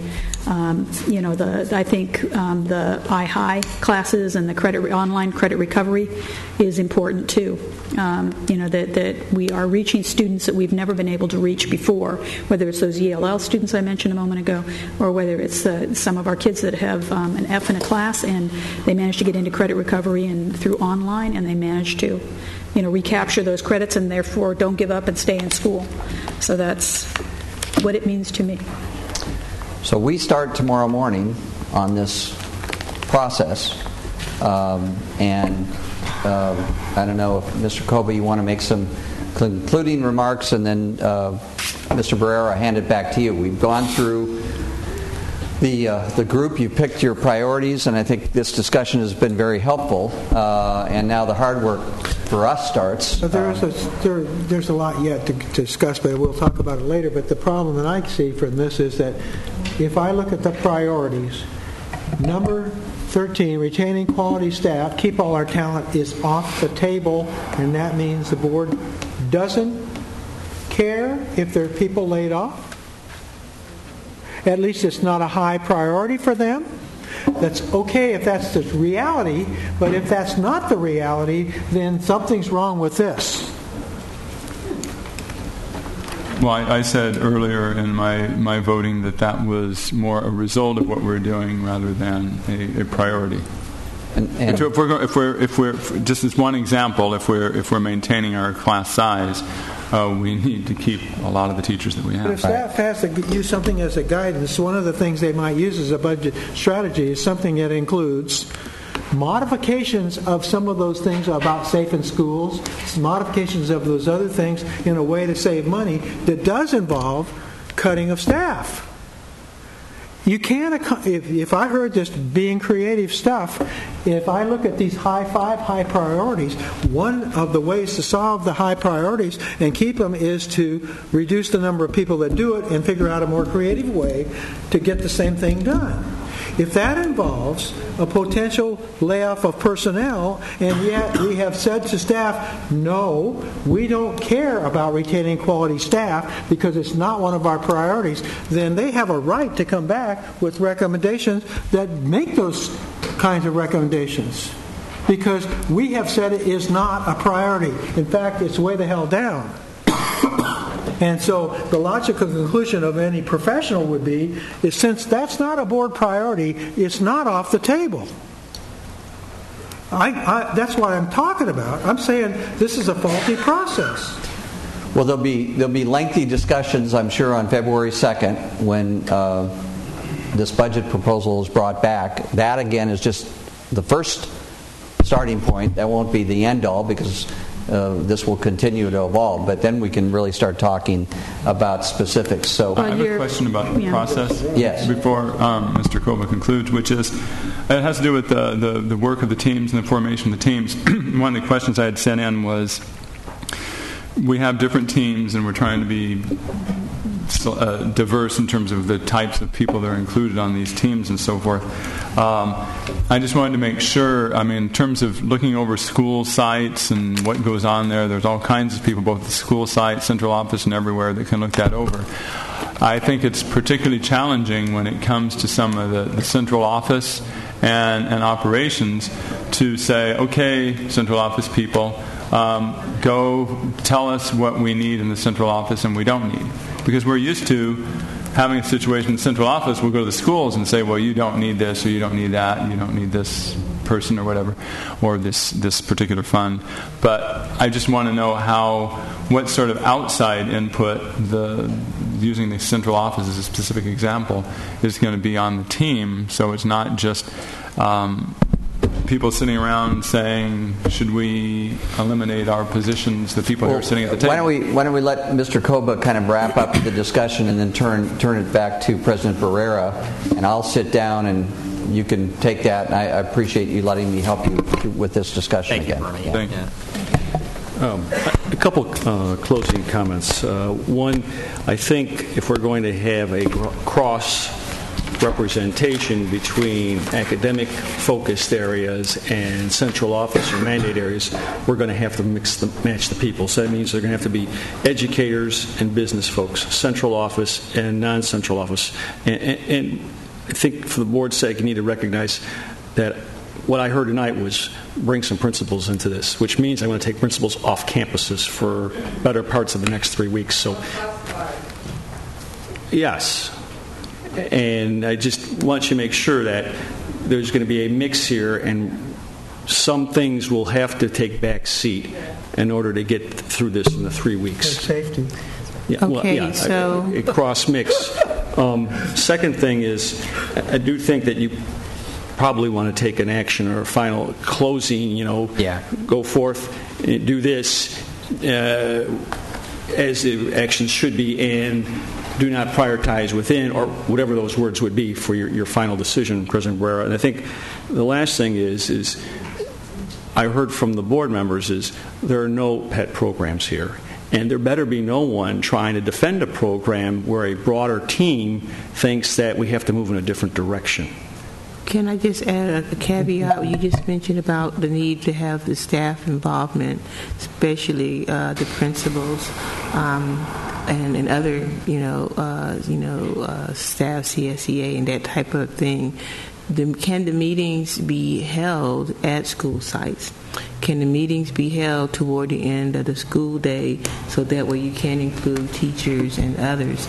We don't have to always bring people up here, and if it's held at a school site, then that principal is not off campus as much, and you can maybe do it in the clusters and they don't have as far to travel, that type of thing.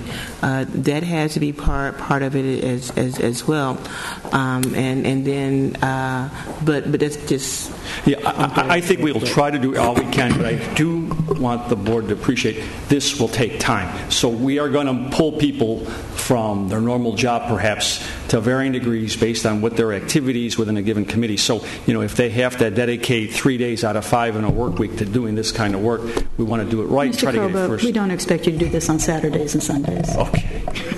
Mr. Barrera, before we... I do. Yeah, James. I'm just wondering, do you mind if I give a comment and a suggestion? I didn't mean to... I meant to get in front of Bill, so I'm not trying to give a closing comment. But when I look at the calendar, I was looking at the calendar today to try to, being a CFO, I think maybe I see things a little bit too literal. And you very eloquently have stated that in the end, we've got to take a reduction of somewhere between 85 and $100 million, 93 million, whatever the projection is. And so there are a lot of moving parts to our financial plan. So this is literally going to touch every part of the financial plan, which will be Title I, over 200 so resources in our Tier 1 and Tier 2, general fund unrestricted, 13,000 plus employees, et cetera. In conjunction with that, we're going to pull about... in the first team for the baseline, that's going to be about eight finance staff. And then for the other priority-based teams, that's going to be another 8 finance staff, which essentially is 16. And the people that do the work is actually about 17 people, including the management team that would actually be involved there as myself. So what we're asking to do is take those people offline and have them do essentially this entire work in either 17 calendar days or 13 business days. And so I just want to make sure we're understanding, from my perspective, is managing not only the day-to-day operations, but also a $69 million a month payroll, because we've got to get payroll out, and the fact that the first interim's coming kind of down the pipe. So I want to set that expectation out. The other thing is that, from my perspective, because what won't be ideal for me is when we get to February 2nd, and everyone says, well, this isn't what we met at all, because it's going to be hard to restart. So from a suggestion standpoint, I'm wondering if we could do something maybe late next week and then towards the following Tuesday or the following week, just to make sure everyone, including parents and community, we're all in alignment as far as how staff is interpreting all of this information. Because from my perspective, it'll add more work, but I think it'll help refine and maybe make the process a little bit better, just based on the fact that we'll get in front of you more before we get here to the second. Because, like I said, it's going to really be hard to restart this process February 3rd. Yeah. So I think it makes sense, but I think, James, I think we need to look to the superintendent to direct this process, and I think, obviously nobody on the board is going to ever object to if you've got information to share with us when you're ready to share it with us, but rather than sort of develop that plan tonight, I think we look to the superintendent to guide that plan. I think we do need to take a vote to ratify. Thanks. To ratify the decision that we've made tonight, which is to identify 6 top priorities and to set the staff in motion in a process to identify what goes into those priorities and what the costs are, and report back to us on February 2nd. So I would move that we direct the staff to begin working on developing a budget with these 6 priorities in mind, knowing that this is just the beginning, and that we are going to continue to try to add on things as we go along, rather than a subtracting process we're adding on. So I would move that they've heard our comments and that they follow what we have directed them to this point. I second that. And I'd also like to make a housekeeping recommendation. I know that as a member of the Board of Education that just went through this process, I'd like a PDF of what's up here on the Excel worksheet for my own records, please. Okay. Can we vote on the motion? Did you not want to have the public comment before you voted? Before we vote on the motion. Thank you. Thank you, Ms. Ward.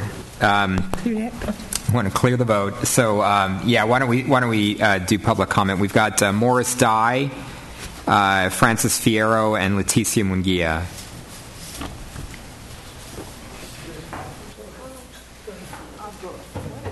Somebody.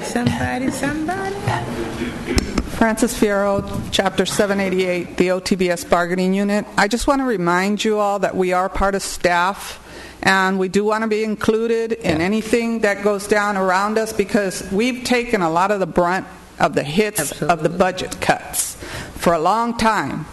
And I think we need to stand up now and we're going to make some noise because this is our time to do that. Okay, we've taken an awful lot, and we're left holding the bag. And that is not appropriate. Our people are going to get sick, and that is not good because that's going to in turn cost more money. So we need to consider classified. Mr. Koba, I hope we are included in these teams. Yes. Thank you.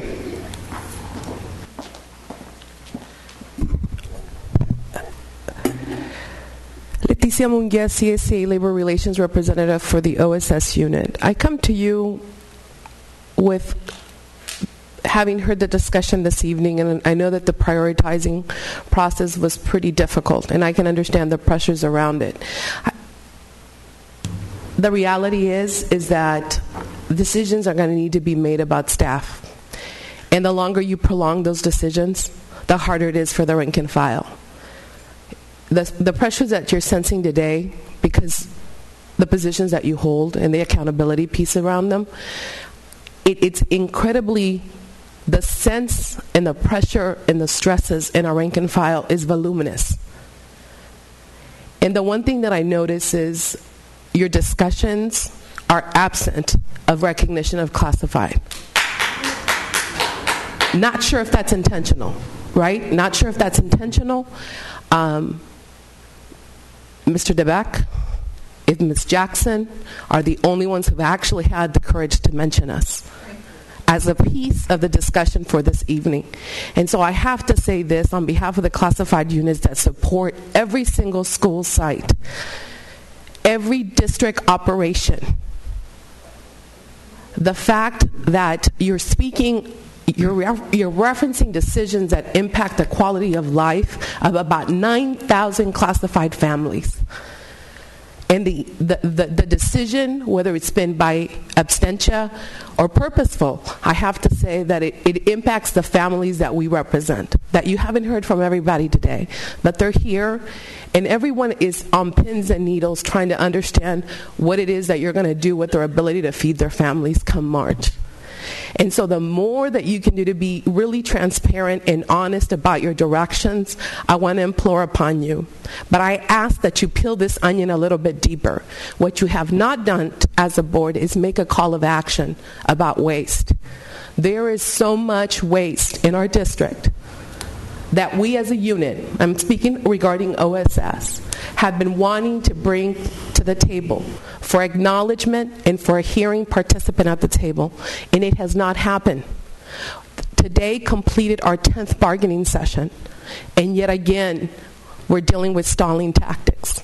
Again, if that is the district's approach, we're going to do negotiations as we always will. But the bottom line is this: every day wastes money and time away from the work that our people do in the classrooms and out in the field with the operations of this district.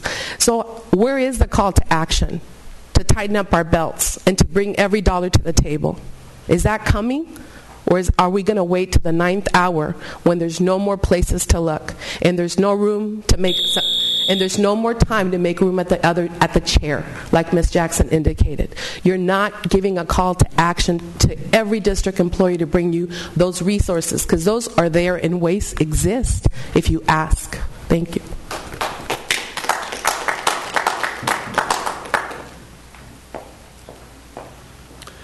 Good evening. I'm Morris Dye, 5080 Mansfield Street in Normal Heights. I have a little handout here, and I just humbly want to submit something for you to consider. As you know, I came last time and talked a little bit about Dr. Maslow. And just to be brief and humbly and respectfully, you missed it a little bit. The idea is that at the bottom of the triangle, and I don't think all of you missed it, but is the basic needs of life. And just to kind of prioritize this list, and by the way, I think you should keep all of them on the list in play, but safety and health is first. If you don't have safety and you don't have health, you can't do the rest. Following that is if the students can't get to the school, what's the point? So you got to have transportation. You got to have shelter. You got to have the tree that the teacher and the student are under, and that includes buildings, maintenance, and housekeeping. Then you have to have teachers, of course. You have to have materials for the students and the teachers. I'm going in order now. There are mandates. They fall in there somewhere right in this area. You can't get around them. You got to do them. But if you don't have safety, transportation, shelter, and teachers and materials, the mandates don't matter. You can't apply it to zero. You can't apply it to avoid. Then achievement, then a rich curriculum, then class size and diversity, and the rest. I think that's the order. You have to have those first base building blocks. I took a stab at lunch hour today, and I'm going to hand this out to you, building a triangle that actually has a budget. It has dollars. And forgive me if I'm using the wrong numbers, but use it as a model or a sample, and I'll just hand it out to you. Thank you. Thank you. Just a minute to go through it if you got a minute. I think it'll be very helpful for you and the staff, and I think it's where you really ought to be tonight, but you weren't. Thank you. This was great, the triangle that you developed with the threads that go over the top. That's very helpful. I'll wait till you get it here. So quickly. Again, the idea is the top of the triangle is the easy pickings, the ripe fruit. The numbers that I got out of what you handed out in December, this pie chart that shows reserves, the salaries and benefits, books and supplies, services and others, inter-program and inter-fund, I don't know what that is, and capital outlay. I took those numbers. You'll see up in the upper right-hand corner, it's based on $349.3 million. I don't know if that's the right number or not, but adjust it. If it's 229 or it's $1 billion, adjust the numbers in the triangle accordingly. So very quickly, at the bottom of the triangle, you have book supplies, service operations, the inter-program, salaries and benefits, and the capital outlay. All that stays. May I continue? We'll give you just a little bit more time. Okay, so that's $244 million you see to the right, or 69% of the budget. Above that, I'm suggesting keep 4% reserves. That's $14 million. I don't know what that's for, but sounds like you need some reserves monies to do some things. The next tier up, call it tier 2, if you will. There are some more books in there, $8.75 million. There's finance and other office at $1 million. I don't know what that is, but it looks like it might be something where you could gain some efficiencies. Under services and supplies, $7.8 million, and right in the middle of the triangle, there are rentals, insurance, and more communications. You see in the bottom first tier communications at $3.44 million. You have $4 million in the second tier for communications. I don't know what all that is. It's probably dire and that needs to happen, but I'm suggesting maybe look at that. And then finally, capital outlay. Looks like there's some discretionary in the capital outlay that could go in the second tier. In addition to that, I've added 5% or suggested 5% for reserves again. You see 2 ribbons of reserves. Going up to the top of the triangle, services and supplies, there's $3.17 million. I work in public sector all my life. The first thing that goes is travel and dues for staff to pay for being in memberships. That's $3 million right there. And at the very top of the triangle, I have suggested 15% of the reserves, which is $52 million. I don't know what the reserves are for, but from your pie chart here, it says your reserves are $82 million. So that's where I got the numbers again. They could be wrong, but follow the model. And finally, if you look at the top of the triangle and work your way down to the tier 1, that $52.4 million, or 15%, $3 million, $17 million, $18 million, down to the 4% reserves at the bottom of the triangle is $91 million. I think that's what you're trying to save. So I don't know, again, if this number is right, $350 million for the total. But if it is, there's one suggestion I humbly submit to you to look at. Perhaps you could cut there, or then take it deeper. Take it to the next level and have your staff look at, okay, within each of these on the bottom tier, maybe their efficiency, maybe we don't need all of that, and we can put some up in the top tiers and keep some of the things that are down on the priority list. And that's the exercise you could go through between now and February 2nd. Thank you, Mr. Dodd. Thanks for your hard work on this. Thank you very much for your work on this. I'd like to ask, please, Ms. Hunt. first of all, thank you for the pyramid, but I think this is what we're going to ask staff to do also, but this is a good way to help give them a jump start on it. But, given his level of interest and some of the other parents that we've had out in the district, it prompts me to ask Mr. Koba, do you have any provision for having some parent leaders in this group? Or is it simply going to be staff members? Well, I think we're going to ask for a few of the committees, maybe the DAC, the DLAC, but it will have to be full-time focus. We're just going to have to get people. Well, I think if we can find, you're right. It's full-time focus, and it's maybe. I don't know if board members, appointees or people that I guess, these not on a particular committee, but we all know parents that are particularly focused on the budget and have the expertise in the background to add to it. Or we could do it by doing it one of the committees, as you suggested, the GATE committee or the DLAC committee or, whatever. But I want parent, I guess speaking as one board member, I would like parent representation on there, someone that this is going to push up against and it's a sort of a reality test. I think it's good sometimes we get isolated here as staff members, and I think we should have parental involvement. That's great. So, Dr. Evans. Just want to make one comment before voting. Part of the voting here on these 6 priorities, I just did want to clarify. I had said this in some side conversations, didn't say it up here, but when we were talking about a safe and supportive environment in a school, and there was in some ways, Ms. Nakamura alluded to this too in her baseline budget for the schools, you cannot have a safe environment in a school without having, for example, a very clean, safe environment. I mean, in terms of custodians, or in terms of the safety of children who are being transported, and also the safety factor.